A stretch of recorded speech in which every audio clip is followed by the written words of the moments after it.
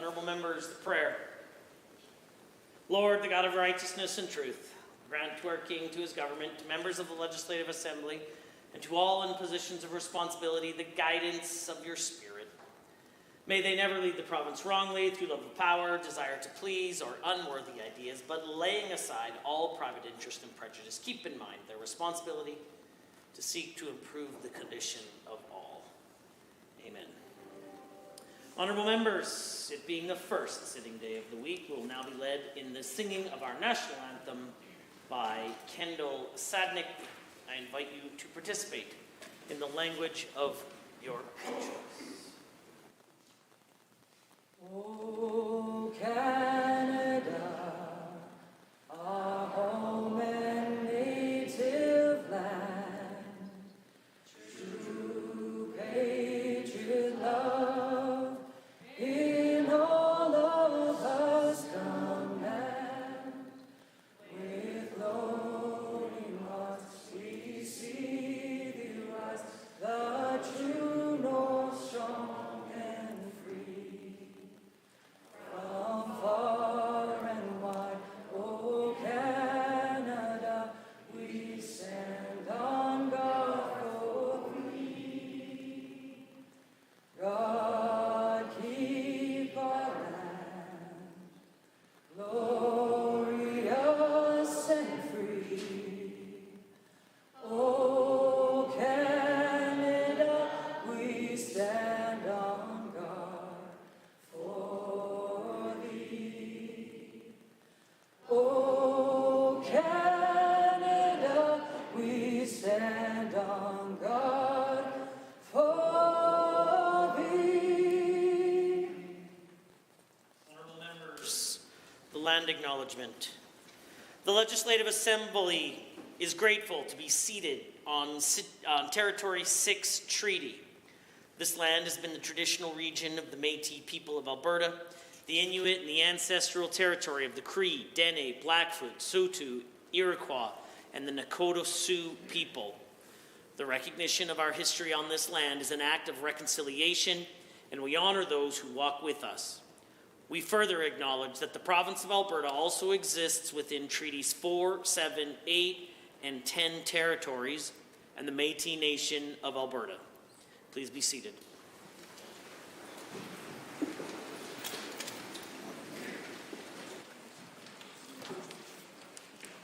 Introduction of visitors. Introduction of guests. Honourable members, I have a number of guests to introduce to the Assembly today. Today's wonderful rendition of O Canada was sung by Kendall Sadnick. Kendall, a born and raised Edmontonian, works for the International Brotherhood of Boilermakers and has been singing O Canada for over 20 years. She's performed the Canadian anthem for many large public groups and events. I ask that you please rise and receive the warm welcome of the Assembly.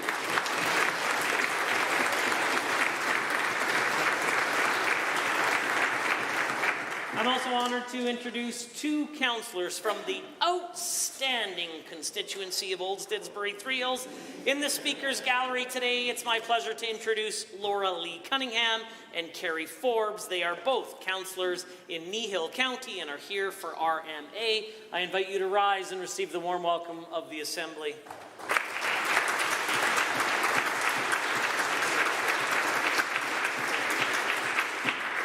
And honourable members, it's my pleasure to introduce, if I had a favourite mom of a member of the Assembly, it would be this particular mom of the Honourable Minister of Arts, Culture and the Status of Women. Miss Josie Furr is here today. Please rise and receive the warm welcome of the Assembly.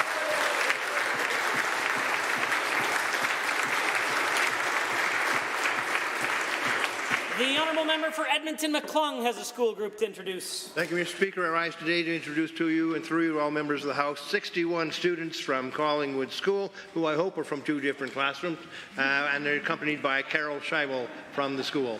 I wish them to rise and receive the warm welcome of the Assembly. The Honourable Member for Lacombe-Panoka has a school group. Students of École Lacombe Upper Elementary School, and I would ask you to please rise and receive the warm and traditional welcome of the Assembly.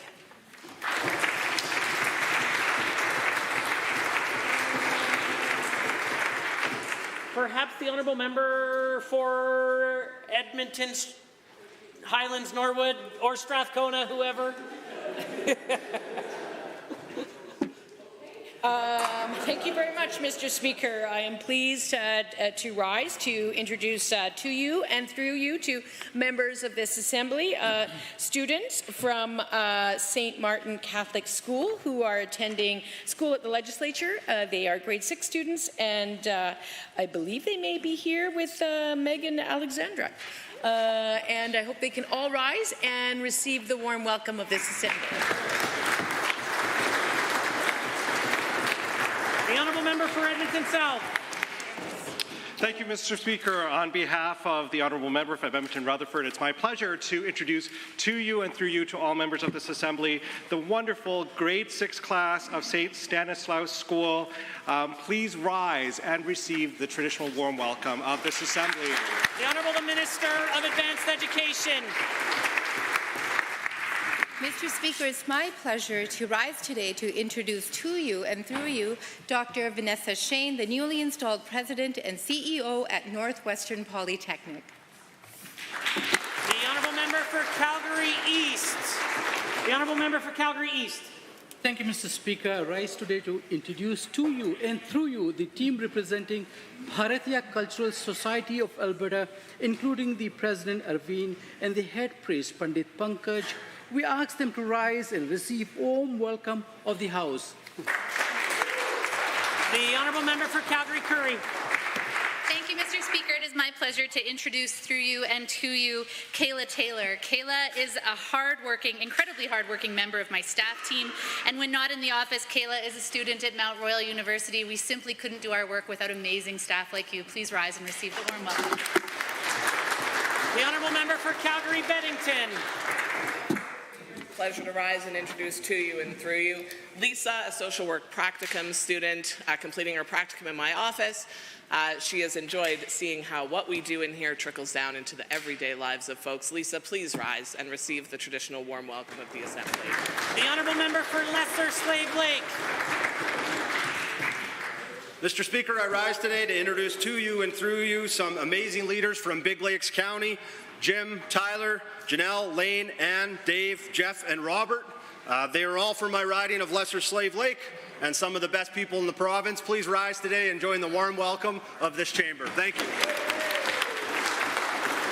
The Honourable Member for Lac St. Anne Parkland.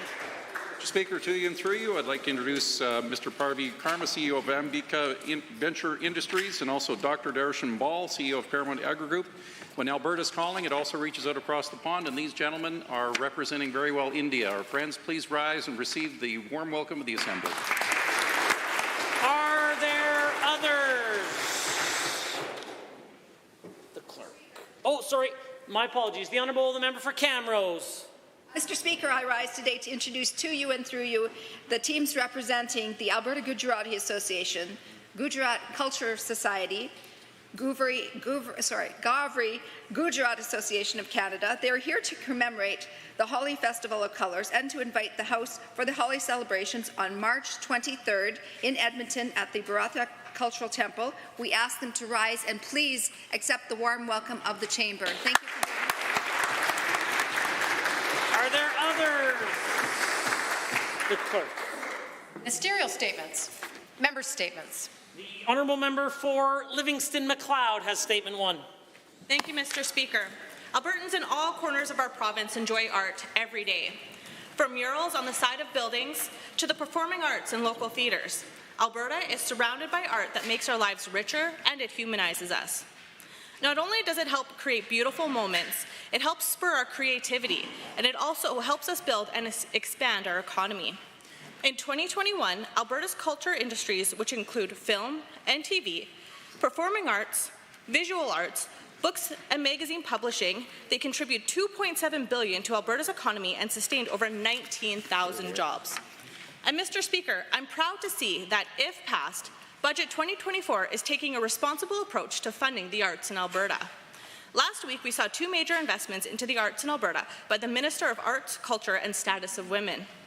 The first being an investment into Edmonton's thriving and cultural scene with a $12.8 million investment into the Winspear Centre. Not only will this investment help revitalize Edmonton's downtown core, it will also create hundreds of pre- and post-construction jobs and ensure that arts are accessible for all. The second announcement was a historic investment into the Alberta Foundation for the Arts. If passed, Budget 2024 will provide the AFA with a record-level funding totaling $40 million by 2026. These funds will go towards helping individual artists, art organizations, and institutes that bring the arts to Albertans. The members opposite may think that these funds are only for the urban hubs of Alberta, but they're wrong. This funding is for all artists and all Albertans in every corner of our province. We must ensure that the arts are supported in the province, and through Budget 2024, if passed, this government has dedicated funds that will ensure the arts are accessible to everyone. Because, Mr. Speaker, when the art thrives, Alberta thrives. Thank you. The honourable member for Calgary Foothills is next. Mr. Speaker, thanks to the visionary leadership of the member for Edmonton Strathcona and the government she led, Alberta is about to be permanently off coal power. While this alone would be a huge achievement for Alberta, it is being realized a full 6 years earlier than planned. While not long ago, Alberta relied on coal for 80% of its electrical supply, we are now seeing periods of time where there is zero coal-fired electricity in the mix. It is being called the largest emission reduction policy in Canadian history, and its success even surprised some of those who helped draft the policy. And even despite this government's habit of saying one thing while doing the opposite, they are celebrating these policy choices as well. The Premier and Environment Minister use these policies created and promoted by the NDP in government when they promote Alberta abroad.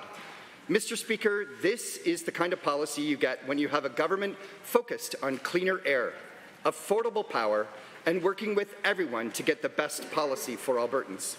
A government that is committed to delivering needed reforms, to moving Alberta forward. In short, Mr. Speaker, an NDP government.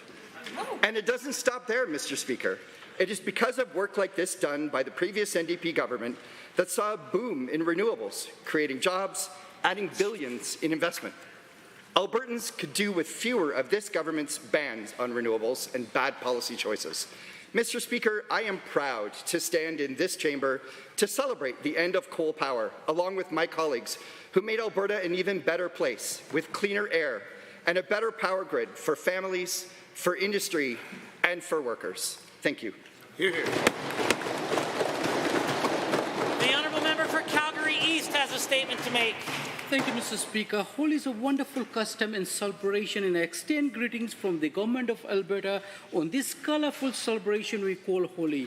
Holi celebrates the start of spring, the end of the winter, and the flowering of love. It's a day to connect with people, laugh, play, forgive, and forget. The event originated in Bharat, India, but now has expanded throughout the Indian subcontinent, Fiji, and many places around the world. We recognize how important celebrations like Holi are to Albertans, and we want to express our support for this auspicious celebration. Holi, often known as the Festival of Colors, is a lively and a cheerful celebration observed across the world. The festival is marked by a variety of colorful traditions, each with their own significance. One of the most well-known aspects of Holi is throwing of colored powders known as gulal.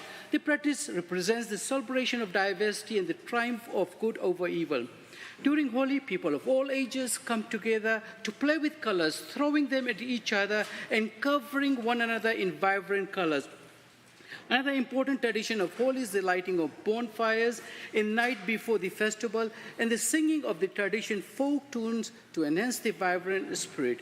Holi holds a special place in my heart. It's an occasion to rejoice in the rich customs and culture of my family and to spend time with those we love, cherishing happiness and togetherness. May this festival bring joy, happiness, and prosperity to you and your family. Let us all come together to celebrate this beautiful festival and embrace the diversity that makes our province and our country so great. Thank you, Mr. Speaker. Good job. The honourable member for Calgary Klein.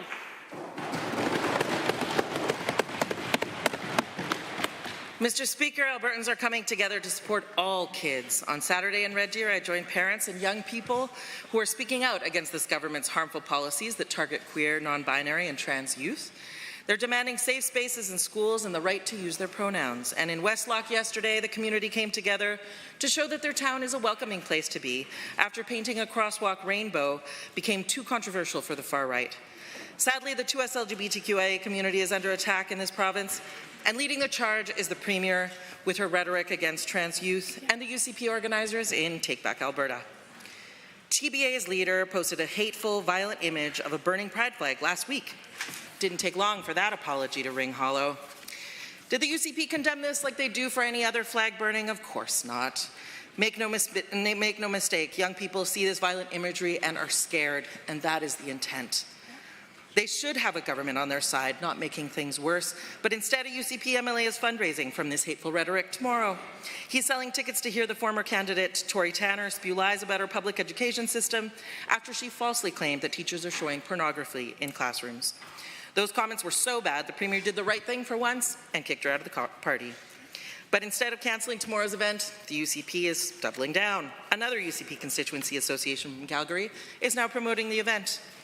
In their promotional email, they write further lies about teachers sexualizing children and using the school system to exploit kids. Mr. Speaker, this is dangerous rhetoric that should have no place in Alberta. Just what do the UCP think is happening in the schools that they govern? If the government truly believed in doing the right thing, they'd stop the attacks on teachers and queer youth, roll back these harmful policies, and cancel tomorrow's event. Hear, hear. The Honourable Member for Grand Prairie. Thank you, Mr. Speaker. Today I rise to highlight the valuable contributions that Northwestern Polytechnic is to the growing community of Grand Prairie. This Polytechnic shows the hard work, can-do attitude, entrepreneurial spirit, and determination of our community to meet the growing demands of Northern Alberta's labour market. Today I also want to highlight our new president, Dr. Vanessa Shane, who on January 31st this year was installed as the 11th president of Northwestern Polytechnic. As someone I see as a humble leader, Dr. Shane has continued to show compassion when needed, humility to state where things need to be righted, strength of character to make challenging and hard decisions, and willing to set a course forward for the Polytechnic. It takes vision and hard work, and I want to thank you for that. In the North, where skilled labor, engineers, and healthcare professionals are in such high demand, Northwestern Polytechnic plays a critical role, providing unmatched trade and apprenticeship training alongside many university programs. This government just invested $11.3 million into the power engineering program at NWP, which exemplifies our dedication to ensure a state-of-the-art learning environment for our engineering students. Furthermore, this Polytechnic has amazing partnerships with industry titans like Finning, Caterpillar, and Harley-Davidson. This underscores its role as a connecting point between education and industry, facilitating seamless transitions into the workforce. As well, Northwestern Polytechnic's Nurse Bridging Program, which empowers internationally trained nurses to integrate into Alberta's healthcare system, addresses the many shortages of healthcare professionals in Grand Prairie and the region.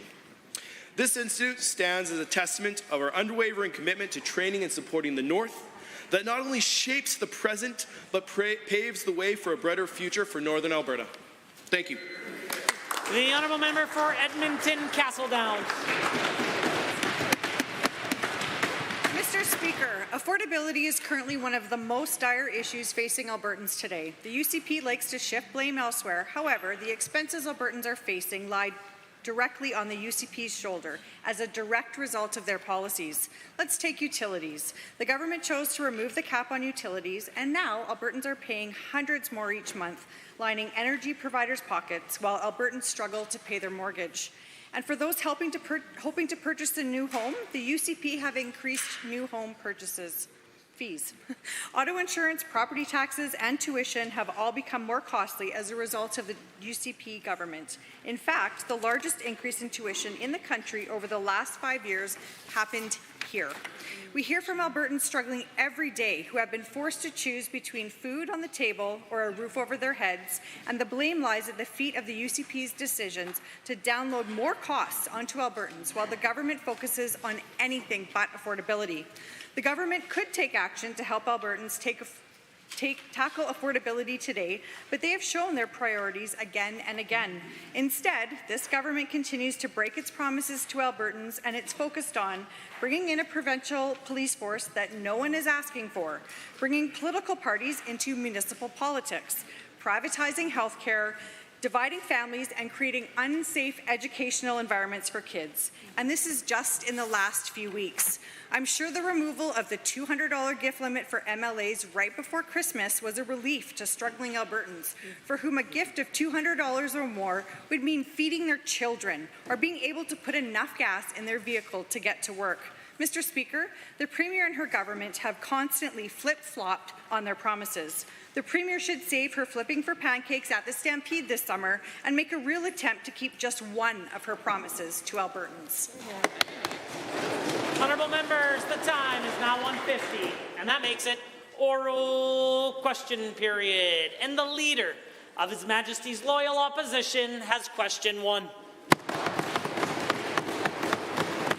Mr. Speaker, when the Premier claimed she was going to improve healthcare in Alberta, she either had no intention of keeping that promise or she had no idea what she was talking about. First, she told pregnant women in Lethbridge they should go to Calgary to get the care they need, and then just this Saturday she said people in Edmonton should drive to Red Deer if they need a hospital. So, to the Minister of Health, can at least she admit that sending people 100 kilometers away to a different city for another hospital is actually not a good idea for anyone? Yes. The Honourable the Minister of Health. Thank you, Mr. Speaker. And of course, we want Albertans and particularly Edmontonians to get the service that they require in Edmonton. Of course, we are going to make sure that the Stollery is going to have a standalone Stollery, Mr. Speaker, because right now they're spread over 4 different sites, and I'm sure the members opposite would agree that little children shouldn't be spread out over 4 different sites, 11 different. So we are going to make sure once that Stollery is built, we will have additional spaces. Mr. Speaker, the members opposite, when they chose the South Edmonton site, didn't actually plan for where it should go. The Honourable the Leader of the Opposition. They chose the site. Construction of the Stollery is not a replacement for the South Edmonton Hospital. Right. The fact of the matter is that an adult uses the equivalent of 4 children's bed, and not a soul in the UCP can give us any idea when the Stollery would even be built. And now we're hearing of patients being sent down the highway to a hotel in another city because of bed shortages here in Edmonton. To the Minister, why does she believe highway healthcare and motel medicine is anything but a failure of her job? The Honourable the Minister of Health. Mr. Speaker, we don't believe anything of the sort. Mr. Speaker, we want to make sure that every patient gets the right level of care, and then once they've received that care, that they transition to the next appropriate site, Mr. Speaker. In fact, we have over 500 patients every single day who successfully transition out of hospital. 500, Mr. Speaker. That's a lot of patients. And I know Alberta Health Services has a very good discharge policy, which they have in conjunction with the Honourable Leader of the Opposition.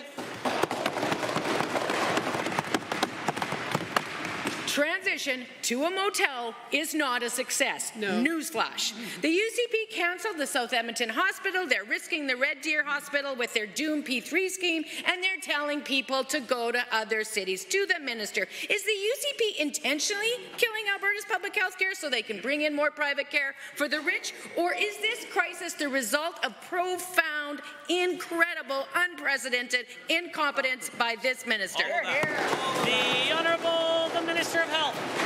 Mr. Speaker, I find it rich that the members opposite, during their term, cancelled the Red Deer Hospital, but now they want to be the champions of it. Mr. Speaker, how ironic that those people on the other side could not support the Red Deer Hospital. In fact, Mr. Speaker, as a member of a citizen of Red Deer, I heard oftentimes that, you know, the highway goes up to Edmonton, the highway goes down to Calgary. Red Deerians were committed to that. That's what they were told by the NDP, Mr. Speaker. That's unacceptable. The order.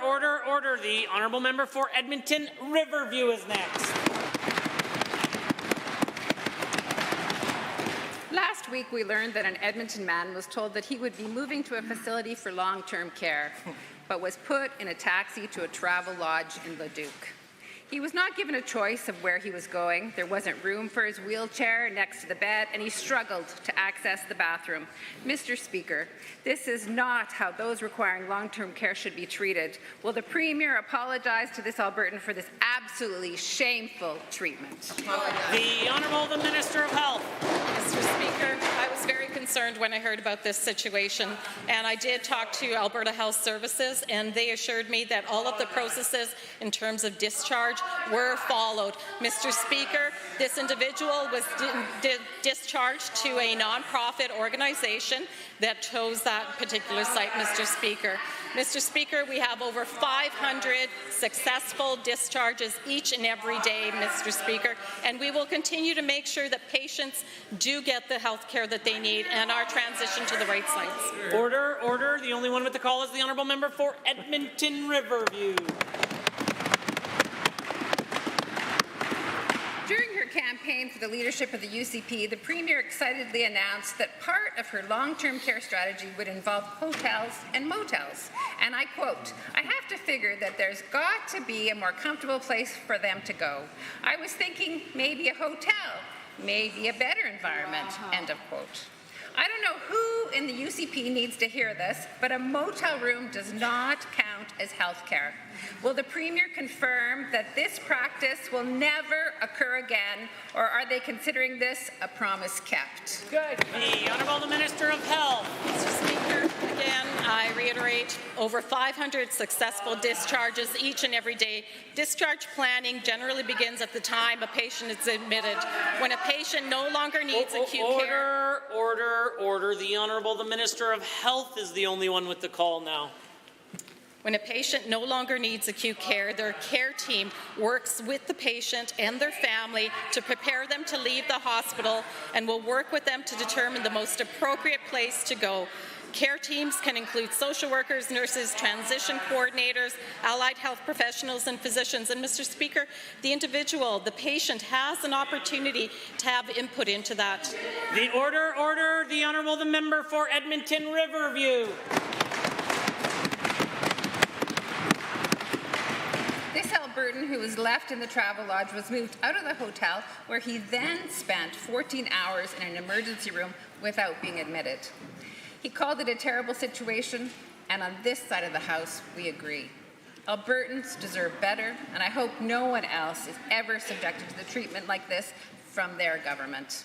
How many other Albertans have been or are planned to be subjected to this Premier's motel medicine? Good question. The Honourable the Minister of Health. Mr. Speaker, over 500 successful discharges each and every day. Order. The Honourable the Minister of Health.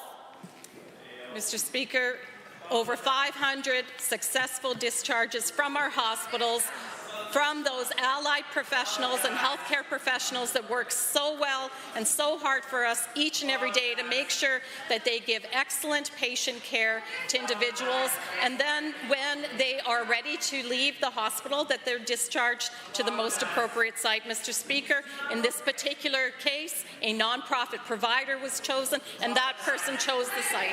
Order. The Honourable Member for Calgary-Beddington. Thank you, Mr. Speaker. The danger of the new curriculum is that it will, quote, kill any love of social studies for a whole generation of young people. From where I sit, that's a pretty bad review, and it comes from a member of the Curriculum Development Specialist Group asked to provide feedback to this government. In fact, this group has disavowed the new curriculum because the UCP ignored their expertise. Can the minister explain why, after such a colossal curriculum failure in 2021, they have once again ignored the experts? The Honourable the Minister of Education. Well, thank you, Mr. Speaker. We haven't ignored the experts. We've consulted quite widely on the social studies curriculum.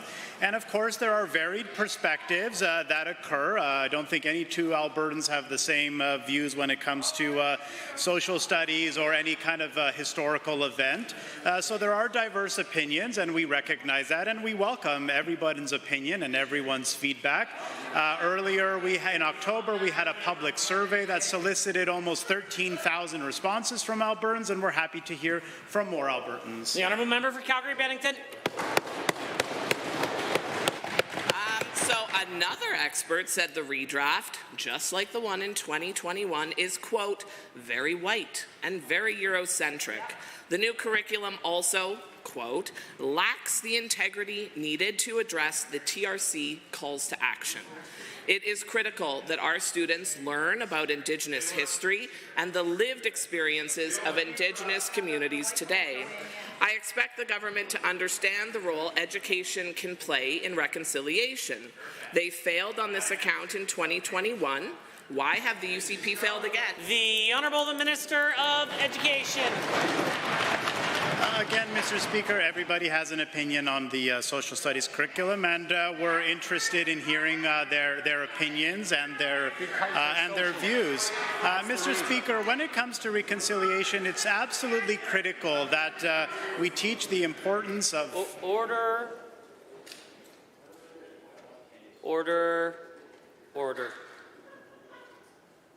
The Honourable Minister of Education. When it comes to reconciliation, it's absolutely critical that students learn about the history of First Nations, Métis, Inuit, and Francophone communities in our province and in our country. And in the draft curriculum, they'll do exactly that. That'll happen in grade 1, in grade 2, in grade 3, in grade 4, in multiple grades in the draft curriculum, Mr. Speaker. The honourable member for Calgary-Bennington. Thank you. Members of the Curriculum Specialist Group have made it clear that the curriculum cannot move ahead given the egregious disregard for expert advice and feedback. In fact, they say that this curriculum would be a, quote, detriment to future generations. The social studies curriculum is 20 years old. It needs an update, but that update has to be a high-quality, accurate, and engaging one, which it clearly is not. So to the minister, is the government going to move ahead with this curriculum, or are they going to finally create a curriculum based on expert advice? The Minister of Education. Thank you, Mr. Speaker. As I mentioned, the curriculum is based on expert advice, and we've consulted widely with a wide range of experts, including subject matter experts, individuals and professors from our universities and colleges that are experts in history, political science, geography, economics, and other areas. Mr. Speaker, right now, the public is invited to provide additional feedback. We're happy to incorporate additional feedback and make modifications. We'll be piloting the new social studies curriculum this September, with implementation beginning in September of 2025. Here, here. Honourable member for Banff, Kananaskis has a question.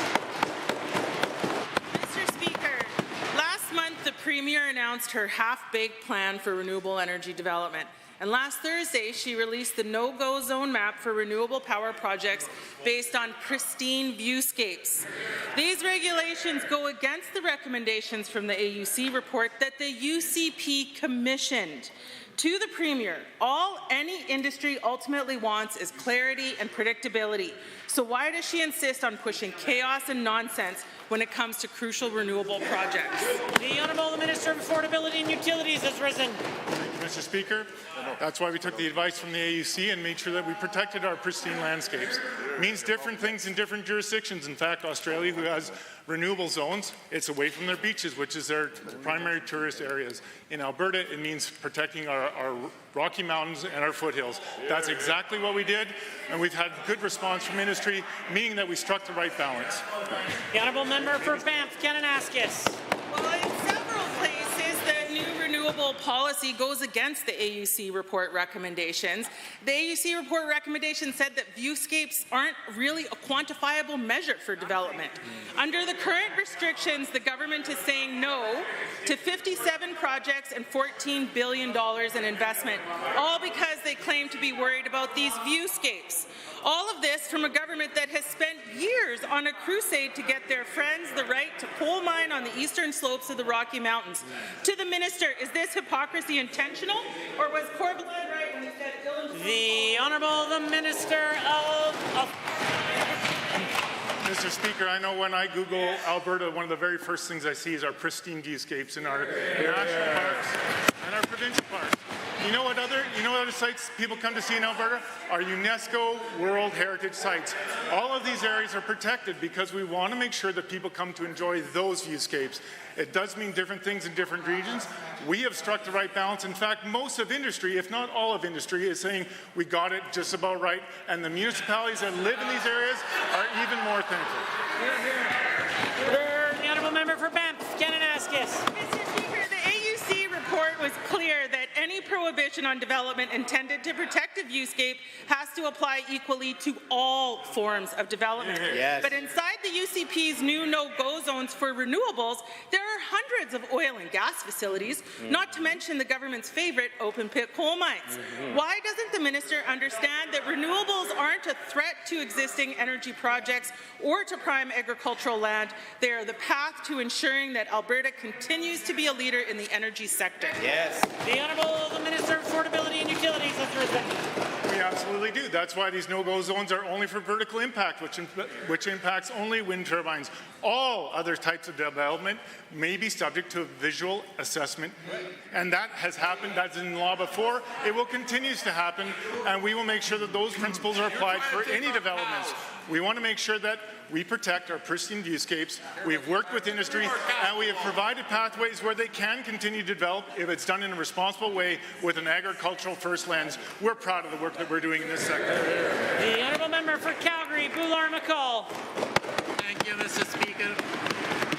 Governments are supposed to be truthful. The UCP made countless promises during the campaign, actively misleading Albertans. But we know the truth. They promised they wouldn't touch pensions, and we all know what's happening there. Now comes Bill 11, which paves the way for this government to create a provincial police force after promising Albertans they would do no such thing. To the minister, did this government forget about its promises during the campaign? Why are they pursuing this when Albertans clearly don't want it? The Honourable the Minister of Public Safety, Emergency Services and the Deputy Premier. It sounds to be, Mr. Speaker, that the member opposite is opposed to accountability and transparency. That's what I'm hearing, Mr. Speaker. We're trying to have accountability and transparency for people that are doing police-like functions, Mr. Speaker. It is only fair. They are out there. They're part of alerts. They're part of helping municipalities. They're out there helping the RCMP. They're doing high patrol. They are performing the duties of police officers. We need to keep them arm's length from government, and that's precisely what we're going to do, Mr. Speaker. A point of order is noted at 2:08. The Honourable Member for Calgary. Given that this government promised to cut people's taxes and everything was going to be sunshine and rainbows, and given that their plan now is to hike taxes, forcing Albertans to pay for a police force they didn't ask for, and given that Red Deer...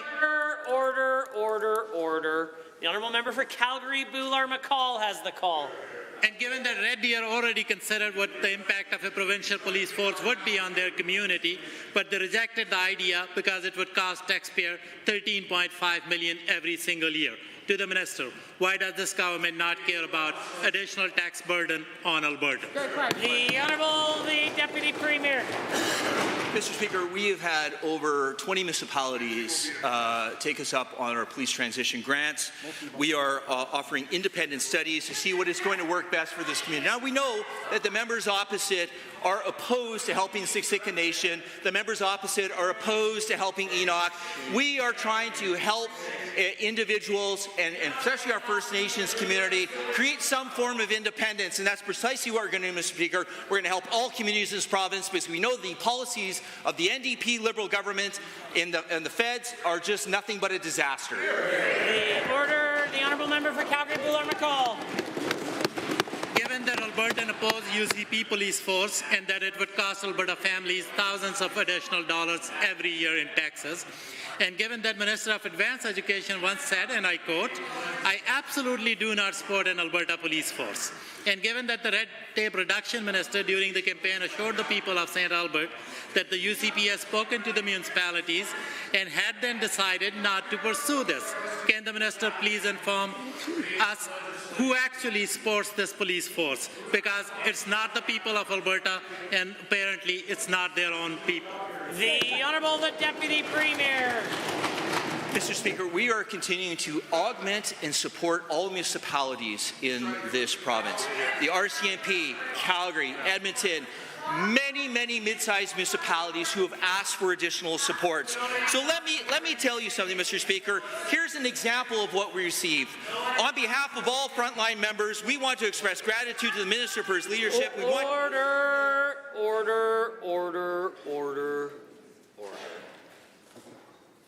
The Deputy Premier. To assure him of our full support and encourage him to continue the commendable work he is doing for public safety in Alberta and for Albertans, Mr. Speaker. On this side of the House, Mr. Speaker, we are going to continue to support law enforcement, we're going to continue to support municipalities, and we are going to make sure that Albertans are safe. The Honourable Member for Fort Saskatchewan-Vegreville. Mr. Speaker, as the population continues to grow across the capital region, the need for effective water and wastewater services also continues to grow. We know that water is a precious resource that is vital to building our communities and attracting more industrial investment. As the MLA for Fort Saskatchewan-Vegreville, I was pleased to attend an announcement this morning in my constituency regarding important investments to our water and wastewater infrastructure. Can the Minister of Transportation and Economic Corridors tell us what is being done to support the health and resiliency of water systems in the Edmonton area? The Honourable the Minister of Transportation and Economic Corridors. Thank you very much, Mr. Speaker. And actually, Budget 24 has $481 million in municipal grants going to water programs. And I'd actually like to thank the member from Fort Saskatchewan-Vegreville, Lac St. Anne Parkland, Spruce Grove, Stony Plain, Drayton Valley, Devon, Leduc, Beaumont, St. Albert, Morinville, and Strathcona, Sherwood Park, who all advocated for the $50 million Arrow Utility Project, which is actually it's been a great example of partnering with the province and municipalities that'll actually save millions of liters of water from the North Saskatchewan River, and just a great example of conservative environmentalism. The Honourable Member for Fort Saskatchewan-Vegreville. Thank you, Mr. Speaker, and thank you to the Minister for the response. Given that this government's $50 million investment in the Capital Region Wastewater Treatment Expansion Project is needed to help meet the needs of the area's growing population, and given that this substantial investment demonstrates this government's commitment to communities like mine in the Edmonton area, can the same minister please tell us why this investment is so important to industry and the residents of the surrounding area? The Honourable the Minister of Transportation and Economic Corridors. Well, thank you very much, Mr. Speaker. And actually, 13 municipalities are part of this project with 300 kilometres of pipelines around the city of Edmonton. And it'll actually reduce utility rates for the 400,000 people that live around the Edmonton area. And it actually will create a revenue stream to sell used water for industrial purposes. And as I said, saving 35 million litres of fresh water from the North Saskatchewan River. And Mr. Speaker, this is just a good legacy project for the Edmonton region, unlike the legacy of the current NDP leader, whose only legacy was an $80 billion debt that she saddled Albertans for generations. The Honourable Member for Fort Saskatchewan-Vegreville. Thank you, Mr. Speaker, and thank you, Minister. Given that this investment to support water and wastewater treatment demonstrates the government's commitment to effective water management, and given that this investment will also support a new model for industrial water reusage, can the same minister tell us how this investment will support local businesses and save fresh water in the Edmonton area? The Honourable Minister. Mr. Speaker, and actually, 35 million litres per day from the North Saskatchewan. That's actually 14 Olympic-sized swimming pools that'll be saved every day when this project is up and running. And it'll also help support hydrogen production like Air Products in Sturgeon County.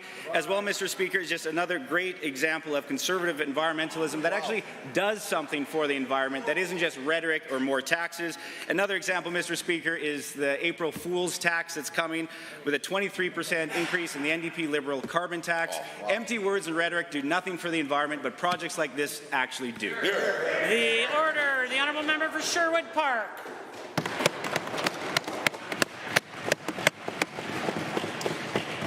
Mr. Speaker, the UCP has a long list of things that they like to do that Albertans have never asked for. First, the Alberta Pension Plan, then provincial police force, the Grassy Mountain coal mine, and now it's municipal political parties.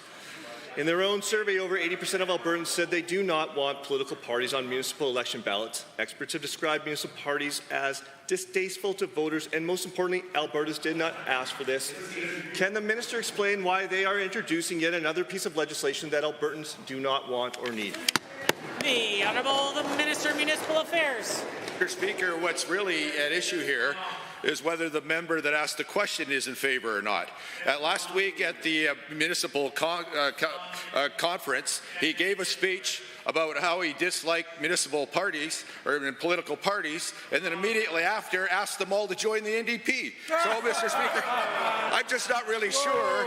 I'm not sure what side, as too often, I'm not sure what side of the fence this member's on. He likes to always take both sides of every issue, and then he can say, I told you so, no matter what happens. In order, the Honourable Member for Sherwood Park.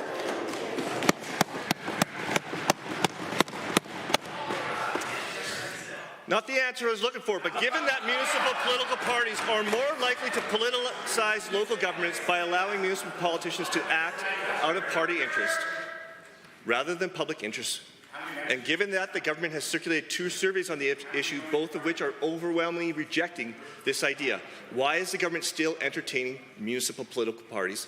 Why can't the government accept that this just isn't a good idea? The Honourable the Minister of Municipal Affairs. Well, Mr. Speaker, I'm a little surprised to hear the member opposite just admit that he acts according to the party's interests and not the public's interests. But on this side of the House, it's quite the opposite, Mr. Speaker. We use our group together as a way to make the public's voice louder, to magnify the public's interest. The folks over there may be beholden to their union bosses and their party bosses, but over here, we serve Albertans. Only Albertans and municipal people will serve Albertans because they're more like us than they are like the folks over there. Order, the Honourable Member for Sherwood Park. Mr. Albertans do not want another layer of political partisanship in government. The duty of local council members is to be nonpartisan, to focus on improving our cities and our municipalities and not engaging in party politics. And given that affiliations to political parties will only polarize local issues that do not need to be politicized and create another barrier to get anything done, will the minister actually listen to Albertans this time and stop this unwanted piece of legislation now? Order, the Honourable the Minister of Municipal Affairs. Well, again, Mr. Speaker, it's only on the other side that being in a political party gets in the way of them serving the public. They actually ought to realize that municipal leaders will serve the public whether they're in a political party or whether they're not. The other thing that the members obviously missed out is I assured people that nobody running municipally will ever be required to belong to a political party, and political parties will never be allowed to be affiliated with either provincial or federal political parties. Decision-making will be local, even if they have a party. The Honourable Member for Calgary Varsity is next. As of March 15th, there were 16 active cases of measles in Canada. It is the most contagious respiratory virus on the planet, as 9 out of 10 people exposed will be infected if they are not immunized. In Alberta, there are many communities with very low rates of immunization, with one of the lowest at 32%. What is the minister doing to assure a rapid public health response in communities with such low rates of vaccination? The Honourable Minister of Health. Thank you, Mr. Speaker. Of course, childhood immunization rates are of concern, not just for Alberta, but right across Canada. There has been vaccine hesitancy. So what we're doing, Mr. Speaker, is we have increased the amount of public awareness that we're doing. We've actually upped the budget by 5 times for this year, Mr. Speaker, and also we're making sure that there are members going, healthcare providers, nurses going into the schools, providing immunization and continuing to follow up with parents. The Honourable Member for Calgary Varsity.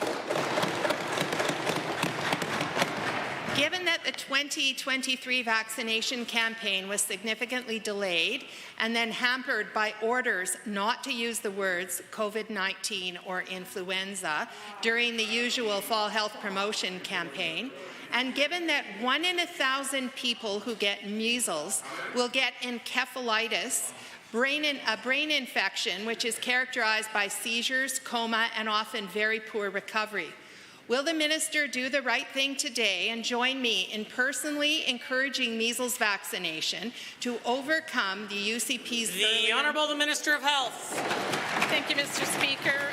Alberta Health Services, in conjunction with Alberta Health, continue to prioritize immunizations right across the province. Mr. Speaker, we are continuing to go into schools. We've prioritized the elimination of the backlog for school immunization that has resulted from the pandemic disruptions. We are continuing to reach out to families, to notify them, and we encourage every Albertan to look at their immunization records and ensure that they are in fact covered, because, Mr. Speaker, there is a wide range of coverage that has happened over the years. The Honourable Member for Calgary Varsity.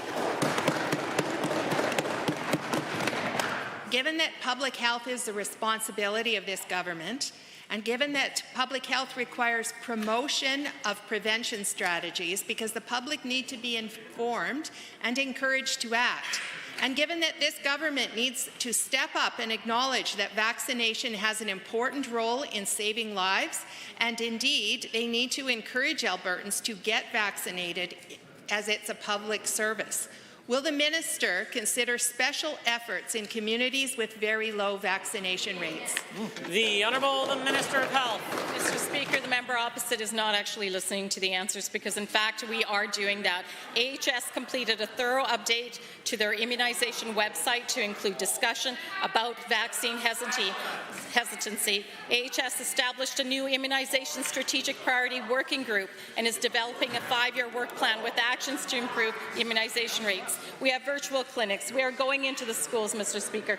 We are continuing to reach out to parents. We're reaching out to all Albertans. You don't understand Public the health, difficulty around of course, hesitancy. is very concerned about this, and we are concerned Vaccine as well, hesitancy Mr. is Speaker. real. The Honourable Member for Leduc Beaumont is next. Thank you, Mr. Speaker. Many of my constituents have been reaching out to me about the effects of the affordability crisis. The reckless spending of the Liberal NDP coalition has caused inflation to soar and has been hard on Alberta families and businesses. And with another scheduled carbon tax hike on April 1st, the federal government is planning to make it even worse. Canadians are now taxed on every aspect of their lives. Our United Conservative government is committed to keeping life affordable.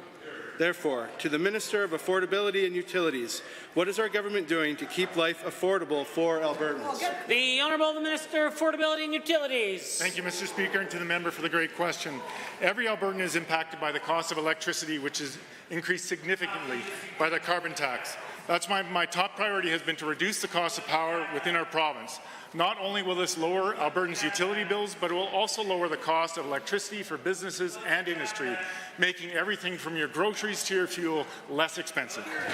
The Honourable Member for Leduc Beaumont.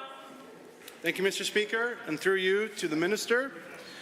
Given that my constituents are indeed concerned about utility prices specifically, and also that the Minister made a recent announcement about new rules for electricity generators, and further given that these announcements will take some time to be implemented, can the same Minister please share what these initiatives mean for Albertans and how these new measures will help lower utility prices in Alberta?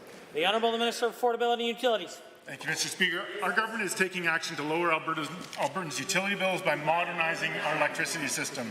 This includes enabling energy storage and self-supply with export, attracting investment to bring more dispatchable power online, improving our transmission and distribution planning, and strengthening our electricity system for the long term. This is just the start of the many announcements Alberta's government is making over how we will continue to make lowering Albertans' utility bills. The Honourable Member. Thank you, Mr. Speaker, and through you to the Minister. Given that our government has been working hard to support Alberta's economy, promote business growth, and keep life affordable, and given that my constituents in the Leduc Beaumont are counting on our government to secure Alberta's future and advocate for Alberta's continued success, can the same Minister please share how our government will continue to keep life affordable for Albertans well into the future? The Minister. Thank you, Mr. Speaker. My ministry is working tirelessly to make the electricity grid more affordable and more reliable. This includes how the Utilities Consumer Advocate is helping Albertans find ways to lower their utility bills, including the Affordability Dashboard. Affordability is top priority throughout our entire government, and I'm proud to work of the work that my colleagues and I are doing, including our government's announcement today from the Minister of Transportation, which will help keep water rates affordable throughout the entire capital region. The honourable member for Edmonton, Beverly Clareview. Thank you, Mr. Speaker. We all deserve to feel safe in our homes and in our communities, rural or urban, as we walk our dogs, ride the bus to work, or head out for the evening. We also deserve to feel like our government values us in the work we do and listens to us as well as those who represent us. But that listening, Mr. Speaker, didn't occur before this government's introduction of Bill 11. In fact, the workers involved didn't know anything about this bill until 30 minutes before its introduction. Why wouldn't this government want to consult with the very employees who are at the heart of this bill? Are they afraid of what they will hear? The Honourable the Deputy Premier. Mr. Speaker, I guess I will repeat this again. So on behalf of all frontline members, we want to express our gratitude to the Minister for his leadership.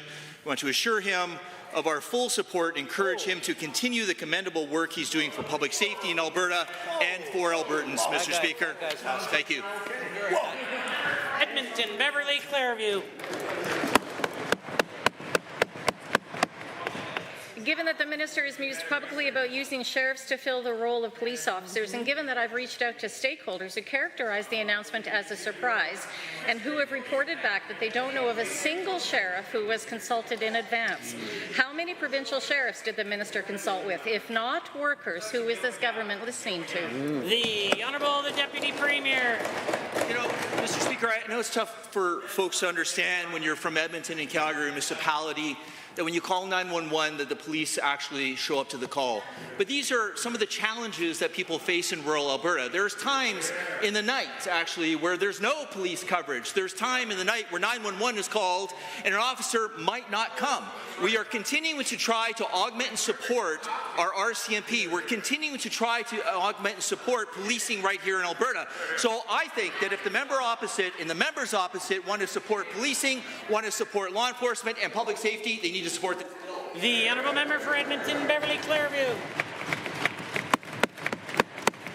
Mr. Speaker, just wondering who the minister talked with. Given that there are sheriffs and police officers doing incredible work every day across our province, given that these folks are trusted by those communities they serve, and given that this government has broken trust with Albertans by failing on affordability, making health care worse, and by gambling with Albertans' retirement security, doesn't the minister think Albertans deserve to be consulted on critical issues that directly impact their lives? The Honourable Deputy Premier. Mr. Speaker, again, this is about accountability, it is about transparency, and it is about oversight. We are creating an oversight body because these officers are performing police-like functions. It only stands to reason that they be arm's length from government, Mr. Speaker. So, I ask what the members opposite. On one hand, they kind of want to fund the police, and on the other hand, they want to control the police. So I think they need to figure out which way they're going. Order, order, order, order. The honourable member for Calgary Lougheed. Thank you, Mr. Speaker. Hardworking Albertans are experiencing an affordability crisis, but the federal Liberals and their NDP allies refuse to recognize the significant impact the federal carbon tax is having on this crisis. The federal government's plan to increase the already ridiculously expensive carbon tax on April Fool's Day from $65 per tonne to $80 per tonne is a vicious and absolutely terrible joke. This increase is a slap in the face to Albertans who already struggle to make ends meet. To the Minister of Treasury Board and Finance, what is our government doing to combat the federal carbon tax increase? The Honourable the Minister of Finance and the President of Treasury Board. Thank you, Mr. Speaker. It's no secret, Alberta's government, we've been working hard to ensure the Liberal NDP coalition know how damaging and punitive the carbon tax is. As the member mentioned, going from $65 to $80 a tonne April 1st will certainly hit all Albertans at a time when they can least afford it. Affordability is still top of mind for Albertans and Canadians across the country. People have probably seen that that isn't just coming from Alberta. The Premier's joined with 6 other Premiers to sign a letter asking for the carbon tax to be scrapped. The Honourable Member for Calgary-Lawhead. The NDP supported this carbon tax, a tax that significantly impacts small businesses across the province. Given that small businesses in Alberta are the backbone of our economy and are having to make difficult decisions to stay afloat, and further given that the carbon tax hike will significantly compound the affordability crisis Alberta families are already facing, could the Minister of Treasury Board and Finance please explain the long-term economic implications the federal carbon tax has on our economy? The Honourable Minister of Finance, the President of the Treasury Board. Thank you, Mr. Speaker. Yes, it's sincerely damaging, and it's probably a place where the members opposite could do us a favour and call the mothership and talk to the mother party and let them know that most of the potential leaders of their party are now saying that they stand with us and want the carbon tax scrapped. So whatever they end up calling it, the not nearly or never Democratic Party or the Nenshi Democratic Party, it's clear that they don't support the carbon tax going forward either, and neither do Albertans. If this is already costing us $710 a household, let's just get madness. The Honourable Member for Calgary-Lawhead. Given that a poll by Angus Reid this past November found that 42% of Canadians strongly oppose the carbon tax and support abolishing it, and given that while members opposite were in government, they did nothing to combat affordability, but rather hiked up taxes, and further given that now members opposite repeatedly complain about affordability while disregarding tangible solutions like standing up to their big bosses in Ottawa, could the Minister of Affordability and Utilities please expand on the tangible ways our government plans to support Albertans who will financially struggle with this carbon tax increase? The Honourable the Minister of Affordability and Utilities has risen. Thank you, Mr. Speaker. Our government is working tirelessly to ensure that Alberta is the best place to invest. Our province has the lowest tax burden in Canada, despite the NDP's promise to hike those taxes this last election. We continue to create a strong environment for more investment in our energy sector. More reliable power generation will be brought online, and continuing to lower Albertans' bills. This is just part of the work that my colleagues and I are doing to make life more affordable and more predictable for all Albertans. The Honourable Member for Edmonton Highlands Norwood is next. The UCP's budget does nothing to address the housing crisis across our province, and particularly nothing for Edmonton and Calgary, the 2 largest cities in Canada facing the highest rent increases. This minister continues to claim that his government will build 13,000 affordable housing units in 10 years. However, experts say that by 2030, Alberta needs far more housing than this. We will actually need 44,000 more affordable homes. So I'll do the math for this minister. The UCP are 31,000 affordable homes short. What's he going to do about it?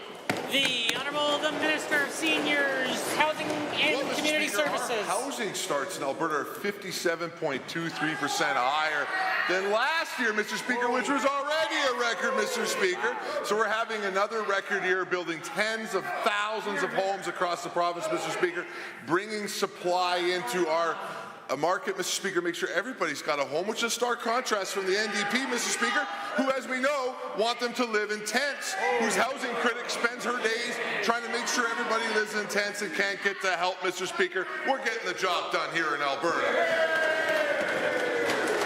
Point of order is noted at 2:32. The Honourable Member for Edmonton Highlands Norwood.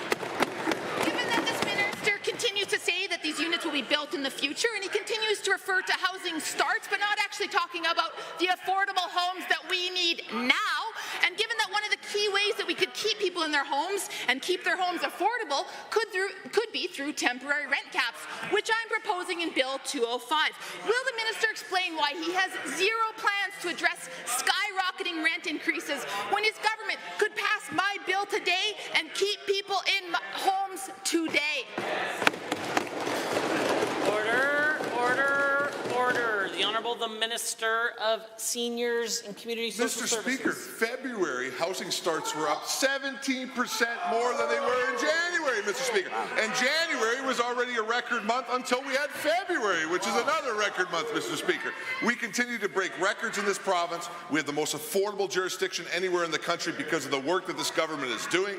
Industry, nonprofit, municipalities, and the provincial government working together to create tens of thousands of homes. And the NDP want to stop that with their rent control bills, which will bring in rent rates like Toronto and Vancouver. Well, Mr. Speaker, through you to them, no. The Honourable the Minister or Member for Edmonton Highlands Norwood. Given that Albertans are hurting and we've been inundated with countless stories of families and working people who are struggling to make ends meet, having to choose between paying rent and groceries, and it's not just those who are struggling to pay their rent, it's those who are also trying to pay their mortgages for the homes that they always have dreamed of owning. Will the minister admit that Budget 2024 has no plan to support Albertans with their homes other than his dream-killing housing tax that makes it a whole lot harder for anyone to buy a home? The Honourable the Minister of Seniors, Community and Social Services. Well, Mr. Speaker, our plan, Mr. Speaker, is creating record-breaking housing in our province. In fact, Mr. Speaker, right now in Alberta, 16,000 new low-income rental housing facilities being built right now in our province. You know what that is, Mr. Speaker? Another record, Mr. Speaker. You know what? We are very proud of our record, but more in particular, Mr. Speaker, we're proud of all of our partners who are working with us to be able to make sure that we continue to be the best jurisdiction in the country, Mr. Speaker. Unfortunately, underneath that government's watch, the NDP government's watch, you saw wait times for affordable housing go up by well over 50%, Mr. Speaker. Shame on them, but we're getting the job done. The Honourable Member for Calgary, Falconridge. Mr. Speaker, seniors are the people who built this province and we all owe them our gratitude. At a time when many are struggling, they deserve to live with respect and dignity. Unfortunately, there are many who do not feel this way. We have heard reports recently about scammers who are preying on the most vulnerable Albertans, often seniors, and those are less tech-savvy. To the Minister of Seniors, Community and Social Services, is there a plan to place to warn seniors and other vulnerable Albertans about new or ongoing scams? The Honourable the Minister of Seniors, Community and Social Services. Speaker, unfortunately, because of the NDP's heckling, I couldn't quite hear the full question. But what I want you to know, Mr. Speaker, we are investing in record-breaking ways when it comes to seniors as well in this province, both on housing but also social supports. We've increased all of our social supports when it comes to seniors, as well as reduced their fees anywhere across government, Mr. Speaker. And we continue to invest, Mr. Speaker, in our elder abuse programs, making sure that all of our seniors are protected in this province, Mr. Speaker. The Honourable Member for Calgary, Falconridge. Given that Albertans who are struggling, unable to pay their bills, can be easily misled into trusting a sales pitch and lured by the hope of relief for their financial hardship. And given that scammers routinely target government programs to sow confusion, pretending to be the CRA, a provincial benefit program, or others. And given the government typically puts out a public service announcement to warn people about a scam, will this government act swiftly to warn seniors and shut down the business seeking to harm them? The Honourable the Minister of Red Tape Reduction. First of all, Mr. Speaker, let me thank the member for the question. It only took 9 months for him to ask it, and I think that's great news because it took Buner McCall 18 months to ask his first question to me, so great job. Now, in terms of what we're doing on the fraud prevention, listen, the Consumer Protection Act, Mr. Speaker, we invest in education, we have consumer protection investigators, and all of that will make sure that we let seniors know. Order. If the Honourable Member for Calgary Buller McCall wants to ask another question, I encourage him to rise to his feet and do that at the appropriate time. Until then, the Honourable Member for Minister of Service Alberta has the call.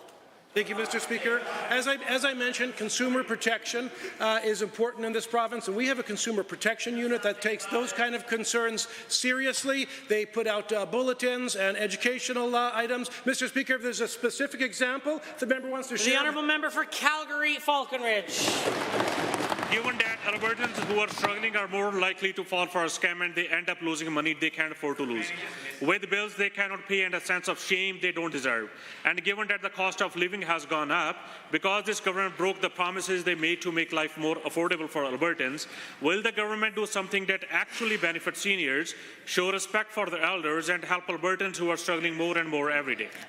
The Honourable Minister of Seniors, Community and Social Services has risen. Mr. Speaker, we take seniors' care very importantly inside this province, Mr. Speaker, which is why we have indexed their payments, increased their payments, Mr. Speaker, but also it's why we're investing $9 billion in things like affordable housing, which is proportionately, Mr. Speaker, for seniors. We want to be able to make sure that our seniors can continue to live in the communities that they built, Mr. Speaker, unlike the NDP who went down the road of things like divorce by nursing home or trying to remove them from rural communities into centralized areas inside the big cities, Mr. Speaker. We continue to invest to be able to make sure that seniors can continue to live in our communities, Mr. Speaker, to benefit us, but also to their benefit, Mr. Speaker. The Honourable Member for Athabasca Barhead Westlock. Thank you, Mr. Speaker. Alberta continues to be the economic engine of Canada, attracting individuals and businesses to our province to take part in the Alberta Advantage. Recent economic indicators showcase Alberta's impressive job growth trajectory, a testament to the success of our government policies, including our competitive tax rates. Can the Minister of Jobs, Economy and Trade elaborate on the government's commitment to maintaining Alberta's status as a premier destination for job creation in the country? The Honourable Minister of Jobs, Economy and Trade. Thank you, Mr. Speaker, and through you to the member for the question. Alberta's labour market continues to show strength, with about 100,000 more Albertans employed in February than the same time last year. Month over month, we're up 17,400 jobs and about 27,000 jobs in the first 2 months of this year. With a highly skilled workforce, business-friendly policies, a diversified economy, and affordable and exceptional lifestyle, Alberta continues to be the economic engine of Canada. Our province leads the nation in net employment growth, and recently the Canadian Survey on Business Confidence showed optimism strongest among Alberta The Honourable Member for Athabasca Barhead Westlock. Thank you, Mr. Speaker. Given that in January and February of this year alone, Alberta added almost 30,000 jobs, and given that Alberta's job creation in February represents 43% of all employment gains in the country, remarkable considering our province is home to only 12% of the population of Canada. Can the same minister provide insights into the strategies that have facilitated this incredible growth and how the government plans to sustain this positive momentum in the months ahead? The Honourable Member for Jobs, Economy and Trade. Addressing Alberta's labour market needs is a key priority for my ministry and others. By developing ministry-specific job attraction strategies, the government is ensuring workers have information on careers, education and training, and that employers have access to labour pools to help them fill vacancies in key sectors across the province so they can grow the economy. Creating a skills pipeline to help address future vacancies and strengthen Alberta's workforce. These initiatives include things like a $20 million provincial investment for over 4 years in the Canada-Alberta Jobs Grant, the $5,000 attraction bonus for skilled trades, and of course our Aviation Skills Grant. The Honourable Member for Athabasca Barhead Westlock. Thank you, Mr. Speaker. Given that Alberta's job market witnessed substantial gains over the past year, and further given that the service-producing sectors, led by transportation, finance, insurance, real estate, education, rental and leasing, have significantly contributed to Alberta's job growth. Can the minister provide details on how the government plans to further support and leverage the strengths of these sectors to bolster Alberta's economic standing on the national and the global stage? The Honourable Minister. Yeah, the private sector accounted for almost all of our gains in February, with about 17,000 in net increase. We saw gains of 11,500 in trade, 7,400 in professional, scientific and tech services, and 6,500 in business, building and other support services. We are seeing these gains as our population continues to increase, with about 175,000 new Albertans over the age of 15 in the last 12 months alone. People and companies from across Canada and around the world are coming here because of the quality of life and economic opportunities. We are keeping this momentum going with Budget 2024, which maintains Alberta's competitive advantage so businesses and industry can Honourable Members, that concludes the time allotted for oral question period. In 30 seconds or less, we'll continue with the remainder of the daily routine.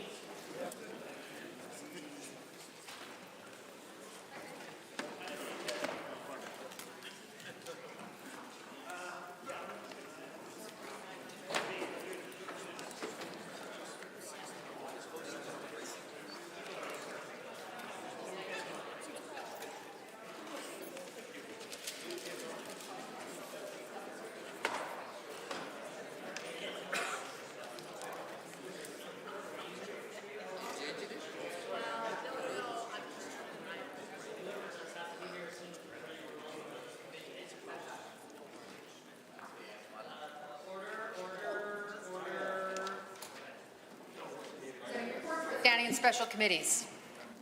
Positions. Notices of motions. The Honourable Government House Leader. Mr. Speaker, I rise to give oral notice of Government Motion 28, sponsored by myself, which reads as follows. Be it resolved that the membership of the Standing Committee on Public Accounts be replaced as follows. That Honourable Mr. Sabir replace MLA Irwin as Chair, and Honourable Mr. Sabir replace MLA Irwin. Introduction of bills. The Honourable the Minister of Service Alberta and Red Tape Reduction. Thank you, Mr. Speaker. I request leave to introduce Bill 12, the Consumer Protection Life Lease Amendment Act 2024. The amendments proposed in Bill 12 will create additional protections for consumers, securing the life lease model, thus enabling an affordable option for Alberta seniors. With that, Mr. Speaker, I hereby move first reading of Bill 12, the Consumer Protection Life Lease Amendment Act 2024. The Honourable the Minister of Service Alberta and Red Tape Reduction has moved first reading of Bill 12, Consumer Protection Life Leases Amendment Act 2024. All those in favour of the motion for first reading, please say aye. Aye. Any opposed, please say no. In my opinion, the ayes have it. That motion is carried and so ordered. Bill 12, Consumer Protection Life Leases Amendment Act 2024 is now read a first time. Tabling returns and reports. Are there tablings? The Honourable Member for Airdrie East. Thank you, Mr. Speaker. I have the requisite 5 copies.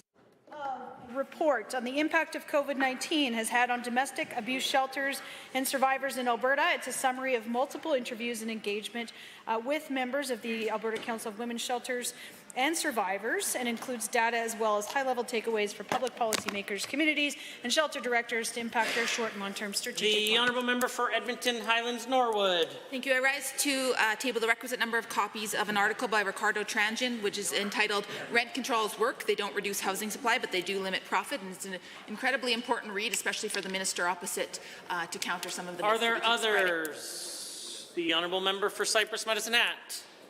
Thank you, Mr. Speaker. I rise today to table the 5 requisite copies of a Calgary Herald article titled "Bill 205's Rent Caps Not the Answer." Just ask BC and Ontario, where they have the 12 of the highest cost of living. Are there rent. others? Seeing none. Tablings to the clerk. I wish to advise the Assembly that the following documents were deposited with the Office of the Clerk. On behalf of Honourable Mr. Horner, President of Treasury Board and Minister of Finance, pursuant to the members of the Legislative Assembly Pension Plan Act, members of the Legislative Assembly Pension Plan Annual Report for the year ended March 31, 2023. On behalf of Honourable Minister LaGrange, Minister of Health, pursuant to the Health Professions Act, College of Registered Psychiatric Nurses of Alberta Annual Report 2022-23, College of Hearing Aid Practitioners of Alberta 2022-23 Annual Report, College of Opticians of Alberta Annual Report 2022, College of Registered Dental Hygienists of Alberta 2022 Annual Report, College of Chiropractors of Alberta 2022-23 Annual Report, College of Alberta Dental Assistants Annual Report 2022-23, College of Alberta Psychologists 2022-23 Annual Report, College of Respiratory Therapists of Alberta Annual Report 2022-23. Honourable members, that brings us to points of order. And at 2:07, the official opposition House Leader rose on a point of order. Thank you very much, Mr. Speaker. Mr. Speaker, I rose under 23H, I, and J. Specifically, I imputes false and unavowed motives to another member. In response to the question from the member for Calgary-Boular-McCall, the Deputy Premier, and Mr. Speaker, I do not have the benefit of the blues, but I heard the Deputy Premier say, "It sounds like the member opposite is opposed to accountability and transparency." Now, Mr. Speaker, the question at the time was specifically talking about this government during an election having committed to not pulling out of the CPP, offering a tax cut, which they have not done, building a South Edmonton hospital, which they have cancelled, and the subject matter that the question focused on, that they would not move forward with an Alberta provincial police force, which they are now proceeding through with Bill 11. All of this certainly calls into question the integrity of a government that would campaign on one thing and do another. However, to suggest that the member from Calgary-Boular-McCall is opposed to accountability and transparency would be a point of order, as it is referring to him as an individual member. I would draw your note, Mr. Speaker, to your ruling on November 22nd, 2023, page 298, and I will quote, "I have provided many comments with respect to referring to individual members and what they may or may not intend to do. And if you refer to a caucus or a government or an opposition, this is significantly less personal in its nature. It is this distinction that caused me to call a point of order, Mr. Speaker, as I certainly know that the member from Calgary-Boulard-McCall is not opposed to accountability and transparency in any way, shape, or form. I hope this will be ruled as a point of order. I will note in the remainder of his responses, the Deputy Premier referred to the members in the plural, referred to us as a caucus, and certainly that would be in order, but referring specifically to the member for Calgary-Boulard-McCall would be unparliamentary. Thank you, Mr. Speaker. The Honourable Government House Leader. Thank you, Mr. Speaker. There's a couple of things that I will address in this point of order. First off, I will say that it is not a point of order, but rather it's a matter of debate. To suggest that the member from Calgary-Boulard-McCall is in favour of accountability and transparency, what I say would not be accurate given the record from 2015 to 2019 while they were in government. But I digress, Mr. Speaker. What I do suggest is that without the benefit of the Blues, I cannot comment exactly on what the Honourable Deputy Premier and Minister of Public Safety had said. However, with kind of just my chicken scratch notes, something to the effect of member opposite is opposed to accountability and transparency, that is certainly a matter of debate. Nothing has been suggested about what that member intends to do, but rather how that member approaches or feels about accountability and transparency. I really think that this is not a point of order. In fact, probably one of the weaker points of order, because, Mr. Speaker, this is talking about general feelings towards something, and that's not supposed to be a slight against the Honourable Government House Leader's opposition House Leader, rather just to suggest that without the ability to call into question someone's thoughts or their arguments or their intent, why are we here? This is a robust chamber of debate, and I believe we're having that. I would also, though, suggest that, on a side note, it would be a point of order to be discussing the finer details of a bill that is on the order paper that is slated for debate. That is not a debate at this moment, but I would say that going forward, the members opposite would be careful with the nature of their questions as they ask questions about bills that are currently being debated. That's what the actual debate is for. Well, are there others that wish to provide a submission to the point of order? Prior to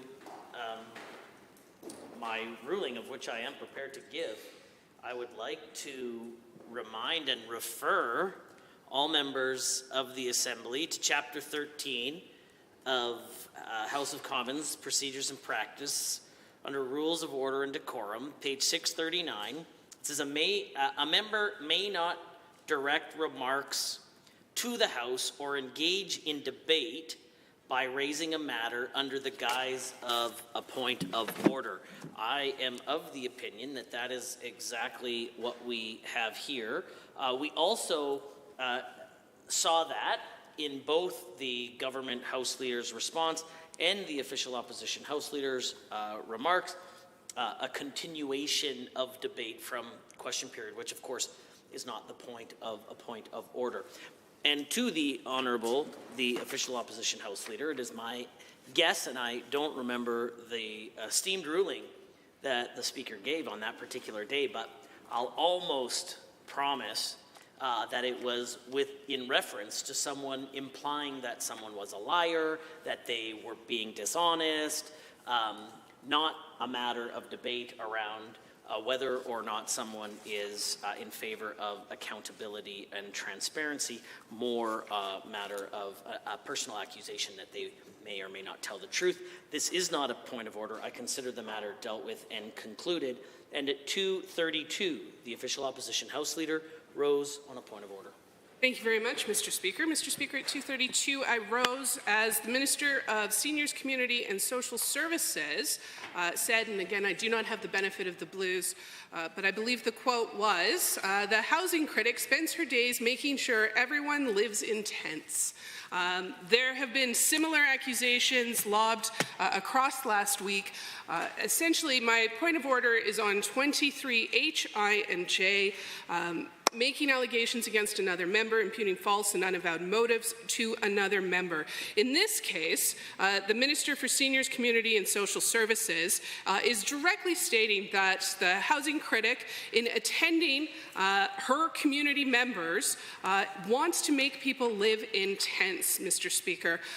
Now, often, the Minister from Seniors and Community and Social Services has made similar accusations to the NDP caucus and whatnot. I find the point of order here because he's accusing an individual member of a motive that she does not hold and has done this repeatedly.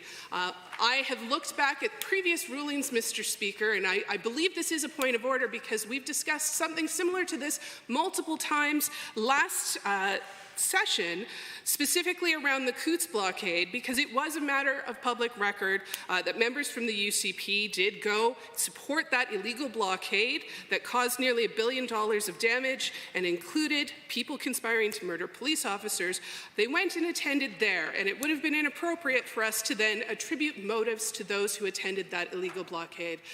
Very different situation. Here we have an MLA there to support constituents who were being dehoused. On the other side, we have MLAs going to support what was known to be an illegal blockade. In both cases, though, attributing specific motives to a member would have been inappropriate, and I believe this is a point of order, Mr. Speaker. Having the Minister of Seniors and Community and Social Services repeatedly announce what the MLA for Highlands Norwood is intending with her support of her constituents, it's against the practice of this House. I believe it should be ruled a point of order in order to raise the decorum in this place and to depersonalize the nature of some of this debate. I look forward to your ruling, Mr. Speaker. Government House Leader. Thank you, Mr. Speaker. While the Honourable Minister of Seniors, Community and Social Services was answering the question, it was difficult to hear what he was saying because there was quite a raucous crowd on the opposite side. But what I do understand the member was saying is that as a government we are taking significant strides to deal with homelessness in the province of Alberta. The policies that we are putting forward and the money we're putting forward, including $840 million over 3 years, will help deal with the homelessness problem we're dealing with in the province. In contrast, the member from Edmonton Highlands Norwood on a number of occasions has been seen standing out front, taking pictures of tent encampments opposing this policy. So by definition, this is a matter of debate because we believe that our course of action is correct and theirs is the opposite. They would not, and the member in particular, would not like to see our policy and our funding go through to support people who are living on the streets. We do not believe that tent encampments are a safe place, Mr. Speaker. It is a place where people are being human trafficked. They are being subject to sexual assault. Drugs are being trafficked. They are finding dead bodies, Mr. Speaker, in these encampments. They are finding children in these encampments. It is a horrible place, and the member from Edmonton Highlands Norwood has stood in front of these encampments advocating for us to keep them there, Mr. Speaker. So again, not trying to relitigate the policy, that's for debate here in the chamber, but what I would say is the member opposite, her actions speak very loudly, and for the minister to suggest that that's what that member wants, and also I do believe the member suggests the NDP policy in general, that's what they want to go with. So, Mr. Speaker, it is a matter of debate, and I don't think this is a point of order. Are there others wishing to provide commentary? The Opposition House Leader, but the Government House Leader will have another opportunity to respond. Only to say that I believe that the Government House Leader was attributing false and unavowed motives to a specific member through his argument, and I find that objectionable. The Government House Leader, I'd prefer us not to continue ongoing debate inside a point of order, but I will allow him to respond. I would agree, Mr. Speaker. I'd prefer not to continue this dog and pony show. I was simply making an argument. I'm not making a personal attack on anyone opposite. That's not for this chamber, but I'm making an argument, Mr. Speaker. Are there others wishing to join in the point of order debate? Seeing none, I am prepared to rule, and I do have the benefit of the blues. At 2:32, the Honourable Minister of Seniors, Community and Social Services said the following: bringing supply into our market, making sure everybody has a home, which is in stark contrast to the NDP, who, as we know, wants them to live in tents, whose housing critic spends her days trying to make sure everybody lives in a tent and can't get help. Honourable members, I am sympathetic to the arguments of the official opposition House Leader, particularly on a point of some public discussion that I'm sure some members in this Assembly will recall with respect to other events that take place in the public and create a large amount of public discourse, and how members choose to engage in those events is of course up to each of those members. But I will note that the ongoing usage of accusations of members' decisions to attend those activities or not did raise to the level of a point of order after much encouragement for the Speaker to, for members to make other choices in how they will raise those points or those issues. So, as for today, I will provide a strong level of encouragement for the Minister of Seniors, Community and Social Services to not make such direct and personal attacks inside this chamber. It wasn't initially ruled a point of order previously. It won't be today, and I hope that I don't have to, because there will be a change, at least in the tone and tenure. That doesn't mean that the content of the debate cannot continue, but the way that we debate it, I think, is important. This isn't a point of order today, but as strongest caution possible, I consider this matter dealt with and concluded. We are at orders of the day, orders du jour.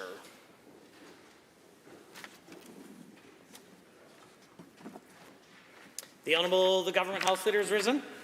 Thank you, Mr. Speaker. I rise to request unanimous consent to waive standing over 8.1 in order to proceed with government business. This is a request for unanimous consent to proceed to government business. This will require unanimous consent of all members of the Assembly, as it is a departure from the schedule before the Assembly, but I will ask only one question. Is there anyone opposed to providing unanimous consent? If so, indicate now. Hearing and seeing none, unanimous consent is granted.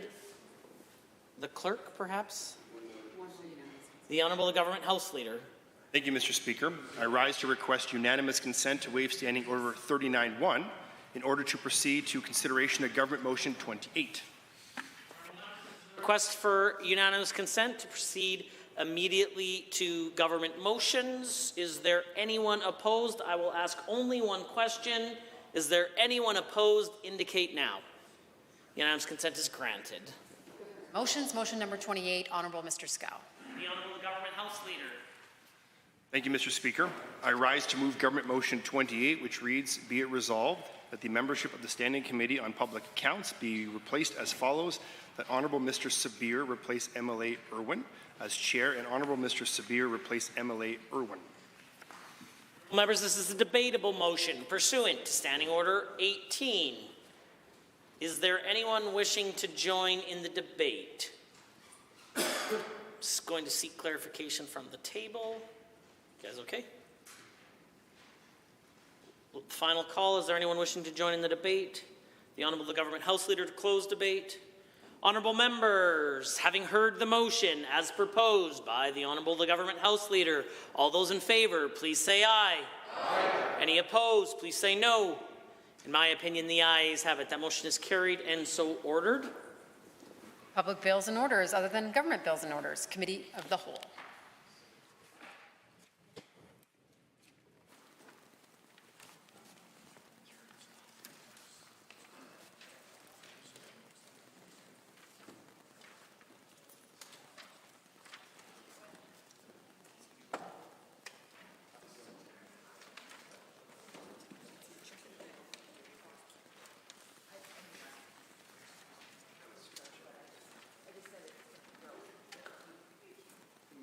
I'd like to call Committee of the Whole to order. The committee has under consideration Bill 203, Foreign Credential Advisory Committee Act. We have up to 120 minutes to debate in Committee of the Whole. Are there any members wishing to speak at this time? The member for Grand Prairie is identified. Excellent. Thank you, Mr. Chair. I am very honored to rise today and speak about Bill 203, my bill that I've been able to put forward on Foreign Credential Advisory Committee Act. This is an important bill, Mr. Speaker. What this really core of what this is, why this is so important, is that every single one of us has had a friend or a colleague reach out to us, state that there's been problems in them being able to get a job, the job that they are entitled to, the job that they have put time and effort into.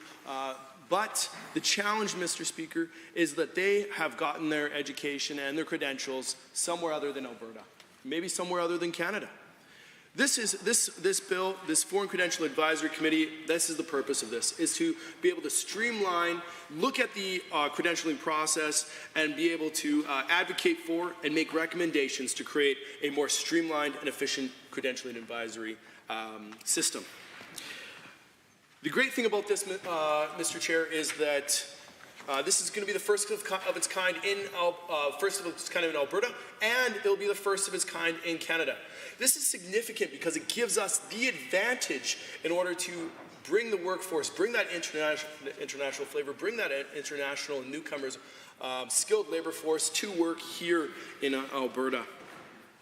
One of the things that I do want to just speak on is just why this is also important is we have an Alberta advantage. Alberta is the backbone of our nation.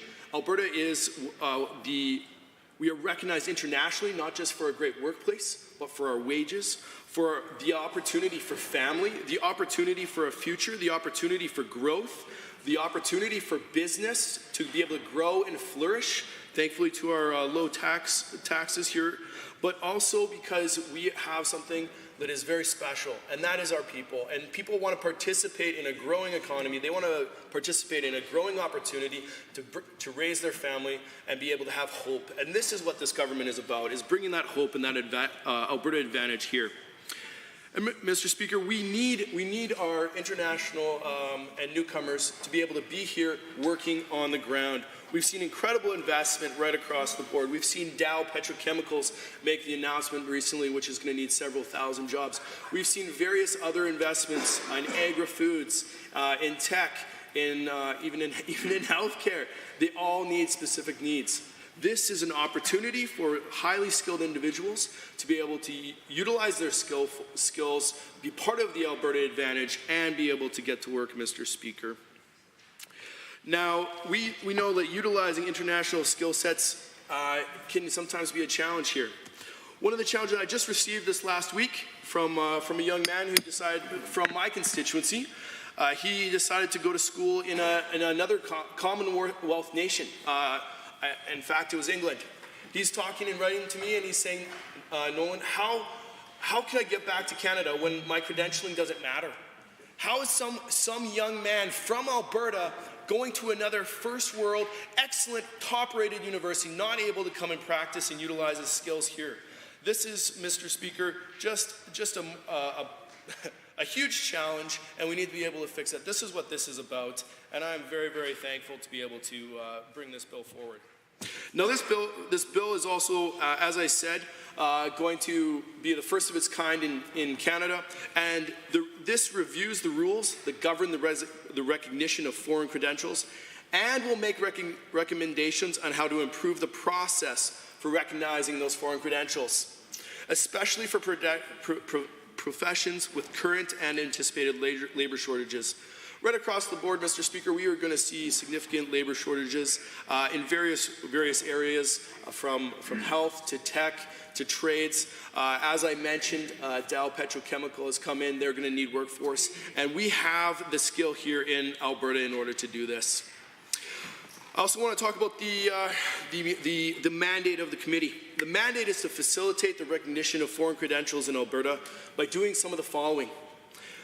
By reviewing the legislation, by reviewing the rules, including those established by the credentialing bodies, the professional regulatory organizations that govern the recognition of the foreign credentials. This is so important because as we don't want to lower the bar of excellence here in Alberta, but we do need to improve the pathway to getting that speed of excellence. There is no way that somebody should be having to retake almost their entire schooling here in Alberta just because they didn't take an Alberta degree. Mr. Speaker, this is such important mandates that I hope that people right across this House can support. As well, by evaluating the process in other jurisdictions in Canada to see how they're doing, how they're advancing the recognition of foreign credentials and identify areas of success. One of our areas of success has been our MOU with the Philippines on nursing.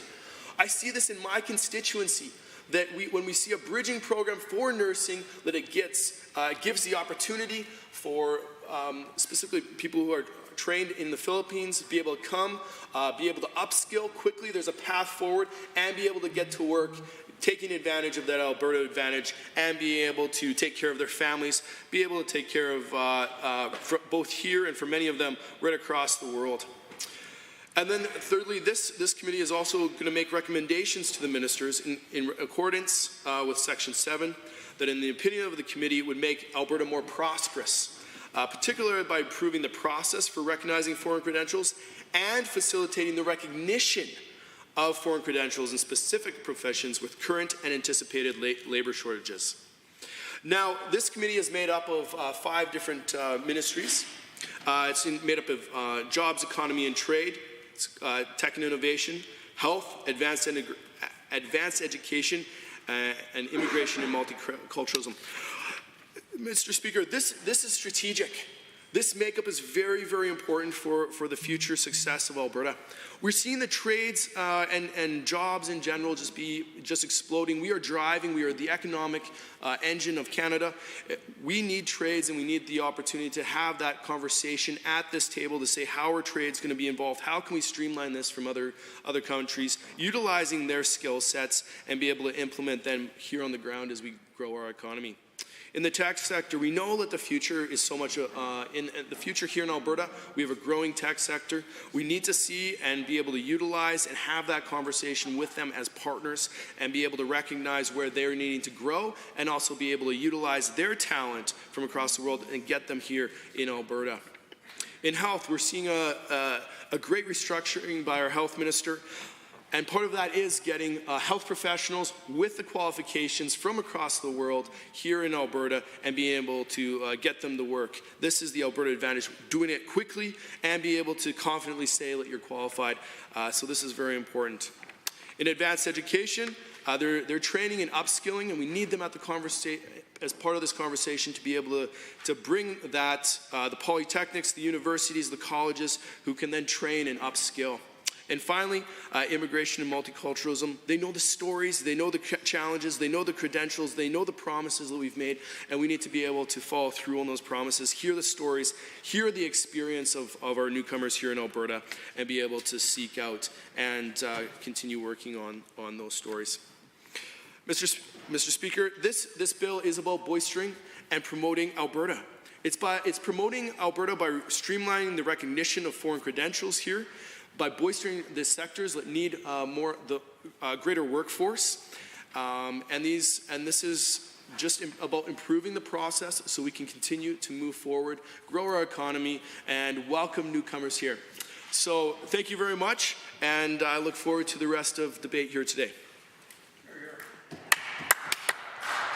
Thank you, members. Are there any other members wishing to provide comments?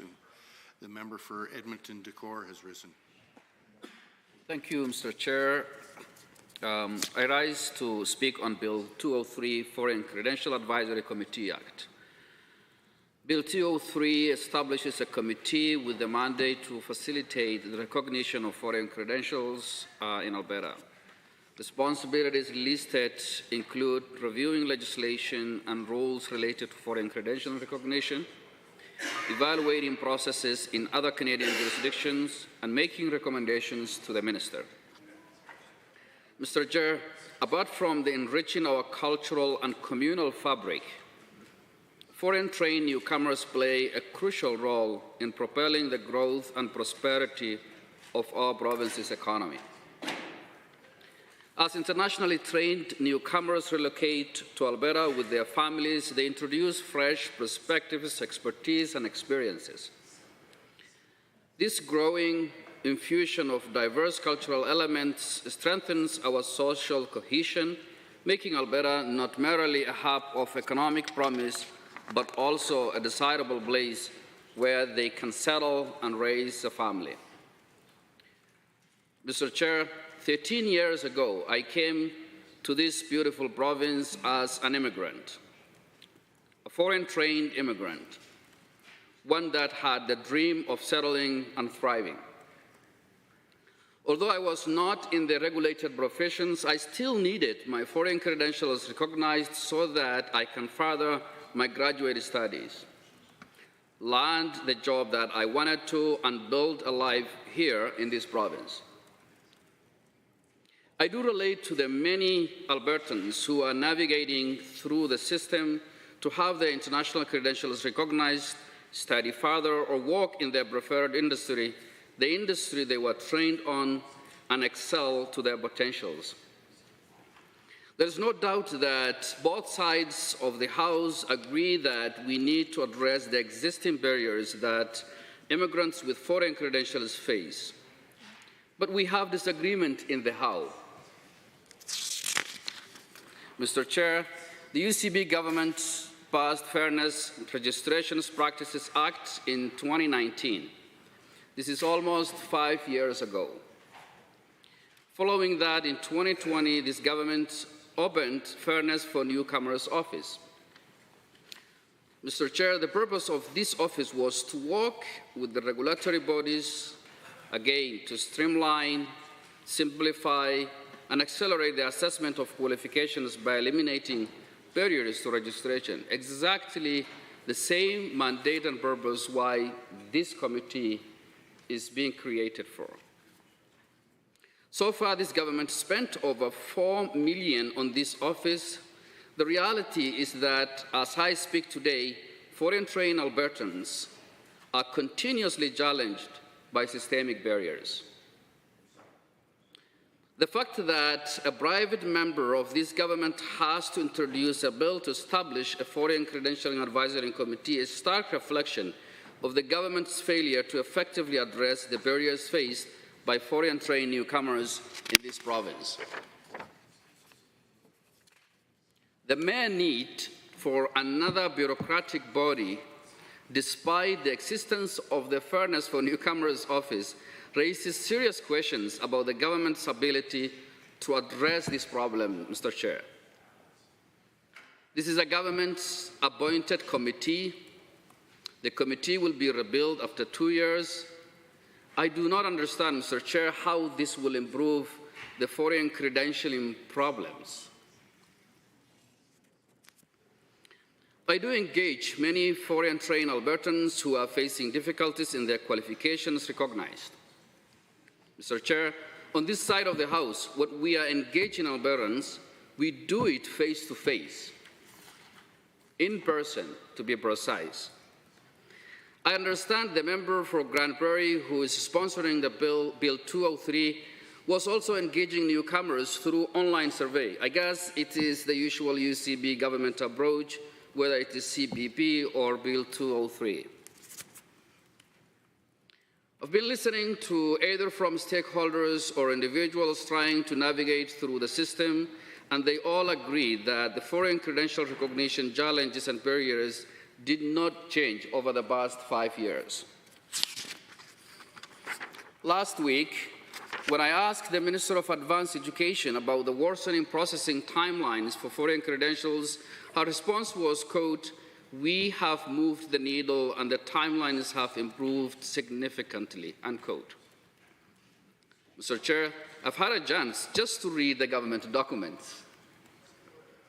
According to the Ministry of Advanced Education business plan, the key objective for the government is to strengthen and streamline the professional regulatory environment to reduce timelines and barriers to registration within professional occupation. But according to the same ministry's business plan, application process time is taking longer than it was prior to the creation of Fairness for Newcomers Office. Foreign-trained newcomers do feel that the needle has not moved, Mr. Chair. I've also looked into other available information to understand better. According to Stat Canada, we have a record low of skilled worker retention since 2016. What makes even worse, Mr. Chair, is that we have lower retention rate of skilled workers and skilled trades than British Columbia, which retains 67%, than Ontario, which retains 81% of their skilled workers, than Quebec, which retains 91% of their skilled workers that land there. Alberta is below all that. But also, we are lower than the Atlantic provinces of Canada, for the most part. Again, I want to reiterate, this government is not doing a consequential improvement on foreign credentialing processes. The government prefers band-aid solutions of addressing the systemic challenges faced by newcomers. The government's initiatives have been insufficient, ineffective, and inefficient, leaving newcomers to bear the brunt of inadequate support systems. Mr. Chair, foreign-trained Albertans continue to struggle, while the province also continues to struggle to find the much-needed workforce in many industries. According to the government records, labor contribution of new immigrants is dropping. In 2019, 72% of the newly added labor workforce was from the landed immigrants. Despite increasing migration, this number has dropped to 56% in 2022. Mr. Chair, I have been engaging settlement immigration services sector to understand what they think this is the reason. One key issue that they all pointed out is the barriers to recognizing foreign credentials. This needs a bold decision that can address the problem in a timely manner, Mr. Chair. Bill 203 does not offer any consequential improvement to relieve this pain. It doesn't provide solutions, but provides another exercise of government bureaucratic exercise. This is a troubling pattern of incompetence and inefficiency within the current administration. This government has a lack of strategic vision, as can be seen in its struggles to implement effective policies and programs to support foreign-trained Albertans. Recognizing foreign credentials requires a bold decision that can address the problem in a timely manner, Mr. Chair. The government must ensure that newcomers receive the support they need to contribute meaningfully to Alberta's workforce. This government is failing to improving the recognition of foreign credentials, and here is what this government can do. The government should improve foreign credentials recognition by regulating the timelines. The government should increase access to low-interest financing and grants to credential upgrading. The government should improve the work of the Fairness for Newcomers Office, which they created 4 years ago.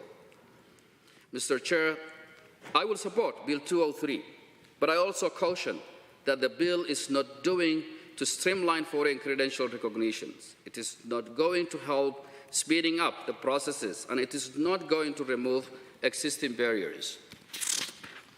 That being said, I want to give this government another chance. Thank you, Mr. Chair. Thank you. Any other members wishing to speak? The member from Grand Prairie Wapiti has risen. Mr. Speaker, I'm grateful to rise in support of my friend and colleague's bill, Bill 203, the Foreign Credentialing Advisory Committee Act. This is a great initiative from the member from Grand Prairie. We have all felt the strain that has been on the healthcare system, and it's not just in Alberta, but across the whole country.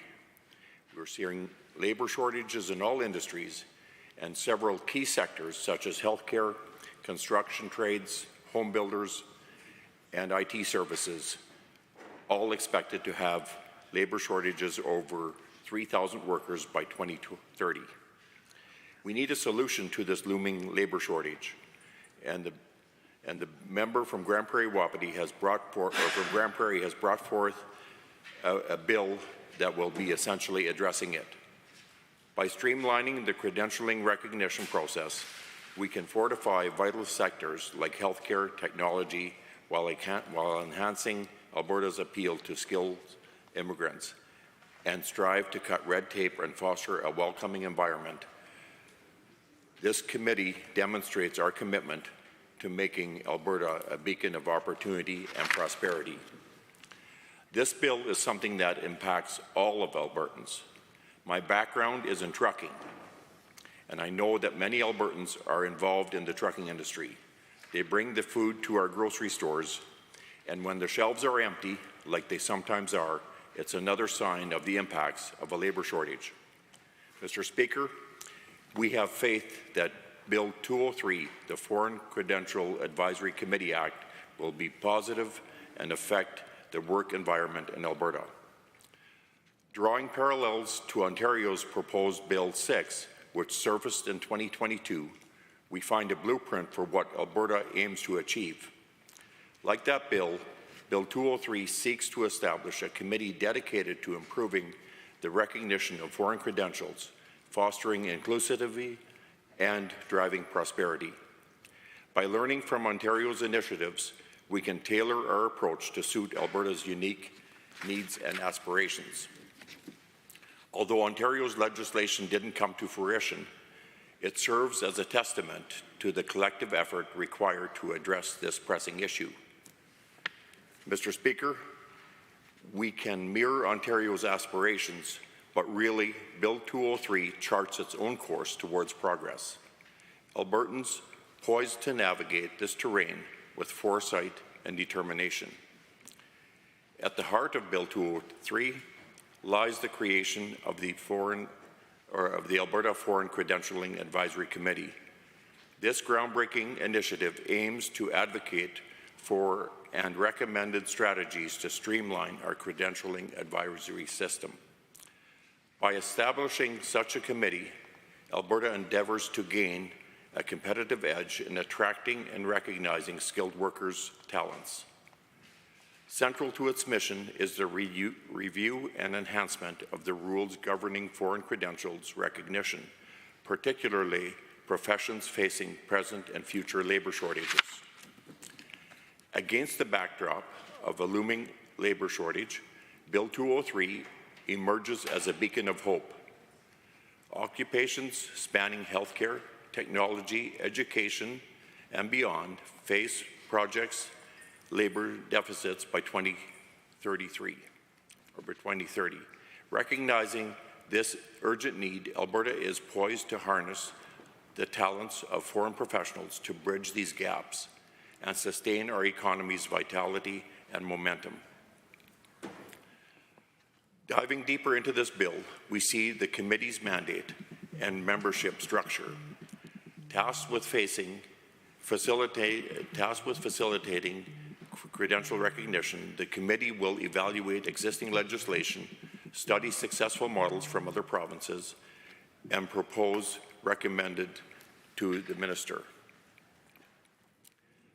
This diverse membership, drawn from various ministries, professional bodies, ensures a holistic approach to tackling this multifaceted issue.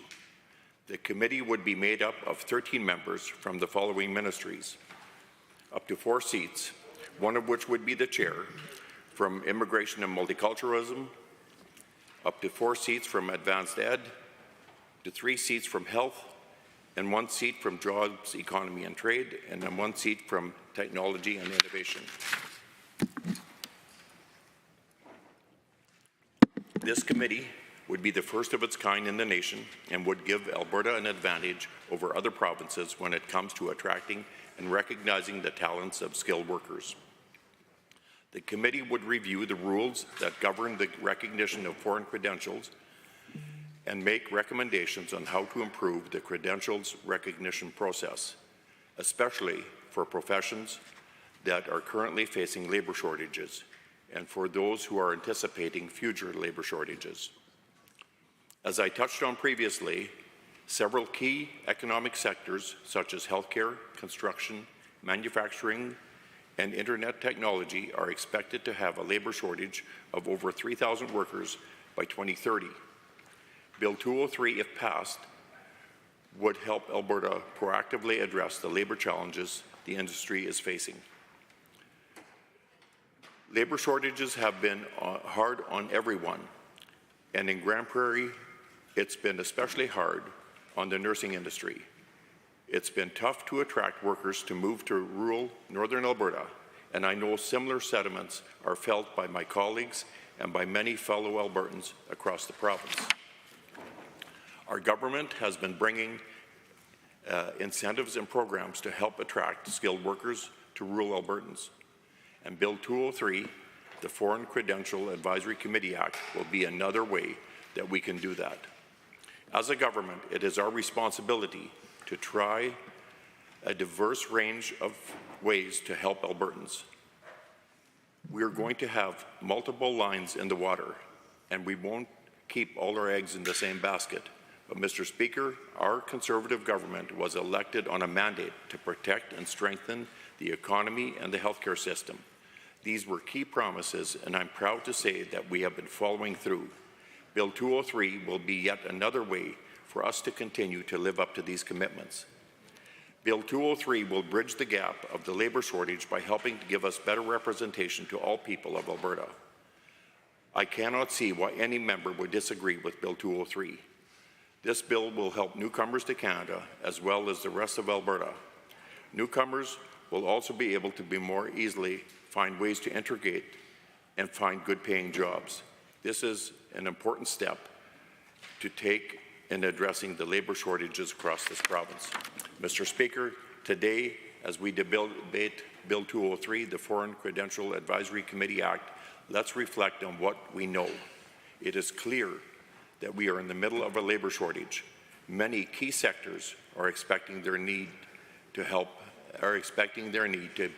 keep growing. The purpose of this bill is to create an Alberta Foreign Credential Advisory Committee that will advocate and make recommendations to create a more streamlined, efficient credentialing advisory system.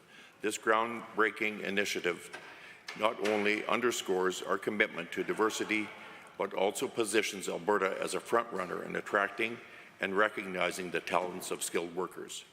At the core of this committee's mandate lies the commitment to review and enhance the rules governing the recognition of foreign credentials. By meticulously evaluating our current processes, we aim to streamline and improve the credentialing recognition system, particularly for professions facing present or anticipated labour shortages. Through and through, analysis and strategic recommendations will pave the way for more efficient and equitable path forward as for skilled workers to contribute to our society and economy. Bill 203, Foreign Credentialing Advisory Committee Act, is a key step to securing the future of Alberta and making sure that Albertans get the resources and the help when they need it. Mr. Speaker, it's because of that that I encourage all members of this House to join me in supporting Bill 203. Thank you. The member for Calgary-Beddington has risen to speak. Beddington. Thank you so much. It's a pleasure to rise today to speak on Bill 203, Foreign Credential Advisory Committee Act. This is actually one of the things I like best about this job is how many new things I get to learn about. The issue of foreign credentialing, it's not something we hear too much about directly in my constituency office. Of course, general, part of the public zeitgeist, that's for sure. But I got to do a lot of reading and research and looking back on the history of what we've done in Alberta on this file. So looking at this bill in particular, Bill 203, I did a quick media scan to see what came up, and gosh, my hopes were raised on this bill. A groundbreaking initiative. Yeah, that's what I heard it was going to be. And so here, this was a news article from My Grand Prairie Now. Grand Prairie MLA seeks public engagement regarding Foreign Credential Advisory Committee Bill. So this was an article published March 6th by Ethan Montague, and I'm happy to table this article when we're in the legislature tomorrow. And here's a couple quotes from the article. So Bill 203, which was tabled by the member from Grand Prairie last winter, has the goal of streamlining the process new Alberta residents go through in order to find a job. In the article, the member for Grand Prairie went on to say that his bill seeks to remove the red tape involved in the credentialing process for foreign workers in Alberta. Well, that does sound pretty good. Another article from Everything GP. This article, GP MLA launches campaign on foreign credentialed recognition system. This is another article published on March 6th by Nathaniel Lee. And in this article, the member for Grand Prairie says he has launched Better for Newcomers to encourage discussion around Bill 203, which would create an Alberta Foreign Credential Advisory Committee to streamline the recognition system for newcomers. The member for Grand Prairie went on to say that Bill 203 would help address labor challenges around healthcare, construction, manufacturing, and more. So even though, as I said, this isn't a major issue that's raised in my constituency office, it is something that is very much a part of the public consciousness. And I'm very aware that folks who are dealing with this issue are exactly the folks who actually don't have time to come into my constituency office to chat with my staff. You know, they don't even have time to make a phone call or send an email. And why is that? Well, it's because they're working multiple jobs. And they have to work multiple jobs. And that's just to make ends meet. And I know that there are many, many, many folks in the riding of Calgary-Beddington, who have to do that. They're doing day shifts and night shifts. And that's just to pay for the basics, right? That's rent, groceries, insurance, phone bill, the outrageous utility bills they've been paying due to, of course, the UCP's mismanagement of the electricity file. So they're working these multiple jobs just to scrape by, and there's nothing left, for something simple like dinner out, family vacation. And I know for folks who have been working professionals in other countries, who've gone through those years of education and training, for many of them it can come as a shock, and honestly it's a bit of a slap in the face to these folks how complicated it is for them to work in the field that they've studied and worked in for years and sometimes decades. So we do know this is a major issue facing newcomers to Canada. And we also know that we have a lack of skilled workers right here in Alberta, particularly in areas like childcare and healthcare. So again, reading those news clips about Bill 203, I was really excited about the groundbreaking developments here, to see what kind of approach the government was planning to take on this file. And unfortunately, it turned out that the member from Grand Prairie was just wildly inflating what his proposed bill will actually do. So there's nothing in the bill to streamline the recognition system for newcomers. There's nothing in the bill that addresses labor challenges. What there is just another bureaucratic body. And this is in addition to a bureaucratic body that was already created 4 years ago, the Fairness for Newcomers Office. This raised some serious questions for me about the government's ability to address foreign credentialing. We want to create this committee, just another bureaucratic body, and its mandate just doesn't get anywhere close to taking the real action that we need, I think, to address the issue of foreign credentialing. So what is the mandate of the committee? Well, they're going to review existing legislation. They're going to evaluate some processes, look for some best practice stuff in other jurisdictions in Canada, and they're going to make recommendations to the minister. So to me, it kind of sounds like a plan to make a plan. The committee is going to have members appointed by cabinet ministers, so 13 handpicked committee members, which I was talking about this morning, actually, with the practicum student in my office, who raised some really great questions to me, which is who, right? Who is the government? Who are these ministers going to be recruiting to be on the committee? Will there be members on there from the professional regulatory bodies? And those are the bodies that we need to work with to have real action on this file, I think, to really to make a difference in foreign credentialing here in Alberta. Will there be any members on this committee who have lived experience will we have any newcomers, recent or otherwise? I mean, we know there are newcomers who aren't even newcomers to Canada. Some who've been here for decades who are still unable to work in their fields. So are we going to see members like that on this committee? And what's the transparency around this, right? How will this government ensure transparency, and how will we avoid bias in the members assigned to this committee? And we don't see any answers on that in this bill. I did have a chance to reflect on the striking of committees. The House may remember that I had the occasion to present a private member's bill in this House in the fall, and that was a bill that part of it was looking for a committee, so it was requesting the government to return transparency, of course. That was the key feature on that class size and composition. But it was also included and asked to strike a committee to provide regular feedback on issues in education, such as classroom complexity, changing technologies. And at the time, two of the members opposite shared some, really clear thoughts on the idea of striking a committee, because they were very opposed to the idea of a new committee. They felt that there was a ministry in place that was already able to do the work. So it was the member from Calgary-Bow who said that, this committee to research and analyze information, he said, we have some really fantastic individuals that work within the ministry, right? And I know that they already spend a lot of their time doing precisely this type of work. So I'm not sure why we need a committee to replicate a lot of the work that's already occurring within the ministry.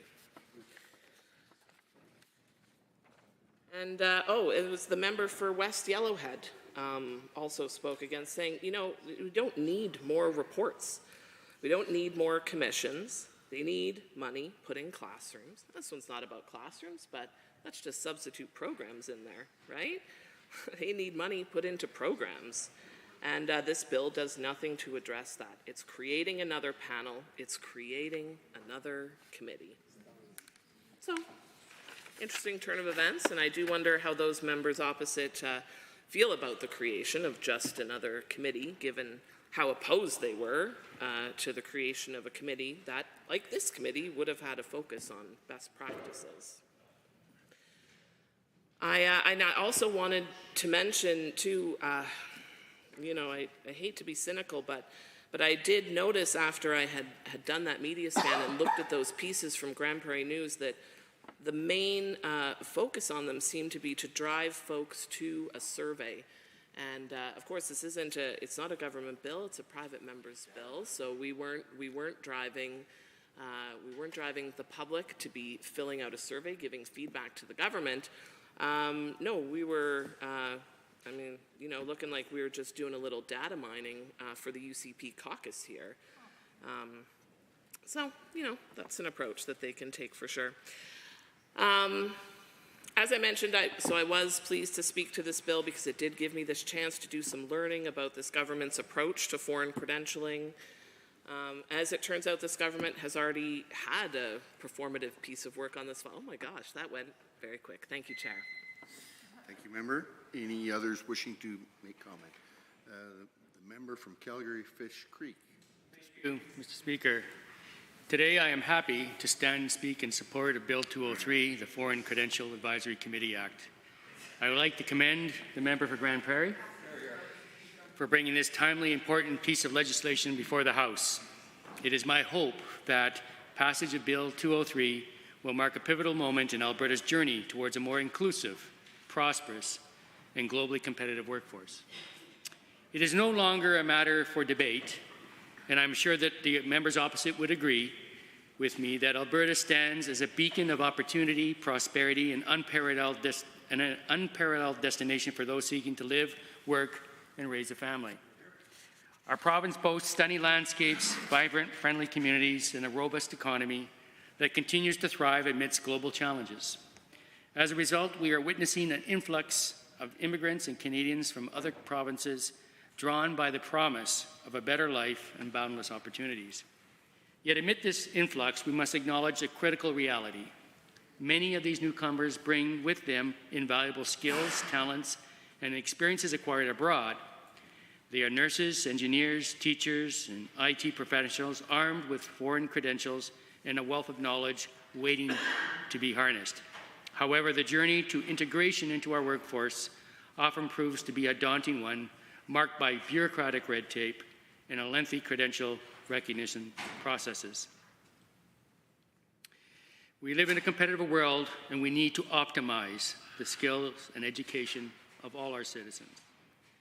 In sectors such as healthcare, information technology, and education, where shortages are becoming increasingly pronounced, the need to expedite the integration of skilled professionals with foreign credentials has never been more urgent.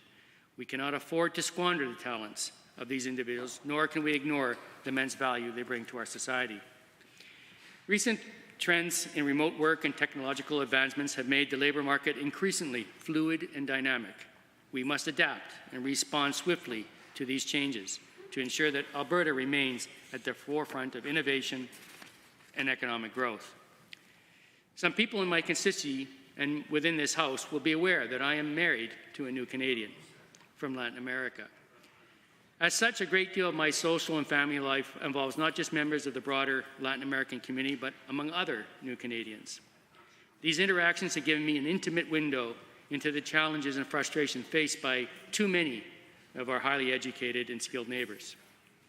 I've heard of the medical doctor from Colombia who used to supervise and mentor several other new doctors in his medical clinic in Bogota, and who has since coming to Alberta has had to support his family as a lab technician.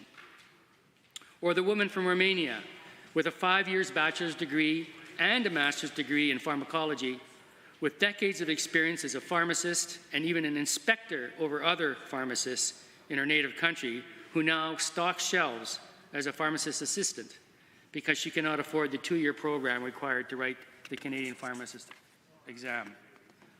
Or the woman with a 5-year bachelor's teaching degree and a master's degree in education from the acknowledged world's highest ranked education faculty in the Spanish world, 30 years teaching experience, who is required by our very own Department of Education to either take a brand new 4-year education bachelor's degree or a 2-year master's degree in order to teach primary school in Calgary.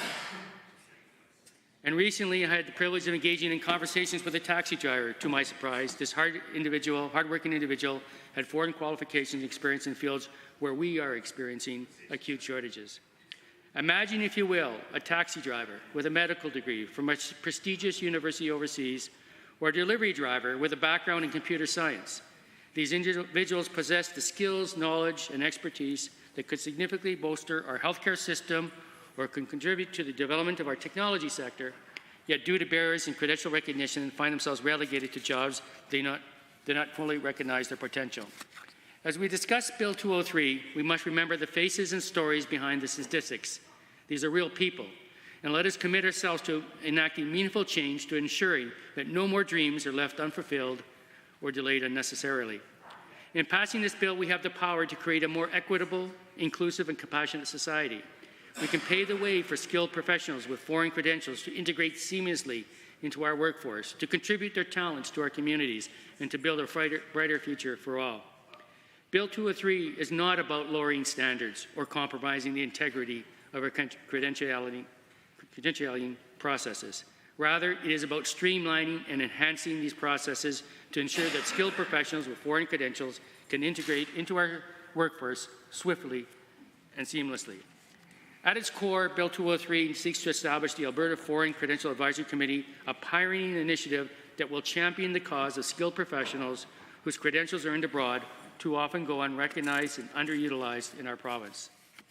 This committee, comprising diverse voices from key sectors of our government, will spearhead efforts to streamline and enhance the recognition process for foreign credentials, especially in professions facing current or anticipated labour shortages.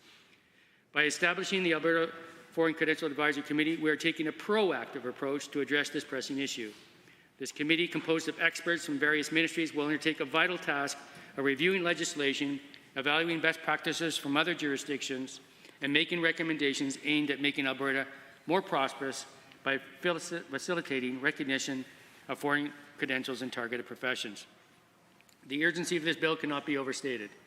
especially considering the looming labor shortages forecasted in critical sectors such as healthcare, technology, and education. Registered nurses, information system analysts, computer programmers, and many other professionals are in high demand.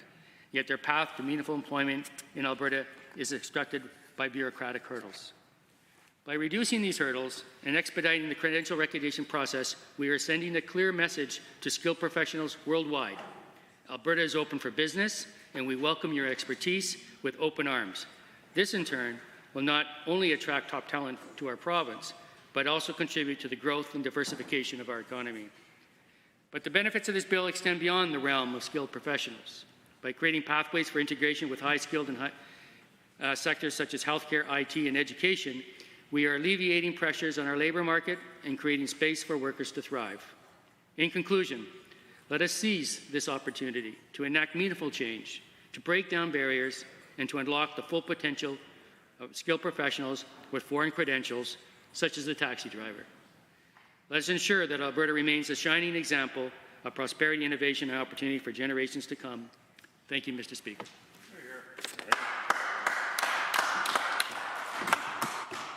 Member for Sherwood Park to speak.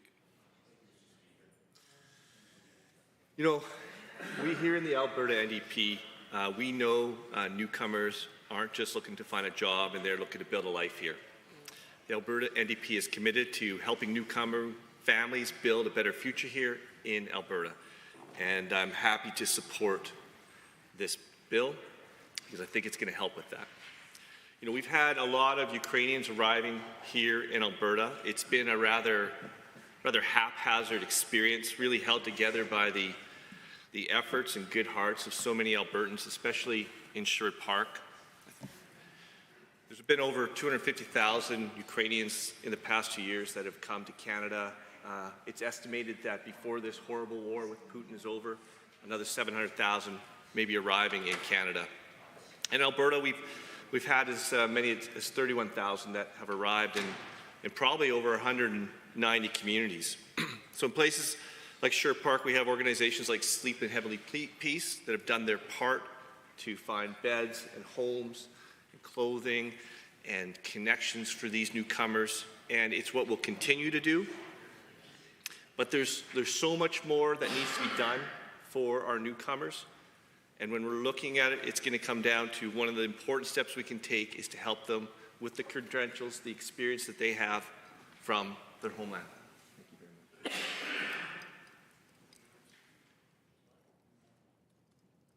So in my own family, it was my grandfather that came here from Poland, and I can only, contemplate the incredible and daunting experience that must have been for so many people like him that come from another country and then arrive here. You know, for the Ukrainian refugees that have been coming here and other newcomers like them to Canada, this daunting challenge, I'm sure, can feel very overwhelming due to the hurdles they face, including just trying to secure employment and build a life here. But we all know it doesn't have to be that way. With the right support for newcomers, we can support their challenges and try and help them overcome the difficulties so they can have that success that we want them to have in Canada, that our ancestors had, that our grandparents had, that our parents have, that some of us have been having in this country. One of the main obstacles facing the Ukrainian refugees trying to secure employment in Canada has just been even the language barrier.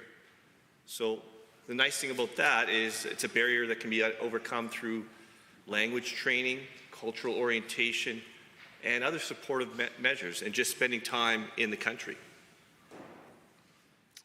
Newcomers also find challenges just navigating the job market here and the norms that go along with how you get a job here, the applications. Cultures differ, and what works in one country may not be effective in our country.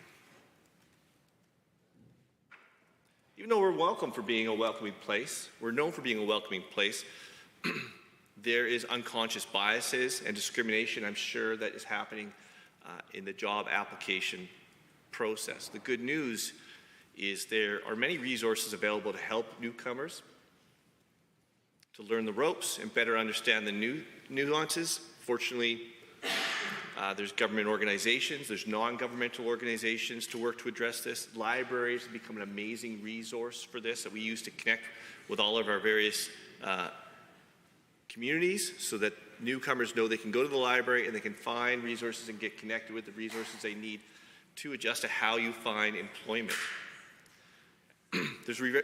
There are employment professionals, there are services that are run to help newcomers understand the Canadian labor market. How do you get a job here? How do you tailor your resume?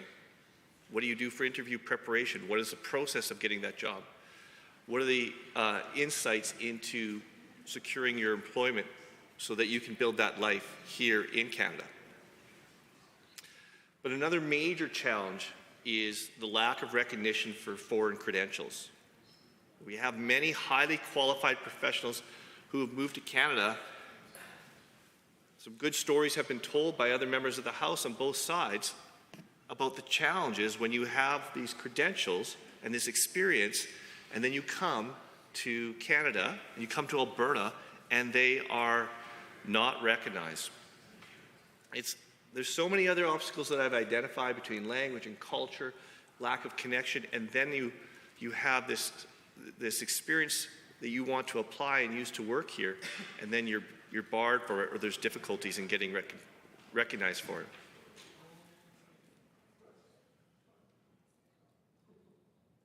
They're starting from scratch. They have to re-qualify for their professions. It must be such a daunting thing for an immigrant here. All these significant difficulties, the language, the culture, the loneliness of a new place. You want to work, you're resourceful, you use the resources available to us, you find a position to apply for, you go, you find a way to actually get in with the interview, you know you've got the experience, the education, and training from your homeland to do the work, you've done the work in another country. And to get the job, you go through the interview process, maybe even have a connection, and the employer, they want to hire you. They just need to check your credentials to make sure that you can do the job. Everything has been followed up into that point. And then you bring your credentials, maybe it's your university degree, maybe it's your trade certificate, maybe it's past experience from your homeland. HR checks it, and unfortunately they cannot hire you. What a debilitating experience. And we want to try and find ways to avoid that for our newcomers so that the employer who wants to hire them can, and that those who want to work get to do the work. So the purpose of this bill is to establish this Alberta Foreign Credentials Advisory Committee tasked with advocating for a more efficient system to assess and recognize foreign credentials, and very supportive of that. However, the bill will form another UCP committee, and I just have to say, as the opposition, it's something that I'm a little suspicious of. It's a government-controlled platform, and I worry that it'll be used to push an agenda without considering what's best for the people, for the employers. This bill doesn't give any clear deadlines for recognizing foreign credentials, and I'm worried we're only going to create confusion and delays of those things to get the qualifications recognized. As members already here have mentioned, there are some government bodies in place already that are working on this task. How will this addition of a new committee be what's going to just make it so much easier for the newcomers coming to Canada? And we've seen with UC boards and committees, it's often been a place that's been created for cronies to get roles and money from the government.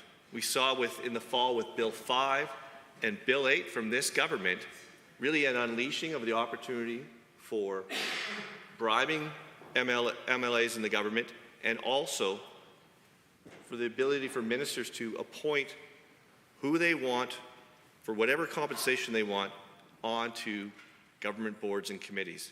And creating another board and committee just creates that room for more UCP cronies to get a role within the government. And what are the checks and balances that are going to make sure that we actually do the good work to get newcomers to come to Canada to have the opportunity for their credentials to be recognized so they can do the work and employers can employ them.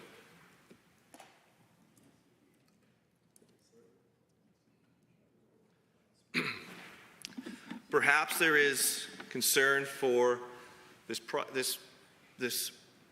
private member's bill that has come forward because maybe the private member is concerned that there has been a stark contrast between the desire of the government to help newcomers and what actually gets done. And so perhaps he's feeling that we put in a new board and committee, and that's what makes the difference for newcomers coming to Canada.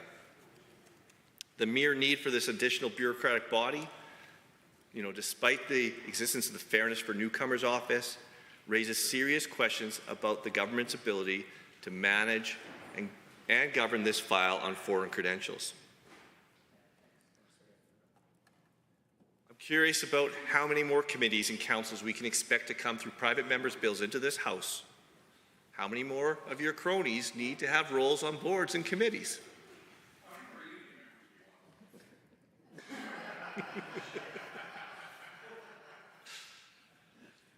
There's a lack of strategic vision and coordination amongst all of the parts and moving parts of the government coming from the governance of this group. And so you seem to struggle to implement effective policies and programs that will support newcomers. We want what you want. Newcomers want it. We're all moving in the same direction. We at least want to move in the direction, and we hope that you can find an effective way to do it. Thank you, Mr. Speaker. Thank you, member. The member for Calgary Lahi. Speaker, I'm pleased today to rise to speak in support of my colleagues' Bill 203, the Foreign Credential Advisory Committee Act. This legislation, if passed, will impact the lives of many new Albertans that have come to partake in the Alberta Advantage. Our province continues to welcome people with open arms, and we've done some tremendous work when it comes to recognizing foreign credentials and integrating skilled workers with a diverse array of expertise accredited internationally. However, with Bill 203 enacted, Alberta's recognition of foreign credentials will elevate from great to outstanding, as an Alberta Foreign Credential Advisory Committee would advocate for and make recommendations to create a more streamlined and efficient credential advisory system. The detailed mandates of the committee ensure the recognition of foreign credentials in Alberta by reviewing how legislation and other rules govern the recognition of foreign credentials in Alberta. The committee will also evaluate the process in other jurisdictions in Canada in order to determine areas of success in said jurisdictions. And finally, by making recommendations after deliberation within the committee to the allotted minister, which will make Alberta more prosperous by not only improving the process for recognizing foreign credentials in Alberta, but also facilitate the recognition of foreign credentials within certain professions and those with current and anticipated labor shortages. Through this, we will be able to address labor shortages in specific fields that some business owners are facing to ensure the talents of skilled workers are recognized. As we know, moving into a new country can be a challenging decision. With uncertainty, many newcomers also have to deal with the fear that their foreign credentials may not be recognized and accepted. Despite possessing expertise and qualifications that are often in demand within our workforce, these newcomers sometimes face barriers that can prevent them from fully utilizing their skills and being active contributors to our economy and society.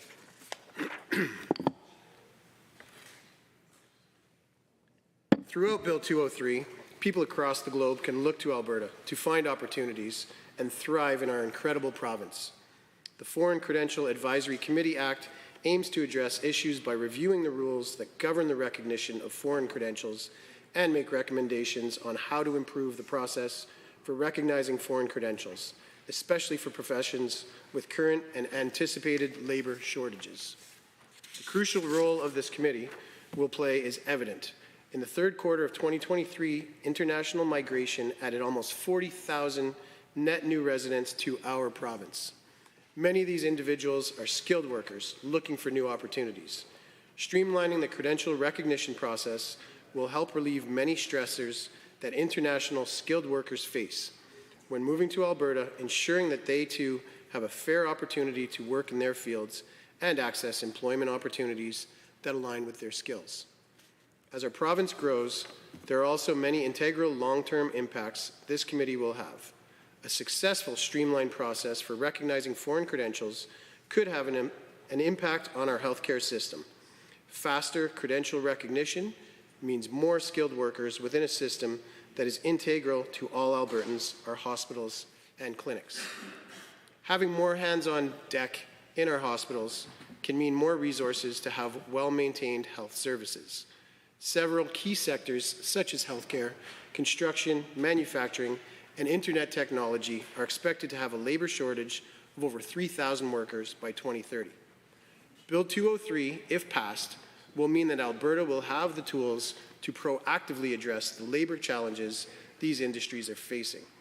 The committee would be made up of 13 members recommended by the Ministries of Health, Advanced Education, Jobs, Economy and Trade, Technology and Innovation, and Immigration and Multiculturalism, which would ensure we have a breadth of perspectives guiding the committee's decisions.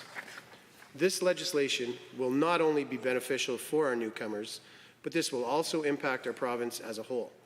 Furthermore, the establishment of the Foreign Credential Advisory Committee sends a clear message to newcomers that their talents and contributions are valued and welcomed in our province. It will attract more talent to contribute and enhance Alberta's economic landscape, which will inevitably encourage a prosperous and thriving community. It demonstrates our commitment to supporting their successful integration into our communities and to ensuring that qualified and hardworking people, regardless of their background, can reach their full potential. While the previous NDP government caused people to leave the province for greener pastures, under our UCP government, people from around the world are seeing the opportunity and momentum in Alberta. And this bill will help ensure that they're able to take advantage of these opportunities and contribute meaningfully to our booming economy. My colleague, the member from Grand Prairie, is also committed to ensuring that Albertans and newcomers have a voice to contribute to the development of Bill 203 and has launched betterfornewcomers.ca to hear directly from Albertans. I encourage all those interested to fill out the survey from this website so that together we can make the system better for newcomers and all Albertans. By working with Albertans, this bill can ensure more needs are met and the lives of new Albertans are improved for generations to come. We've attracted international investors, international talent, and international skilled workers, and we want to keep that message alive and clear. Through bills such as this, we are letting the world know that Alberta is the place to call home. We continue to ensure our economy is diverse, vibrant, and open for all to partake in. With that being said, I'd like to encourage all members of this chamber to support Bill 203, the Foreign Credential Advisory Committee Act. Let us continue to take steps forward, breaking down barriers, encouraging skilled workers, and harnessing the talents of all individuals who choose to make our province home. Thank you. I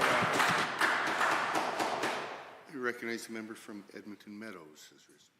Thank you, Mr. Chair. I'm proud to rise in the House. I'm not sure if this is my first time after this term speaking to Canada. To speak to this Bill 203 Foreign Credential Advisory Committee Act. On behalf of my constituents and newcomers and immigrants I have been speaking to in the past. So this issue has been very close to my heart in a number of ways. Not because I just has represented this file in the past term, but due to my experience and daily basis conversations with the newcomers, community members, and the stakeholders looking for the solution to this very problem. I also, before I actually comment my point of view on this private member's bill, I really wanted to commend or appreciate the efforts of member from the Grand Prairie for bringing forward the bill that somehow mentions that is aimed or focused on addressing the foreign credentials in this province. So I'm saying this because I have been hearing this for the past almost 5 years. This is not the very first time we're discussing the language or the words that they call foreign credentials problems, right? And I'm surprised to see this bill. When I was going through the bill and see what it's proposing. I know the member from Grand Prairie, it's his first term. He was not part of the previous government. That is the reason I appreciated his effort. But the government members and the majority of government ministers and the same minister who sits on this file was part of the last government. And we had discussed this bill, foreign credentialing, and we, as an official opposition, we gave our feedbacks on that. We gave feedback that it was not happening enough to address that very issue, that solutions that people are looking for. And here we are, after 4 years of that conversation and after 4 years of passing that bill and that act. That didn't go nowhere. I can see what it is doing. I can go through, I can easily spend time on this, 15 minutes explaining what this bill is going to do. But more than that, I'm pretty sad to see this. So foreign credentials and newcomers are being used once again for their politics. That's pretty bad. When we were discussing this bill last time, we were talking about the red tape, all the regulatory processes and private and government organizations. And they didn't bring forward any timelines to do it. By proposing this bill to form another advisory committee, that bill we formed after receiving a royal assent to this act.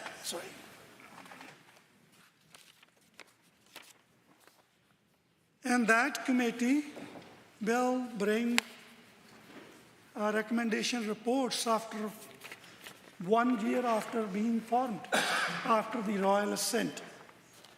What the reports are, the government will look into it. What those recommendations are, if they're going to move on that or not. So simply you're deferring or pushing the issue back, that you're not interested to listen to the people or to their day-to-day challenges and problems, their contributions to our province and our economy and our society, and you're not serious about that. And this is not a political statement. I would have the same argument if we would have been discussing same situation with any other government. But I know the other government wouldn't do this, because we had an NDP government for 4 years, and there was a progress on this. We didn't come up with absolute solutions to that, but we moved forward. But looking at that progress in the last 5 years, when you see the contrast, this government is not interested at all. I can raise a question like, who did you consult and what people told you? But looking at this bill, I can tell you clearly, you didn't consult anyone. So if you really need help, I can organize a town hall tomorrow morning and you see what people are saying and what the actual issue is with immigration and foreign credentials.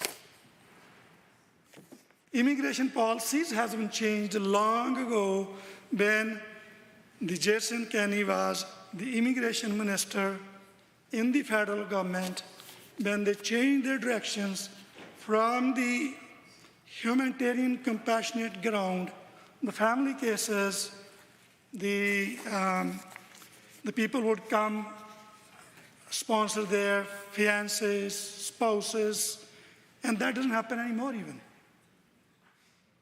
That's about 20 years ago. And that immigration policies was moved towards more of temporary foreign workers' arrival in Canada.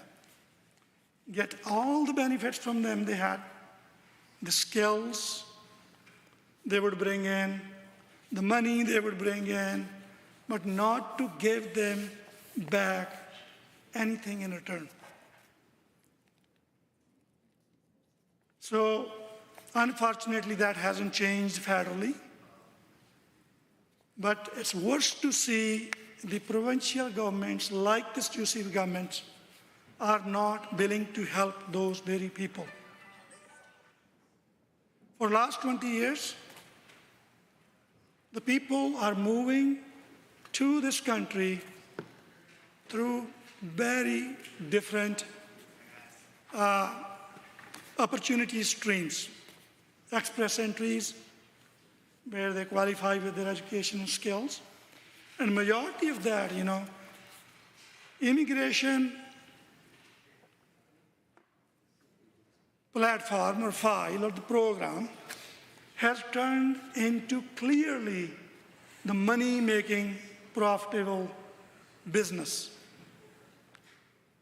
There is a CIMM report, there is Canada statistics. You can see that the heavy immigration is happening through the international students. The international students, they are being told that if you come into Canada to achieve higher education here, that you will find the pathway to be part of this society, to live here and build your life here. To do this, the other beautiful thing they do 4 to 5 times of the post-secondary fees that our kids pay. And the governments double down on that too, the provincial governments. But did we see cuts in post-secondary budgets? So about $750 million of cuts to post-secondaries. Post-secondary institutions heavily relying increasing seats of international students to pick up their expenses. My time is over. I will speak next time. I have a lot to say on this. Thank you, Mr. Chair. Thank you, member.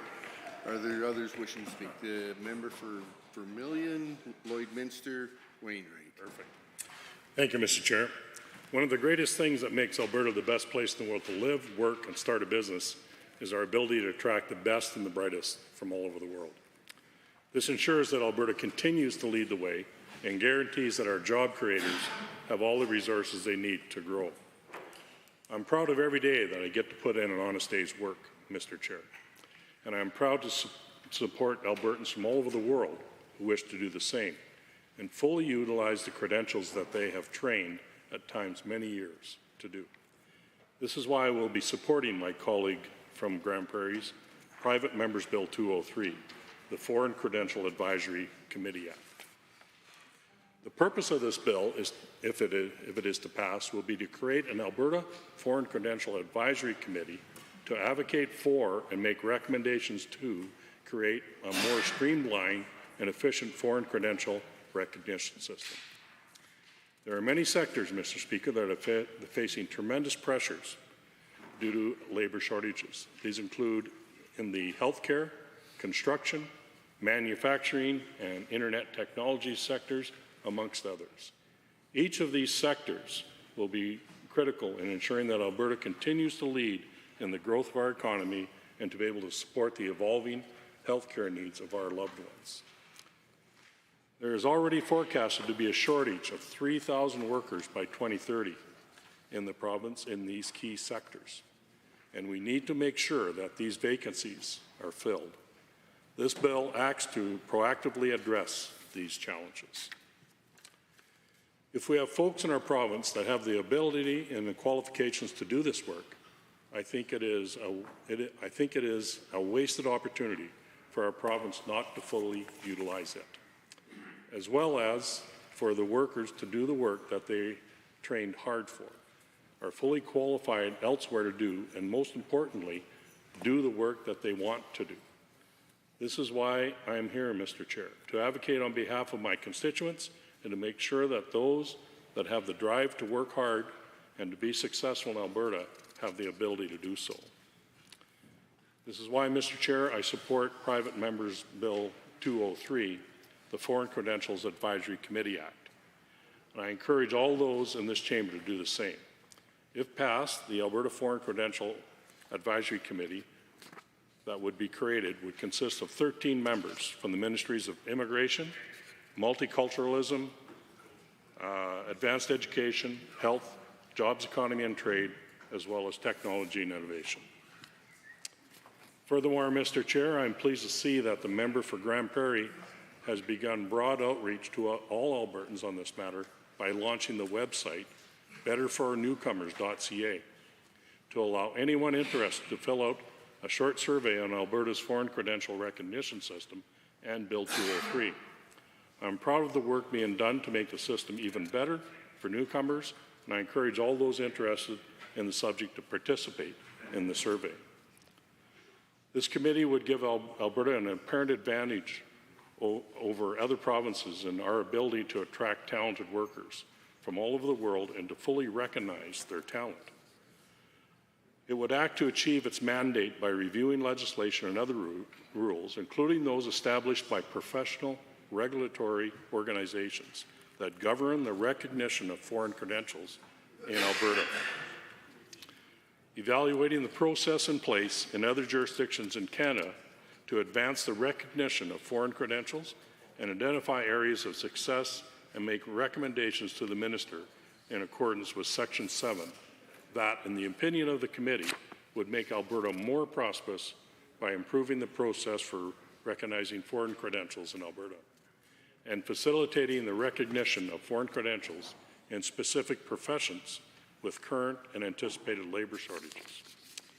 The creation of this committee will ensure that diverse opinions from a wide variety of sectors are heard and to allow for multiple viewpoints and approaches achieving its intended purpose.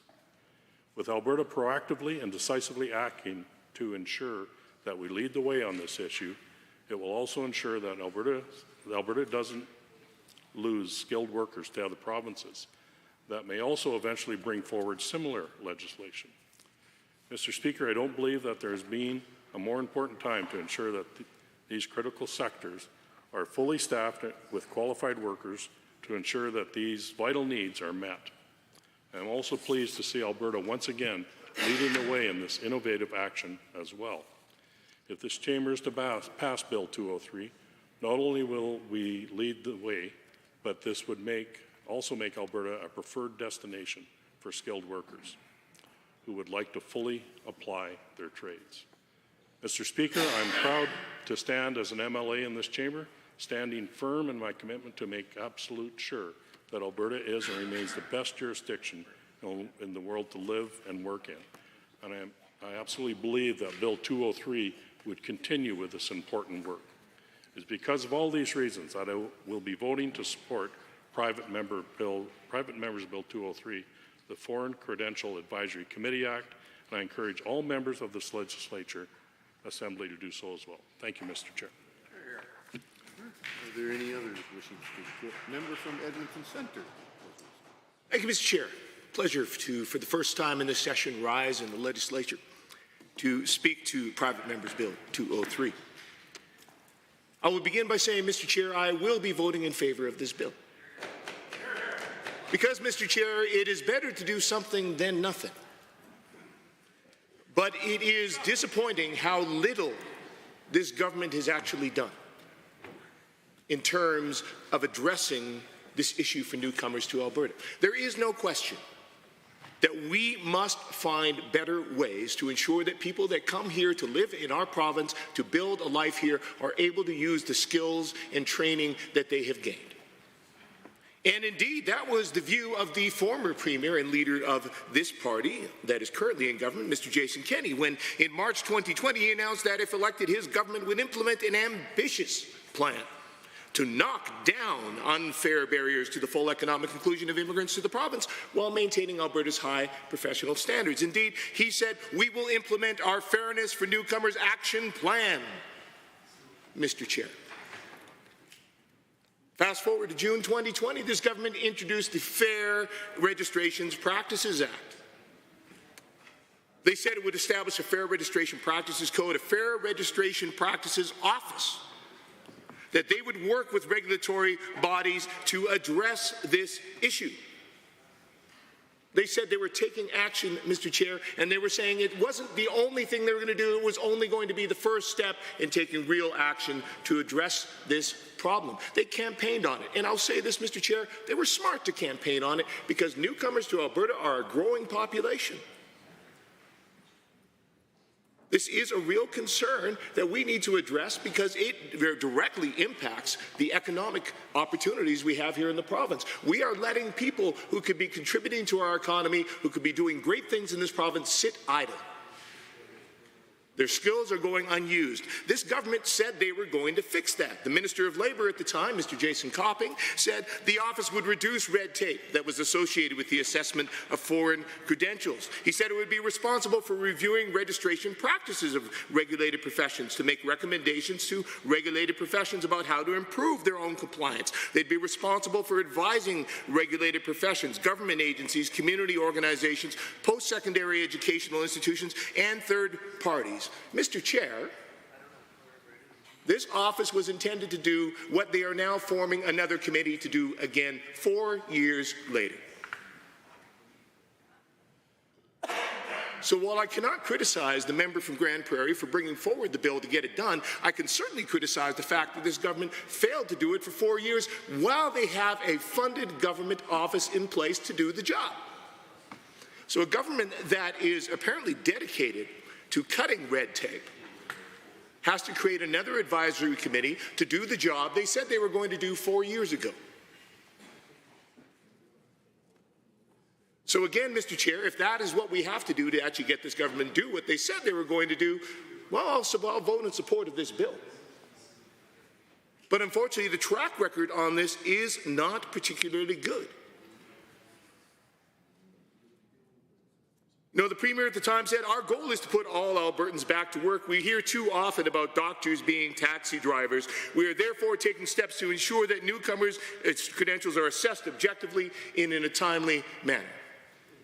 Mr. Chair, we sadly still have doctors driving taxis because this government has failed to make any notable progress. Now, of course, they did manage to perhaps convince some doctors to leave doctoring and go to drive taxis under their 4 years of attacks on doctors in this province, where they drove many out of the profession and out of the province. But they have a much less successful record going the other way. Now, this is a government, Mr. Chair, that frequently, I think every year, they hold a Fairness for Newcomers Summit. They bring everyone together and they talk about the action they're going to take. And that action so far, Mr. Chair, has amounted to putting a rule in place that lets folks know how long the first stage of their application might take. That is the sole accomplishment of the Fairness for Newcomers Registration Act, Mr. Chair. That is almost all they have accomplished with the establishment of the Fairness for Newcomers office, Mr. Chair.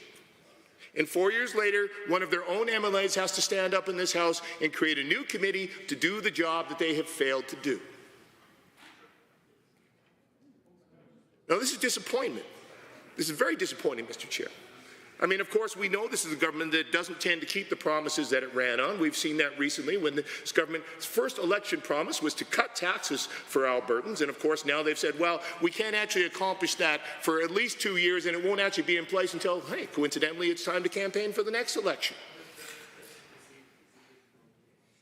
Now, Mr. Chair, there are real concrete things that this government could be doing right now that don't require a committee, that don't require more consultation, and we know what this government's record is like on consultation. There are real concrete things they could do, and indeed, we proposed a number of things in the run-up to the last election. We put forward some policy platform commitments, things like revamping the Alberta Advantage immigration program, creating faster access to target skilled workers, healthcare workers, international students educated in Alberta and Canada. This government, Mr. Chair, has elected in their most recent budget to increase those costs. They raised educational assessment fees for the INP program, making it $400 more expensive for people to immigrate to Alberta.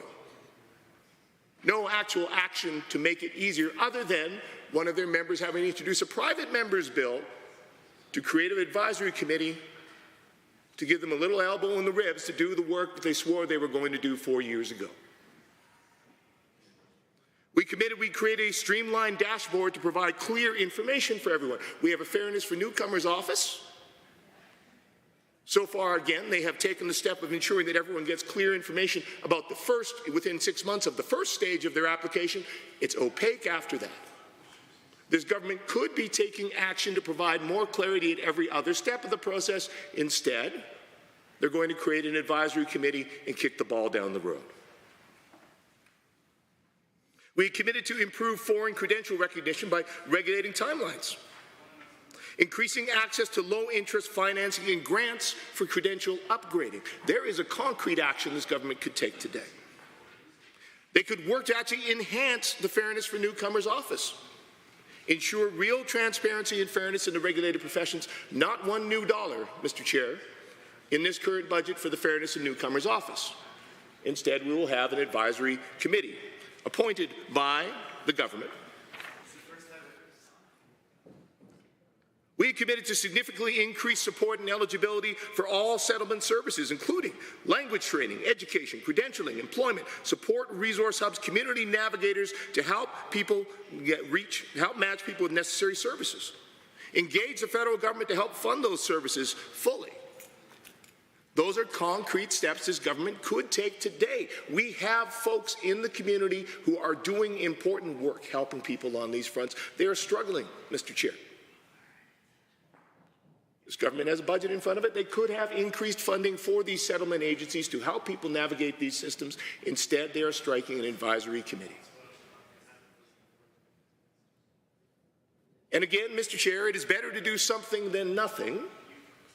So this government has largely done nothing for 4 years, so now we see a small step being taken here, which, again, I will vote in favor of because it's better to do something.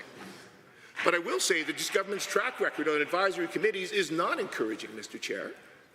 I think to the EMS advisory committee that went about the province for a number of months at a time when EMS was in crisis, delivered a full report, a number of recommendations, very few of which have yet to actually be implemented. Instead, what we got was some duct tape and baling wire to try to cover over the crisis to get us through the election, and now we're kind of right back where we started. Because this is a government that has repeatedly demonstrated that even when they strike the advisory committee, they aren't terribly interested in actually listening to what folks have to say, or in fact, actually taking much action on it.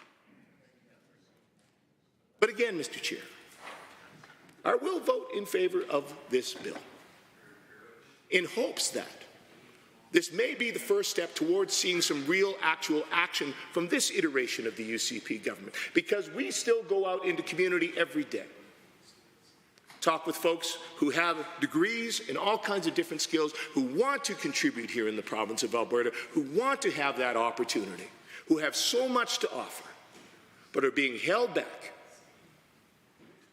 And this is a government that had committed that they were going to do something about it.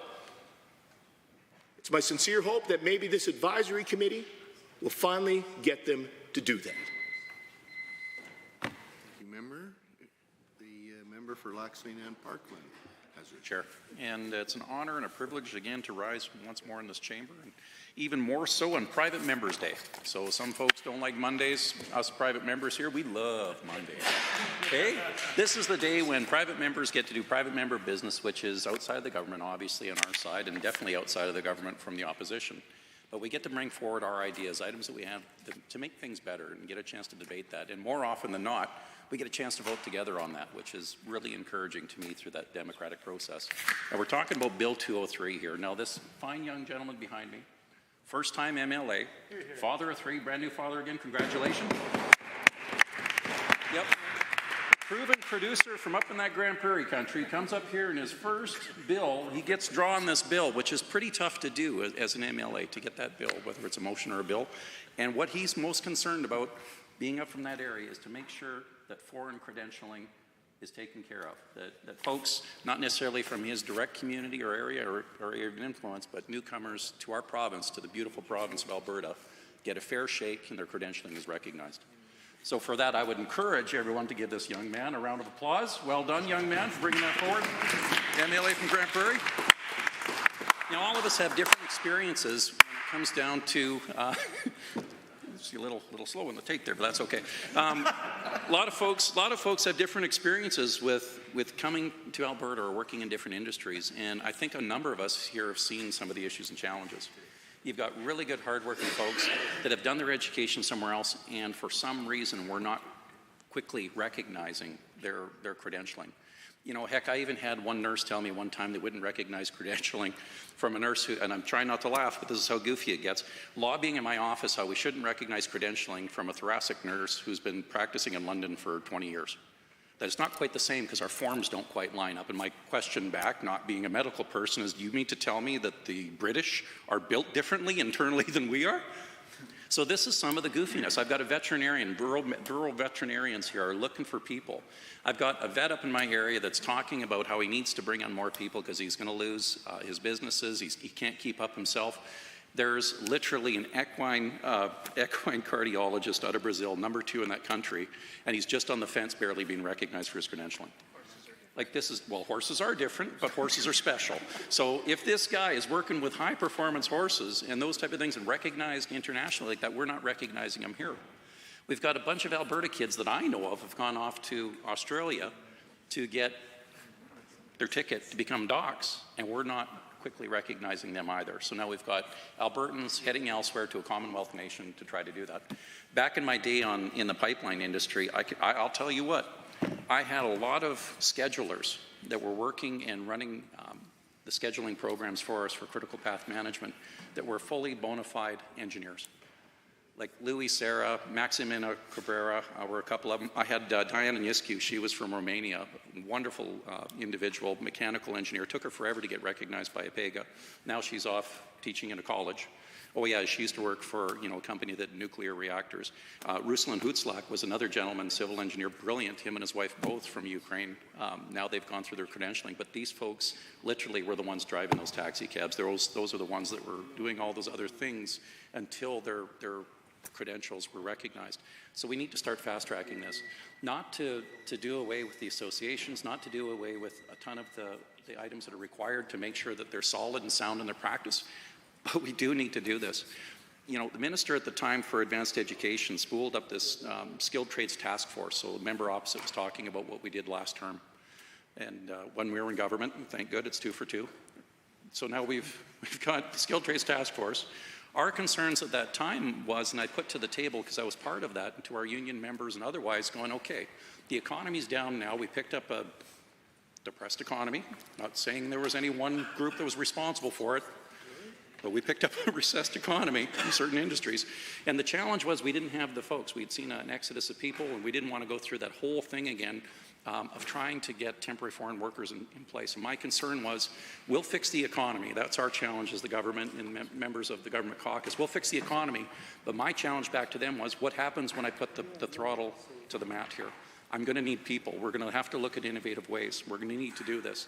So that was part of looking at the skilled trades task force, the credentialing, all the recommendations. The minister put a bunch of them through.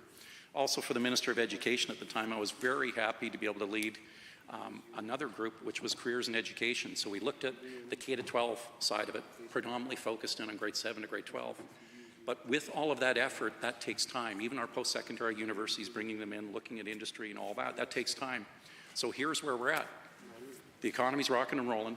Alberta's an outlier. We got 200,000 people coming in. Folks want to come here and invest. They want to build these major projects again. They want to have all of that stuff in place.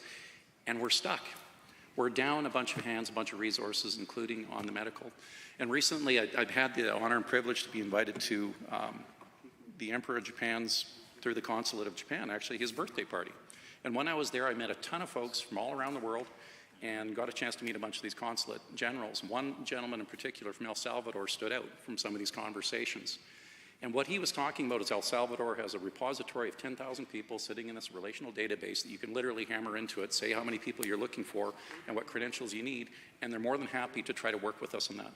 Now, Quebec picked them up and took them up on their deal. So Quebec went down there, recognized the credentialing for the medical side for the nursing. The only detriment they had was on the French language, so they're filling the gap on that. We did something similar with the government here with the Philippines, memorandums of understanding to do that. So it's not just one area, it's making sure that folks can get into the system.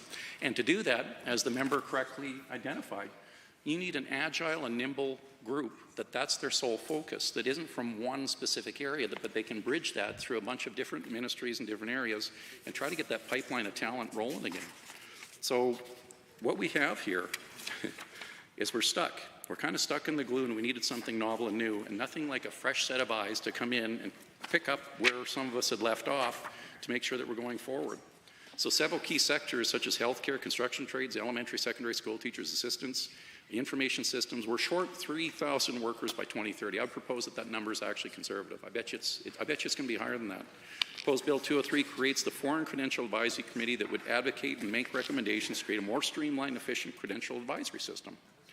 This is a critical issue, not just for newcomers, but for Albertans and our economy at large. Absolutely. Like it takes teamwork to make the dream work. And we cannot do this without bringing folks in. I think too often a lot of the rules and systems we've had in place, just proposing this isn't me, doing empirical proving on it, but I think a lot of times we're protectionist. Protectionist for public safety is one thing, but protectionist for some of these groups and organizations and recognizing credentialing because they're fear of losing their jobs. It's quite the contrary. We're in a different position right now, so we need to recognize how many more folks we need in our system to be able to create and sustain and to grow. And if we get this right, Ontario's kind of, hedged around the outside edges. They haven't passed anything yet, but if we get this right, it'll literally, I think someone had said, a beacon of hope. It gives hope for folks that are coming here that their dreams can be fulfilled, and it gives folks like us that used to build projects, I keep referring to myself in that line, but it gives me hope that I can get the talent that I need when I need it. And moreover, folks, they stick. They're not just jumping on an airplane, flying over here as a Band-Aid solution that we had to go through once before. These folks literally want to set up in Alberta. You give them that opportunity, it's then intergenerational. And we get a lot of things corrected that were issues before. So some of the seats, I'm getting old here, Mr. Chair. Turned 50 there a little while ago, and now my arms aren't long enough for my, how that works. I'm not saying you, sir, but I'm just saying others that are wearing spectacles in here that I'm getting used to. And a lot of it, too, is recognizing it, right? And it comes back to 203, recognizing the challenge and issue and doing something to correctly address the item at hand. So the committee would review the rules that govern recognition of foreign credentials and make recommendations on how to improve the process, recognizing foreign credentials, especially for professionals with current and anticipated labor shortages. So again, not just a shotgun approach. We want to fix in and dial into the industries that we're really shorthanded, that are literally going to cause us a ton of issues. So we need to jump in there and get tactical about this and correct those in hand. Committee would meet up of 13 members from the following ministries, up to 4 seats, of which we'll chair from immigration multiculturalism, up to 4 seats from advanced ed, 3 seats from health, 1 seat from jobs, economy and trade, and technology and innovation. So the mandate of the committee is to facilitate recognition of foreign credentials in Alberta by reviewing legislation and other rules, including those established by professional regulatory organizations and government recognition for credentials in Alberta. So again, looking at what's already out there, what the potential impediments are, and again, having that line of sight from a number of ministries, because each one of those ministries is going to bring something to the table. Once you get them all around the room, like I've seen with most projects or task forces that I've managed to chair, that's when the cool stuff happens. because everyone has a different vantage point and they can make those recommendations. And moreover, if you got all the ministries involved with it, well, they have some skin in the game, so they'll make it happen. Evaluation process in place other jurisdictions can have advanced recognition of foreign credentials and identify areas of success. So here's a wonky thing. Thank you, Mr. Chair. Time runs out quick.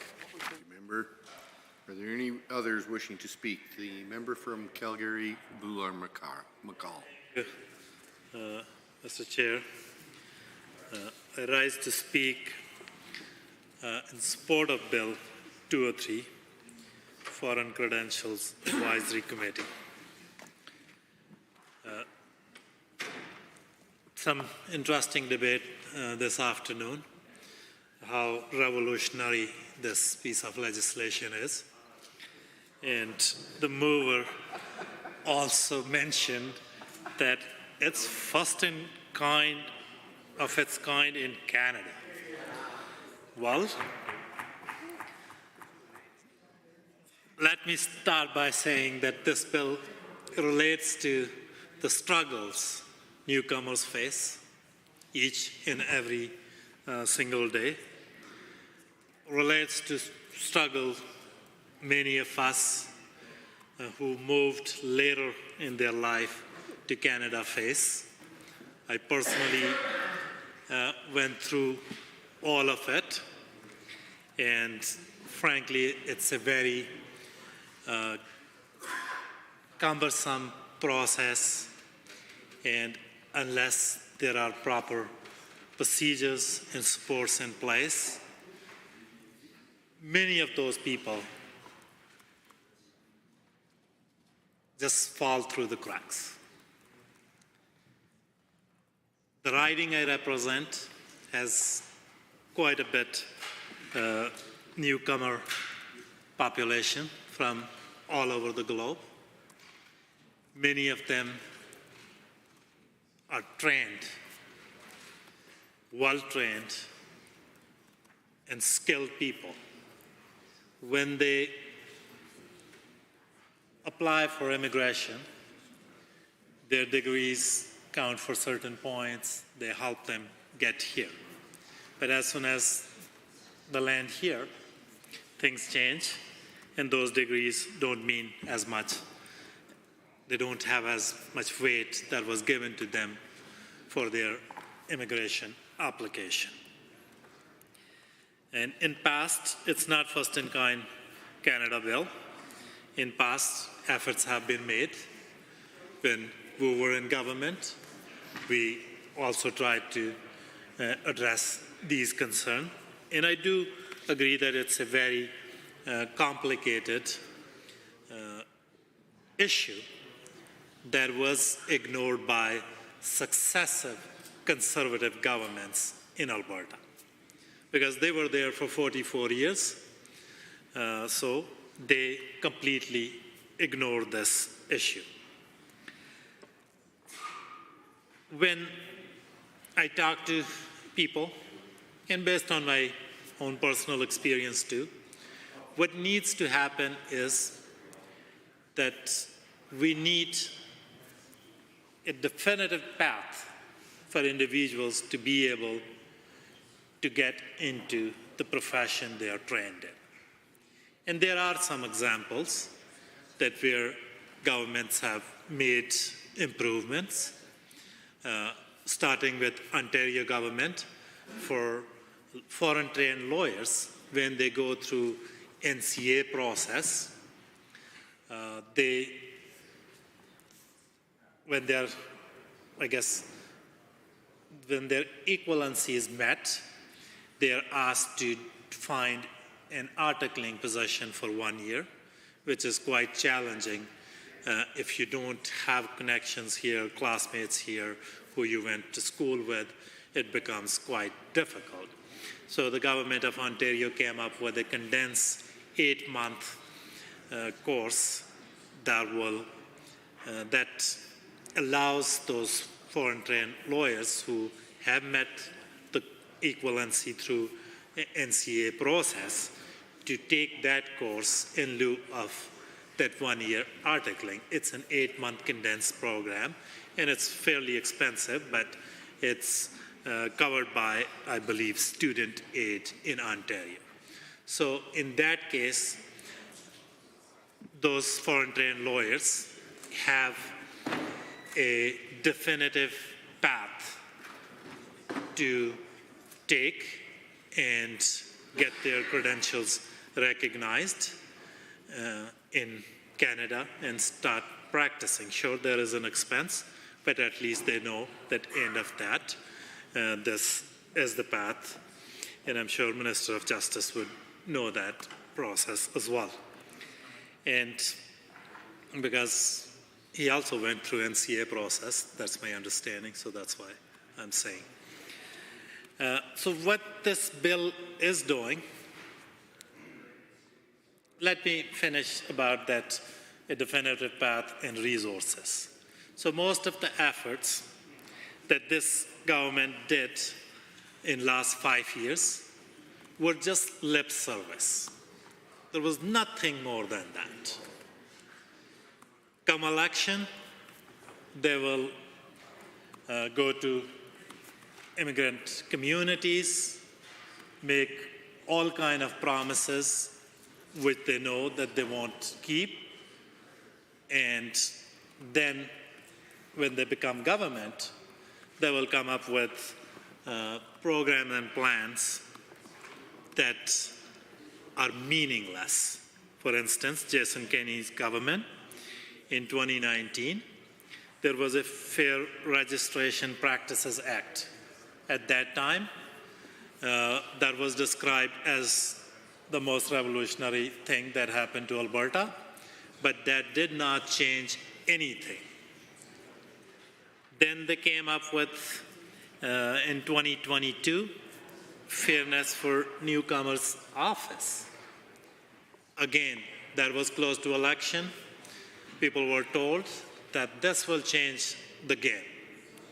And government supporting a private member bill just to strike a committee is an admission in and of itself that all their previous effort failed. None of them worked. That's the reason government is just supporting an establishment of a committee and want all of us to believe that that's the game changer. That's the first in Canada. No one has ever established a committee in Canada. And what this committee will do? Facilitate the recognition of foreign credentials. Government failed at that in the last 5 years. Review the legislation. Government either failed or neglected to do that. Evaluate the process in other jurisdictions. I think hearing the claims like that it's the first in kind in Canada, this also doesn't give me much confidence that they know anything what's going on in other jurisdictions. So, well, in any event, we are still some 3 years plus some months out of election. So we support establishment of this committee, and we will see come 2027 what else they will come up with, that how they will streamline all these credentials and what kind of promises they will make. But I do know from the progress that has been made by this government in the last 5 years on Fair Practices Act, Fair Practices Office, that this government is not serious about doing any work. Otherwise, they would not need a private member and a private member bill to establish that committee to get the work done. That's just simply typical UCP delay tactics. Nonetheless, let's have this committee and see where it takes us. Thank you, and with that, I will take my seat. Are there any others wishing to speak at this time? The member for Grand Prairie. Thank you very much, Mr. Speaker. You know, I keep thinking of, as we've been debating this, just the challenge of people who come to our communities. And so seeing the opportunity, I just remember one story of a man who joined us from Ukraine, who's a highly skilled crane operator, has been on buildings multiple stories, and he was working building swamp mats. And so to me, that's he has a high level of skill, and unfortunately, he wasn't able to utilize that skill. And so this is what this bill is being looking at. How do we take the skill sets, the learning that somebody has from another country, maybe a different process, but still be able to execute on that skill? As well, we have a local man who's an electrical engineer. And, currently, as he was sharing his story, he's working as a janitor. And while I just see that as unacceptable, Mr. Speaker, to see someone who is an electrical engineer, has been able to practice in various countries around the world over several decades, come to Alberta, and now work as a janitor to feed his family. To me, this is what this bill is all about. It's about recognizing those credentials, getting this man to work in a field that he loves, that he has practiced in, and he is qualified for, Mr. Speaker. This is very important, and this is what this government is doing. Now, there has been a couple comments just on how this is going to come about, and I believe a member opposite mentioned UCP cronies, and I think what he meant to say is that UCP can execute on skill sets. We can constantly have seen this government be able to execute, be able to put people to work, and be able to go and see our workforce expand. So with that, we've also seen... Keep going? 100%. So as well, I just want to talk about getting red tape reduction. As we've heard, it takes focus. When you put focus on something, something changes. And this is what this bill is also about. It's about concerted effort, focusing in, and as this government has constantly proven, when we put focus on something, we have results. This government has taken and removed 30% of red tape. 30%. NDP team. So, as well, just to wrap up, they mentioned consultation. Mr. Speaker, we're doing that right now. Betterfornewcomers.ca. Thank you, Mr. Speaker. Here, here.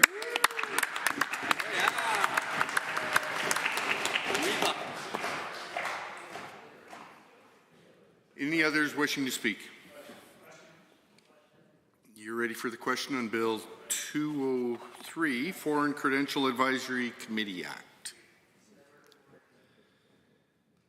On the clauses of the bill, are you agreed? Agreed. Opposed? Carried. On the title and preamble, are you agreed? Agreed. Opposed? Carried. Shall the bill be reported? Are you agreed? Agreed. Opposed? Carried. Deputy Government House Leader.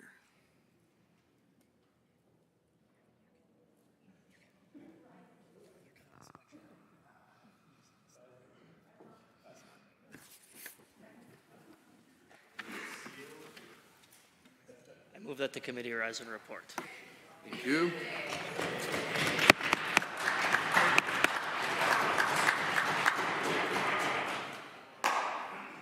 I'm going to fill this up.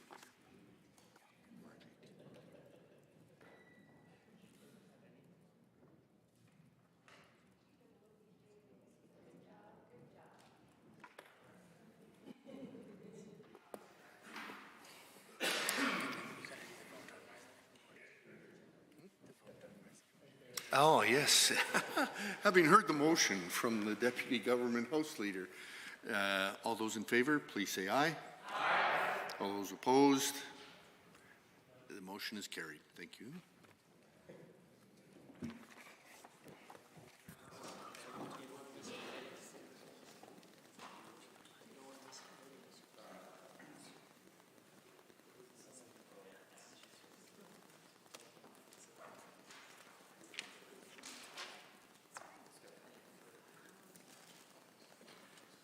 The honourable member for Airdrie East. Mr. Speaker, the Committee of the Whole has under consideration a certain bill. The committee reports the following bill, Bill 203. Is it 5 o'clock? Huh? Yeah. Honourable members, pursuant to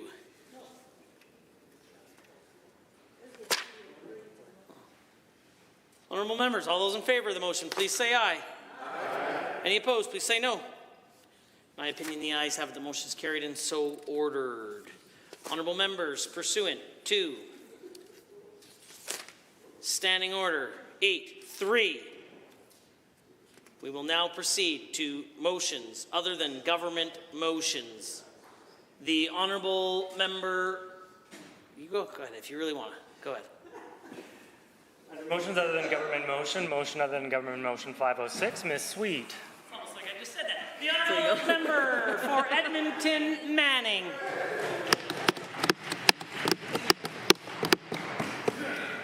Must be Monday afternoon. Well, thank you, Mr. Speaker, and it's an honour to rise to my motion as proposed on the order paper. Be it resolved that the Legislative Assembly recognize the value, importance, and history of collective bargaining and unionization in Alberta, including the role of unions in helping workers exercise and increase their collective power to negotiate advances in workplace conditions, good wages, pensions, and better health and safety standards. And 2, resolve workplace issues, including grievances, arbitration with respect to individual workers.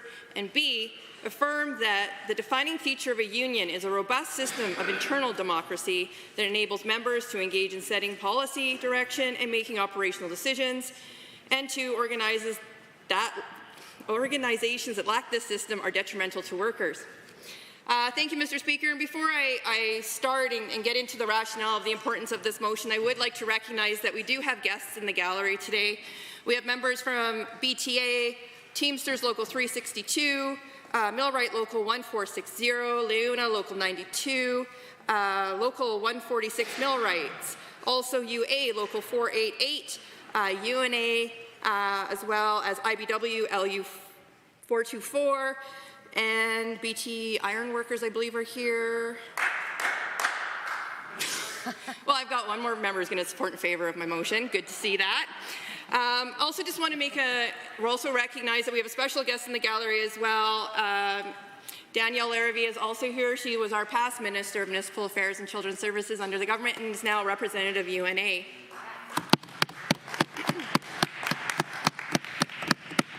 So, Mr. Speaker, why are we here debating this motion? Well, I think it's pretty clear that on this side of the House, we represent the working people of this province. We stand up for the working people of this province. And we have clearly seen a demonstration by this government that they do not. Now, we can go down the history lesson a little bit, all the way back to, well, I'll start with 2014, which is when I was a labour activist. So I was a member of AUPE. I represented Local 6, which was the social workers, as well as our human services workers within the government. And in 2014, we saw a government that introduced Bill 45, introduced Bill 46, Bill 9, and Bill 10. Now, Bill 45 and Bill 46 were basically a way to bust unions, to stop them from being able to organize, and if they had any type of work action, strike action, were going to be penalized into the 6-digit figures. It was a direct way of trying to stop unions from being able to do their fundamental democratic right in being able to do work demonstration. We then saw Bill 9 and Bill 10, which is a little bit of a history lesson of what we're seeing again more recently, which was a direct attack on private and public pension plans. The government was trying to influence and being able to make arbitrary changes to pension plans that belong to almost every single worker in this province. Now, back in that time, we spent many, many cold days standing outside in front of the legislature, at City Hall, and many other places, demonstrating why these pieces of legislation were fundamentally flawed. And in fact, it was a success story for many of us and all of the unions across the province, because Bill 9 and Bill 10 died on the committee floor. The government backed down, recognized it was a bad decision, and yet here we are again with the government wanting to talk about the CPP and removing Alberta out of the Canadian Pension Plan. On top of that, we have seen other changes being made. We have seen this government going after occupational health and safety standards and trying to water down the very protections that workers have in this province to ensure that they go home safely at the end of each day. We've seen them roll back rules in regards to presumptive coverage under WCB. We've seen attacks on bargaining units within the health sector when the government continuously starts to talk about reorganizing the health departments and moving people out of their bargaining units and moving people into other bargaining units. We've also seen Bill 1 in 2020 when the government wanted to ensure that there could be no job action around essential services, which would limit any type of job action or strike in regards to a hospital, a public transit system, or any of those what would be deemed by the government an essential service. Another way to block unions from their democratic right. We see today, announced this week, the government talking about creating its own police force by using our sheriffs, who belong to a collective bargaining unit and no longer know what that means for their future within their pension plans, within the collective bargaining unit, whether they'll be members of AUPE or create into another place. Again, the government's complete disregard and disrespect for the structures of how unions function and the rights that working people in this province have. Now, we could also talk about the fact that when we were in government, we introduced Bill 30, an act to protect health and well-being of workers. The UCP repealed that piece of legislation, and so workers no longer have the right to refuse unsafe work and are no longer protected against discriminatory acts of employers who receive safety complaints. We established fair practices, and we had the Fair Practices Office, which no longer exists because that piece of legislation was repealed. On top of that, we introduced Bill 17, the Fair and Family-Friendly Workplace Act, which was to ensure that people were able to take unpaid leave to care for themselves or loved ones. The UCP repealed that piece of legislation. Mr. Speaker, we also have the lowest minimum wage in this whole country. Shame. We have higher wages for people that are able to attain higher wages, and we pay the least amount for the rest of the working people of this province. Many of the people in this province don't even have access to health care or benefits, and this government is refusing to sign on to the pharmacare program. They do not care about the working people of this province. It is shameful that this government continues to stand up and just did, talking about the importance of labour mobility, the importance of ensuring that we have working people in this province to keep our economy moving forward, and yet removes the rights of workers to negotiate fair salaries, to negotiate occupational health and safety, and to ensure that they have the right to the benefits that all Albertans and Canadians have. You cannot say that we have a labour shortage in Alberta and then say, but those people don't deserve to get paid for it. So the government needs to step up. They need to start taking care of the working people of this province. They need to ensure that our collective bargaining process is fair and that people are compensated for the work that they do. They also need to get rid of the abilities for non-unionized workplaces to undermine the collective bargaining processes in the private sector. We have seen an erosion of salaries for the very working people that one of the members was just clapping for, due to the fact of double-breasting. We can get into it if you want, but let's talk labour. Because honestly, it is shameful that this government chooses to try to deflect any responsibility about the working rights of the people in this province. For a member opposite to start saying carbon tax just speaks to how little respect they have for the working people of the province. It's embarrassing, really. It's shameful. It is a lot of things. So let's be clear. Alberta is falling behind when it comes to ensuring that the working people of this province have the rights, have the salaries, have the ability to unionize, for that matter. And every piece of legislation that we see, there is an underlining way for this government to try to erode the ability for collective bargaining, for the ability for arbitration, for the ability for non-unionized workers to become unionized workers, and then when they are unionized workers, for this government to find a way to ensure that they underwrite the salaries and erode the salaries of the very unionized people of this province. We have weak occupational health and safety in this province. We have poor WCB supports in this province. We do not pay our people of this province the salaries that they deserve, and the government should be ashamed that we pay the least amount of a minimum wage than anywhere else in the country. You cannot say that we have a strong economy when the people of the province don't benefit from it. And if you want to talk about good business and you want to talk about the fact that the economy manages and supports everybody, then the working people that are driving the economy, that are working in those businesses, that are actually driving the profit that the government talks about all of the time, then you should ensure that they're compensated for the work that they do. And yet this government does everything to make sure that that doesn't happen. And so, Mr. Speaker, I would encourage all members of this House, if you're going to sit there and clap hands at members of unions, then you better stand up and support my motion. Order, order, order. The honourable member for Taber-Warner. Thank you, Mr. Speaker. It's an honour to be able to rise today in speaking about this motion by the honourable member from Edmonton Manning. I just wanted to do a little bit of fact-checking. There were some statements that were made there that were factually incorrect. She said that we are the lowest in Canada in terms of minimum wage.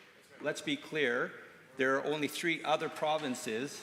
Remember, there's 10 provinces in this country. Only 3 other provinces that are actually higher than us. That doesn't sound like the lowest minimum wage in Canada. So let's just be clear. But you know what? It's pretty easy to do the fact-checking, Mr. Speaker. I wanted to talk about the motion and talk about the purpose of the motion. I think was good, and however, it just had to be right at the end that this member put in, and I quote. So this is B sub 3 or sub 2. Organizations that lack this system are detrimental to workers. It's true. And the heckling continues to show that that's true, according to the members opposite.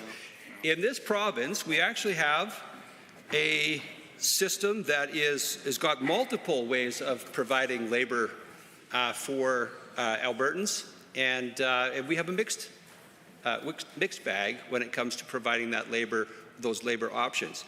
And I think that there's a value to that. But let's just be clear. I had the opportunity to, in the last election, do some door knocking in Lethbridge. And just for members' information, I want them to know that I actually started out as a teacher. So I started out as a teacher and taught for 2 years. And at that time, way back when I was teaching, it was many, many years ago, teachers didn't make very much. In fact, I think I took home $1,960 a month. And it was difficult. I was starting a family. It was difficult to be able to make it. And I remember thinking after going to university that I made more before university than after university. And today, though, I will say that teachers make more money. They do. They actually do quite well in this province. And so anyways, I was door knocking in Lethbridge, to go back to my story, and when I was door knocking, I came across a teacher. And he had lots to say to me. Knew I was representing the conservative side, and he had lots to say to me. Now, one of the things he said to me is he said that, that we don't care about unions. I said, well, I used to be a member of the union, and I disagree with you. And I said, so I started asking him a few questions. I said, at this time now, obviously teachers are making more money. I said to him, how much do you make? He told me how much he made. I said, how much is that compared to other provinces? He says, that's actually pretty good. I said, how did you get there? He said, through collective bargaining. I said, well, every other province has collective bargaining units. I said, how did you really get there? And he says, well, you tell me. You think you've got the answers. So I said, listen, it's just my opinion, but it's my opinion that you got there because you're living in a province that's done it right. And we did it right because when a floating tide or a rising tide floats all ships. So because we have a strong economy, and we've actually been able to say we've had a strong economy for a long time, teachers have been able to actually show, hey, if you're paying this person that much, you should also pay us this much as well. And that is the reason why they were able to get more money in the teaching profession. And you know what? For the first time, he said, you know what? I think you got me there. Now, I don't know if I got his vote. He didn't say. But I wanted him to see that in Alberta, this thing we used to call the Alberta Advantage is something that has actually benefited not just those in the private sector, but those who are also in the public sector as well, and those people who are in unions have also benefited from it. We can see the stats are very clear. And the member from Edmonton Manning talked about all the negative stuff, and I've only heard that from the NDP. It almost seems like they just don't get that we have this Alberta Advantage, that everybody in Alberta benefits from it. My family has benefited greatly from it. And that's the reason why I got involved in politics in the first place back in 2015. I wanted to actually give back to this great province that I love and that I grew up in. I wanted to be able to make sure that our children and our grandchildren could have a good place to be able to raise their families. And when I hear that we're doing everything wrong, that we're treating this group wrong or that group wrong, I have to say, well, you know what, we do make mistakes. But in reality, we've done a whole lot really, really well in this province. And you know what? The numbers actually prove it, Mr. Speaker. The numbers actually prove it. Every time, every year, we seem to have more people moving in. There was only one glitch in that problem, or in that time. Only one glitch. 4 years. 4 years where Albertans admitted that they made a mistake and they voted for an NDP government. That's the reality. So the Boots did the talking. They moved here from other jurisdictions, not just other places in the world, but they actually moved back from other parts of the country as well, from other places. Now, if the honourable members would stop heckling and actually listen to the arguments, maybe we'd actually have a very good dialogue in this situation. Hear, hear. But they're not interested in hearing about the facts. I actually started out my speech here today talking about fact-checking. And then I think about it, if it was really just about minimum wage, and we were the lowest in Canada, why would anybody want to move to Alberta? And yet we had 200,000 people move into this province last year alone, the largest migration into this province that we've ever seen. Now, why did that happen, Mr. Speaker? What happened? The reason why is because we had the ability to be able to bring back the Alberta Advantage. And because we have so many people moving in here, even though we have so many people moving in, we also have the increase in wages as well. I've been an employer in this province. I have signed the front of checks, not just the back of checks. And I know how hard it has been to be able to actually find good employees, because you have so many jobs that we're building here, you just don't have enough employees.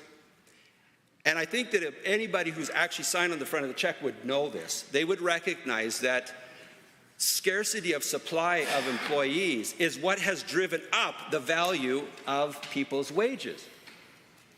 So this is one of the reasons why I'm not in favor of this motion, because I think we actually have done it right. You betcha. Collective bargaining does play a part in the grand scheme of things. That does. But every province in the country have collective bargaining units. So if they couldn't raise the wages in those areas, what were they doing wrong?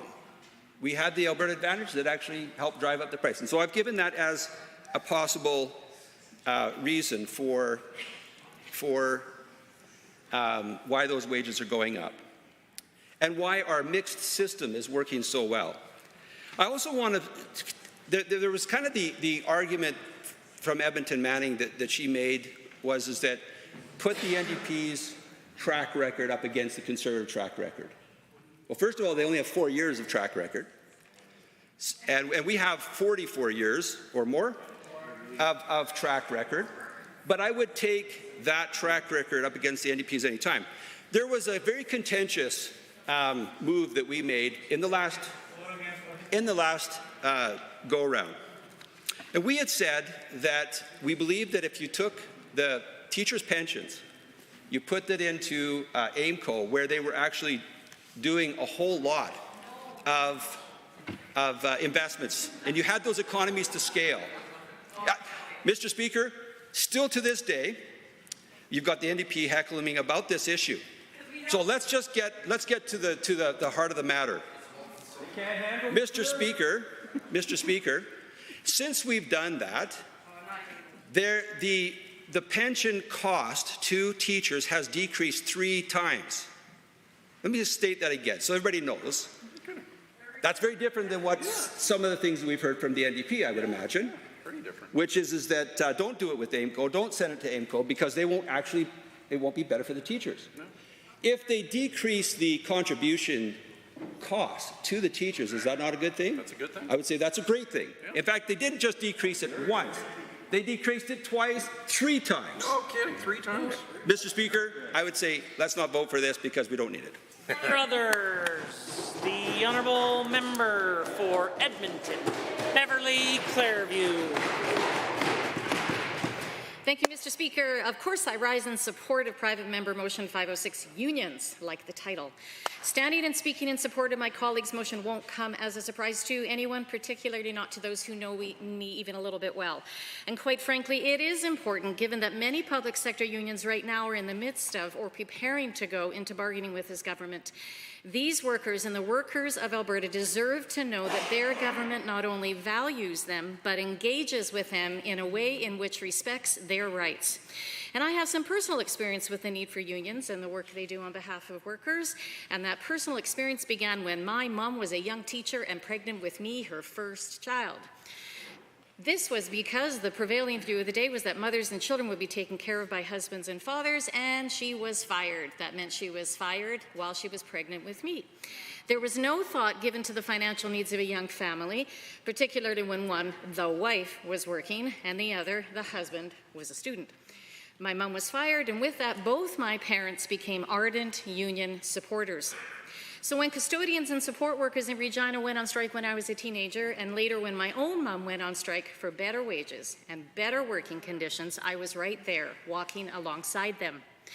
I've walked and sung along many unions during the course of my life. I've sung about the importance of unions, about the power of unions, about what solidarity actually means, and about the work unions do and the opportunities they provide not just for their members, but for all workers. Now, one of the things that this motion does is to simply recognize the value, importance, and history of collective bargaining and unionization in Alberta, all those things that unions have done for us collectively. So let's take a moment to look at why unions are important and what they've meant not only to the people of Alberta, but to every working person here in this lovely province. Workers have been fighting for fair wages, fair pensions, and better working conditions for centuries. And in Canada, somewhat recently, as opposed to 400 years ago, there were a couple of bellwether events that I just want to let everyone know about. In 1872, this is the teacher in me coming out. In 1872, workers rallied together to strike and fight against long work days. In those days, the average workday was 11 or 12 hours, so workers fought that.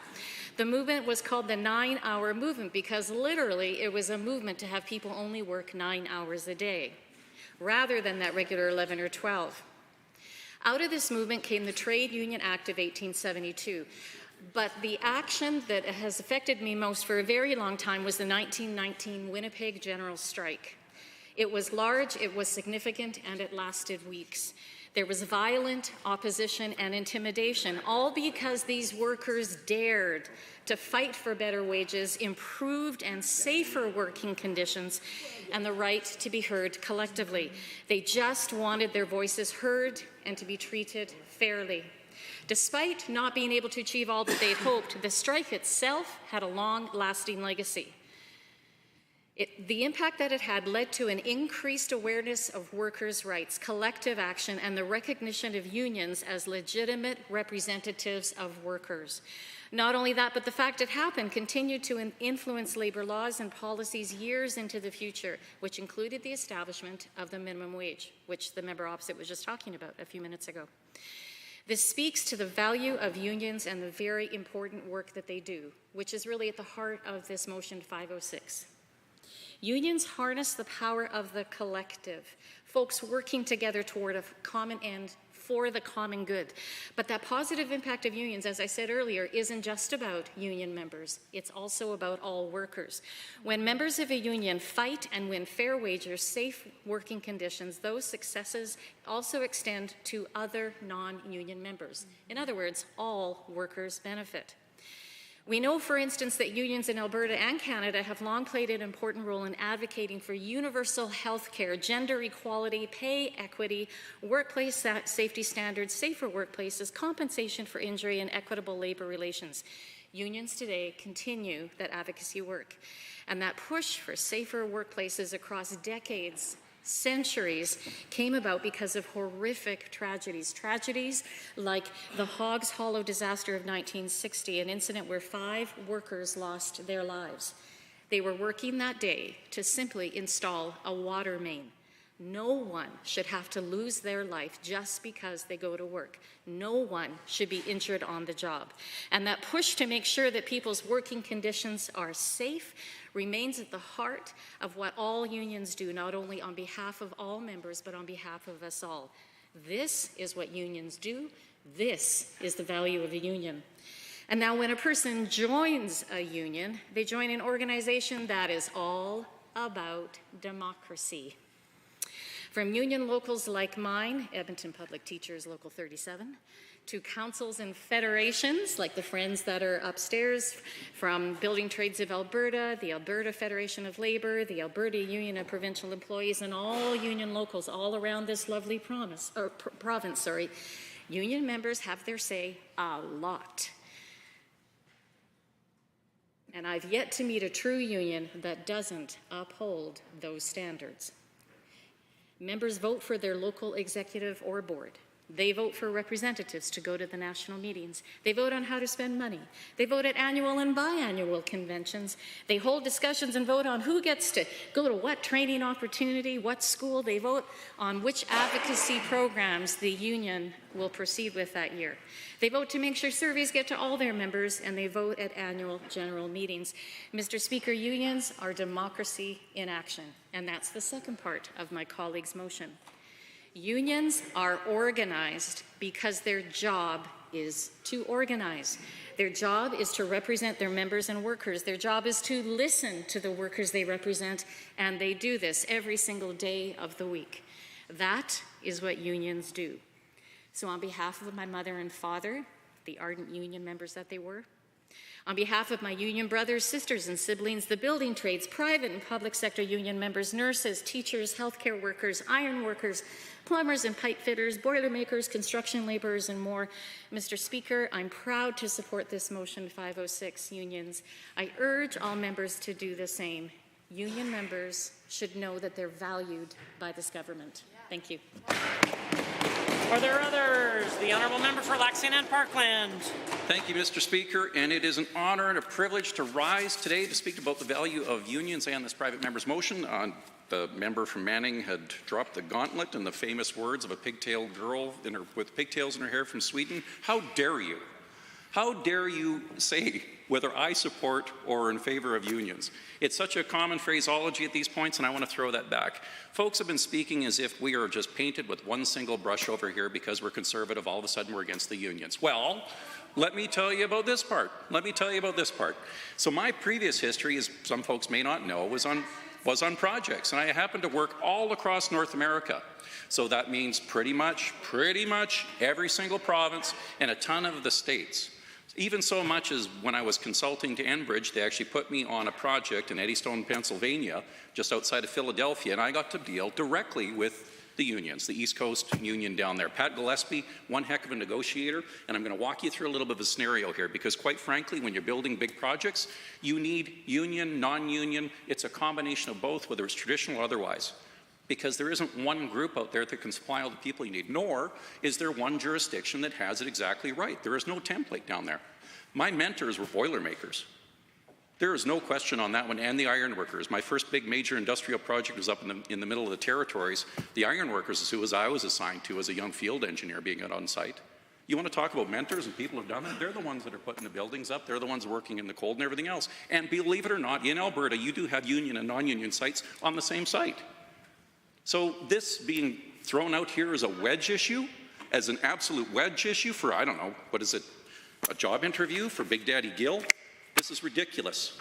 So, back in Eddystone, Pennsylvania, when I had to explain in the Four Seasons Hotel to Mr. Pat Gillespie about Enbridge's bidding process, the unions down there were pretty frustrated. They would think that you could have an actual bidding this thing to open market. What I guaranteed this gentleman was, this is our process right across North America. The best projects have this that we have in place, the most successful ones, every jurisdiction we go into, and it is agnostic when it comes down to our labor force.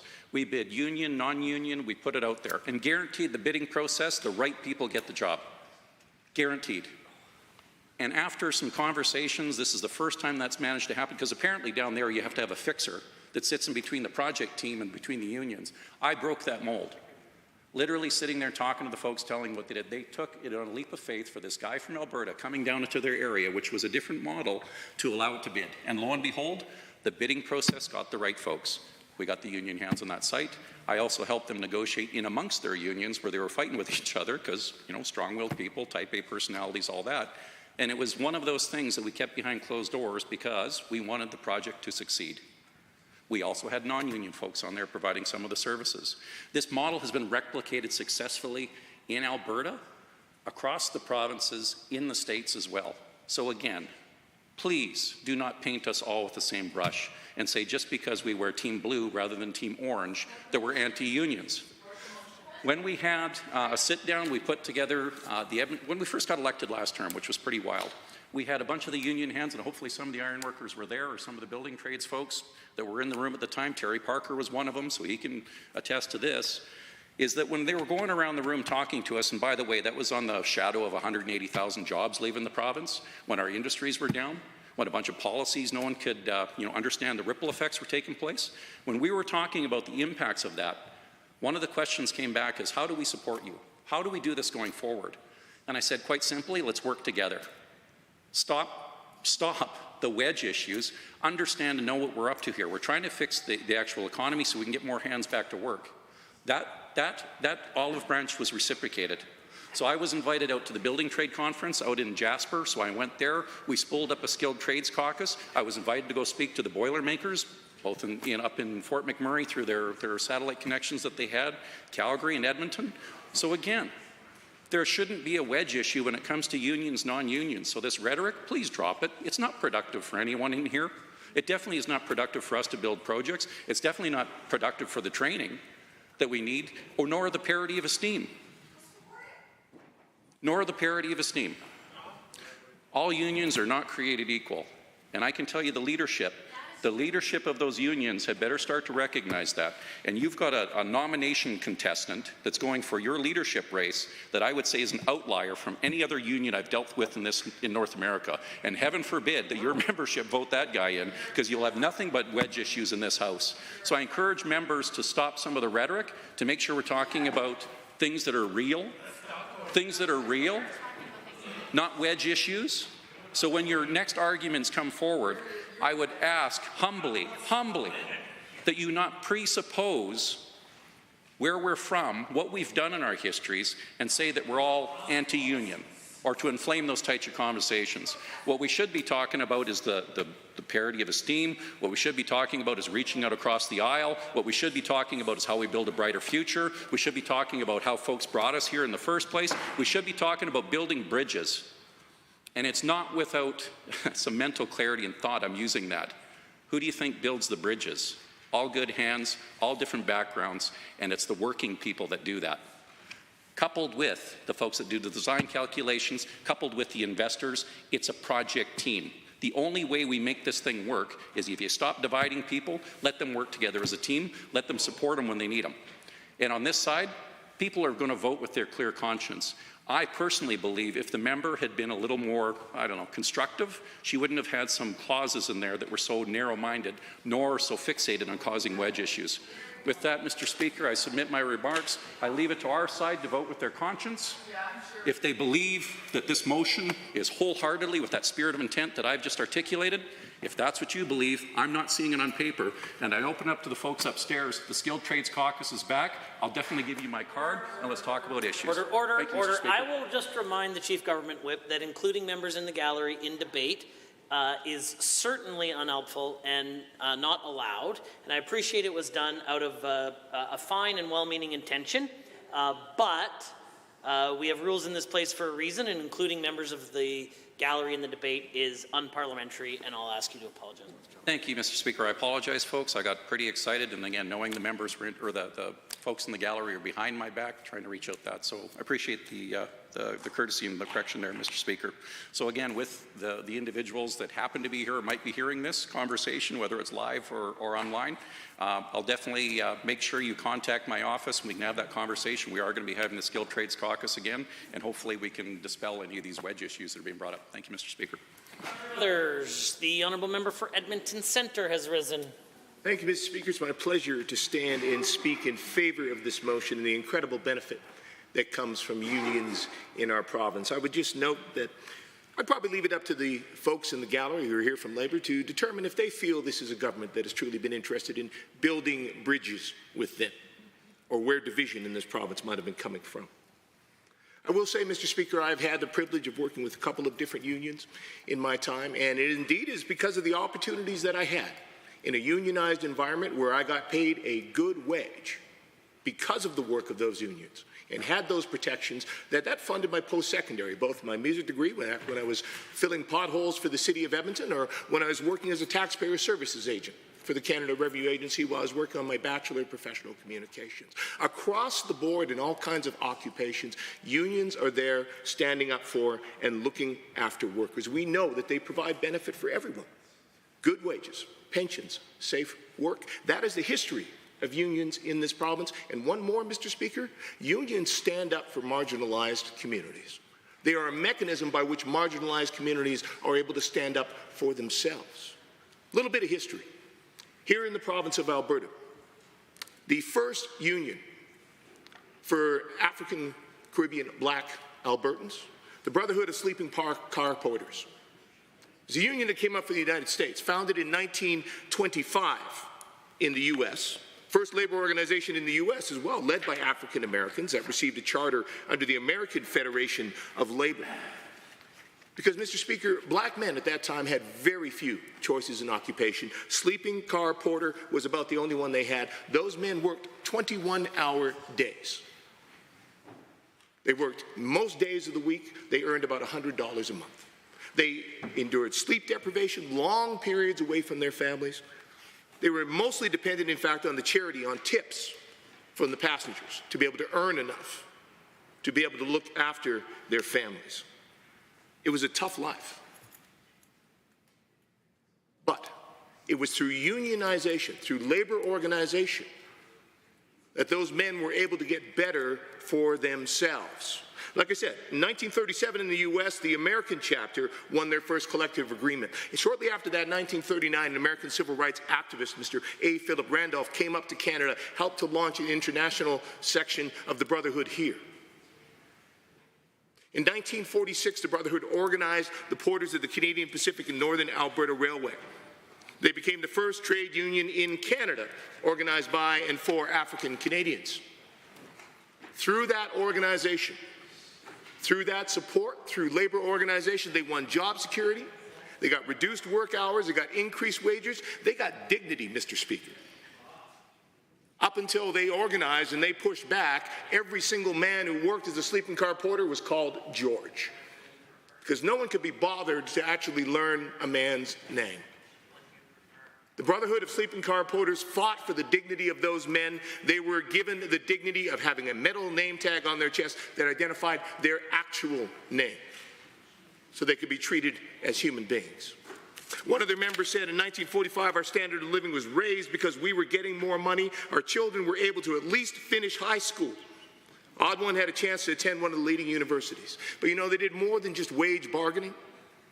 1940s, Mr. A. Philip Randolph came back to Alberta. He helped encourage the development of the Canadian Society for the Advancement of Colored People, and they fought for civil rights. And I should also note, the Brotherhood didn't just fight for their own rights, they worked with the Calgary Labour Council to get better labor rights for everybody in this province. Because again, unions work together. across boundaries, across borders, for the benefit of everyone in our province. So the Brotherhood, they also fought for improving human and civil rights, and so do our unions today, Mr. Speaker. They have been there in the fight for rights for the LGBTQ2S+ community. They have been there to fight for women's rights. They continue to be there today to fight for every marginalized community that faces challenges in our communities. Because they are about making our society better and opportunities for all.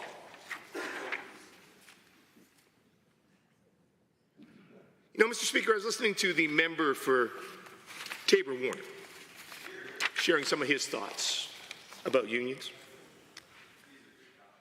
You know, he talked about we're living in a province that got it right. Said the numbers prove it. Mr. Speaker, I would encourage him to go back and talk to that teacher in Lethbridge again. Ask him how he feels about those classroom numbers these days. Those classes of 35 and 40 kids. Think that teacher feels that this is a government in a province that got it right? How many healthcare workers, Mr. Speaker, right now feel this is a government that got it right? The nurses that are facing record numbers of patients that they're looking after at a time because they are consistently short-staffed. They're watching others across Canada get raises in their wages, Mr. Speaker, other jurisdictions that are getting it right because they are paying their workers what they are worth because they recognize the incredible benefit. Mr. Speaker, through the COVID-19 pandemic, it was our healthcare unions, these frontline workers, these labor leaders that were fighting for better for every single Albertan. They were in there facing the risk, and yeah, they were fighting for better for their workers, that they would be protected against a deadly disease, that they would be supported in the work they needed to do, but they were fighting for better conditions for the people they care for, and they continue to do that work today. And I can tell you, Mr. Speaker, there are probably not many healthcare workers right now who feel this is a government who got it right, or feel that this was a government that was looking to build bridges over the last 4 to 5 years. But you know, that's not what we're here to talk about today, Mr. Speaker. We're here to talk about why unions are important. And that is a big part of it. Because we know, Mr. Speaker, that we will have governments, we will have businesses, we will have individuals who want to participate in that race to the bottom. And that is not to impugn all employers, not by a long shot. There are many good employers. But we know, we see it consistently. It keeps coming back. It keeps happening. That is why we have labor legislation. That is why we have councils and tribunals and others to judge these things in the province. And that is why we have unions, Mr. Speaker. Because we need to have accountability. And that is one of the reasons why I think we have seen this government, Mr. Speaker, as much as some members may stand and profess their individual support for unions, we have seen this as a government that has been antagonistic towards unions, who has sought to undermine unions, who has sought to curb the power, the ability to organize in this province, because this is a government that does not want to be held accountable, that is allergic to transparency. And they know that an effective union is a powerful force. So I'm thankful that we have strong healthcare unions that are advocating not only for their members, but for the quality of care for all in this province at a time when it is degrading, when quality is dropping, when we are shipping people from hospital to the travel lodge in Leduc. I'm glad that we have a strong teachers union at a time when we have overflowing classrooms and the lowest per capita funding for students in Canada. I'm glad we have strong post-secondary unions who are fighting to defend the institutions that this government has undermined with multiple years of cuts, affecting the quality of post-secondary education for students. So I want to thank the labor leaders, the members that are here today, for the work they continue to do, and let them know they have allies here across the aisle.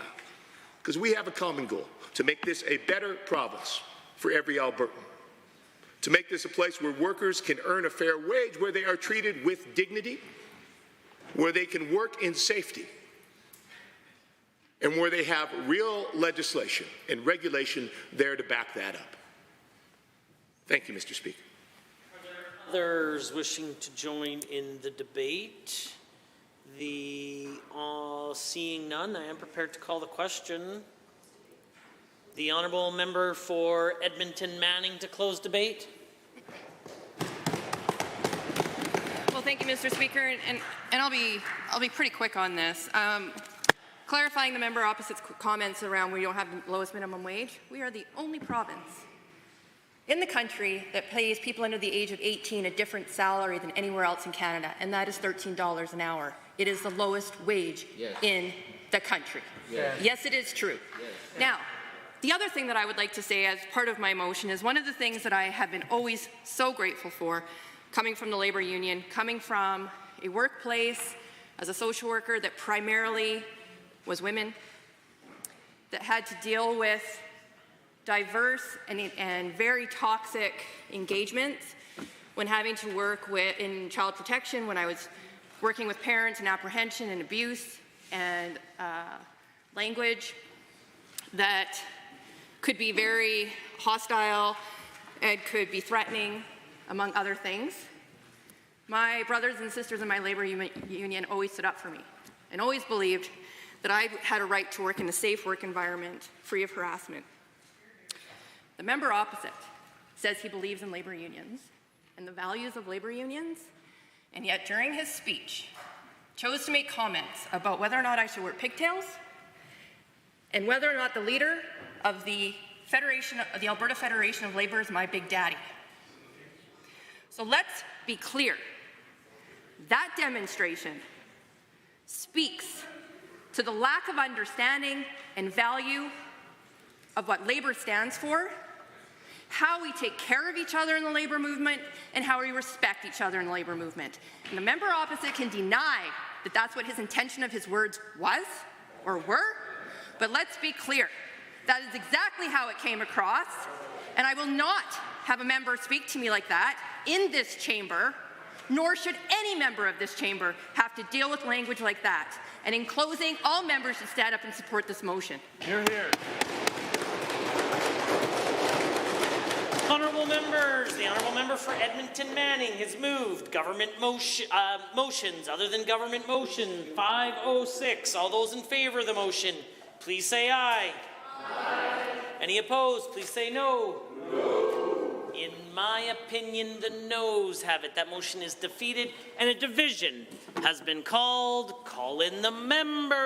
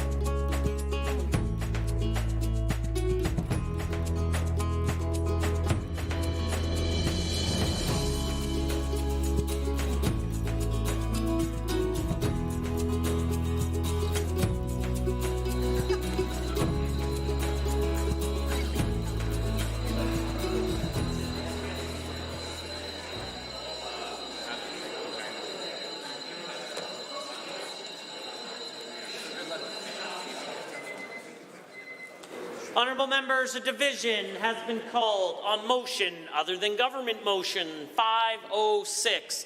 All those in favour of the motion, please rise.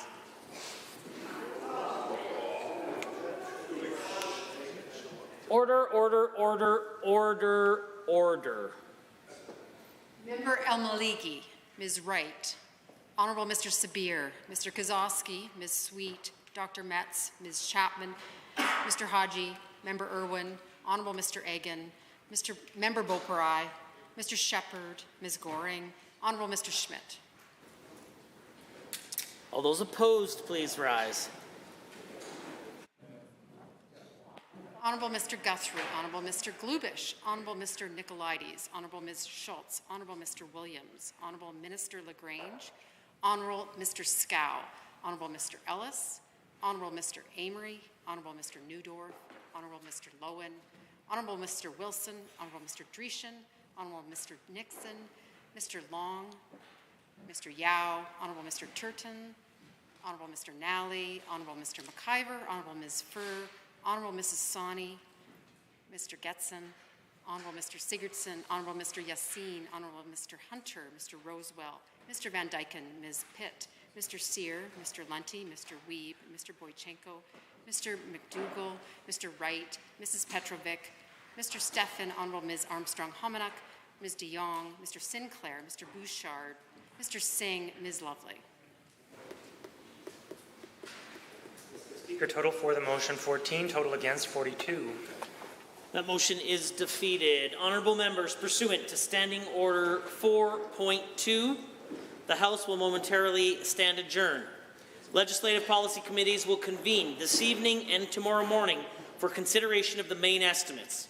This evening, the Standing Committee on Alberta's Economic Future will consider the estimates for the Ministry of Jobs, Economy and Trade in the Grasslands route, and the Standing Committee on Families and Communities will consider the estimates for the Ministry of Justice in the Rocky Mountain room. Tomorrow morning, the Standing Committee on Families and Communities will consider the estimates for the Ministry of Health in the Rocky Mountain room, and the Standing Committee on Resource Stewardship will consider the Ministry of Transportation and Economic Corridors in the Grasslands room. Honourable members, the House stands adjourned until tomorrow at 1:30 p.m.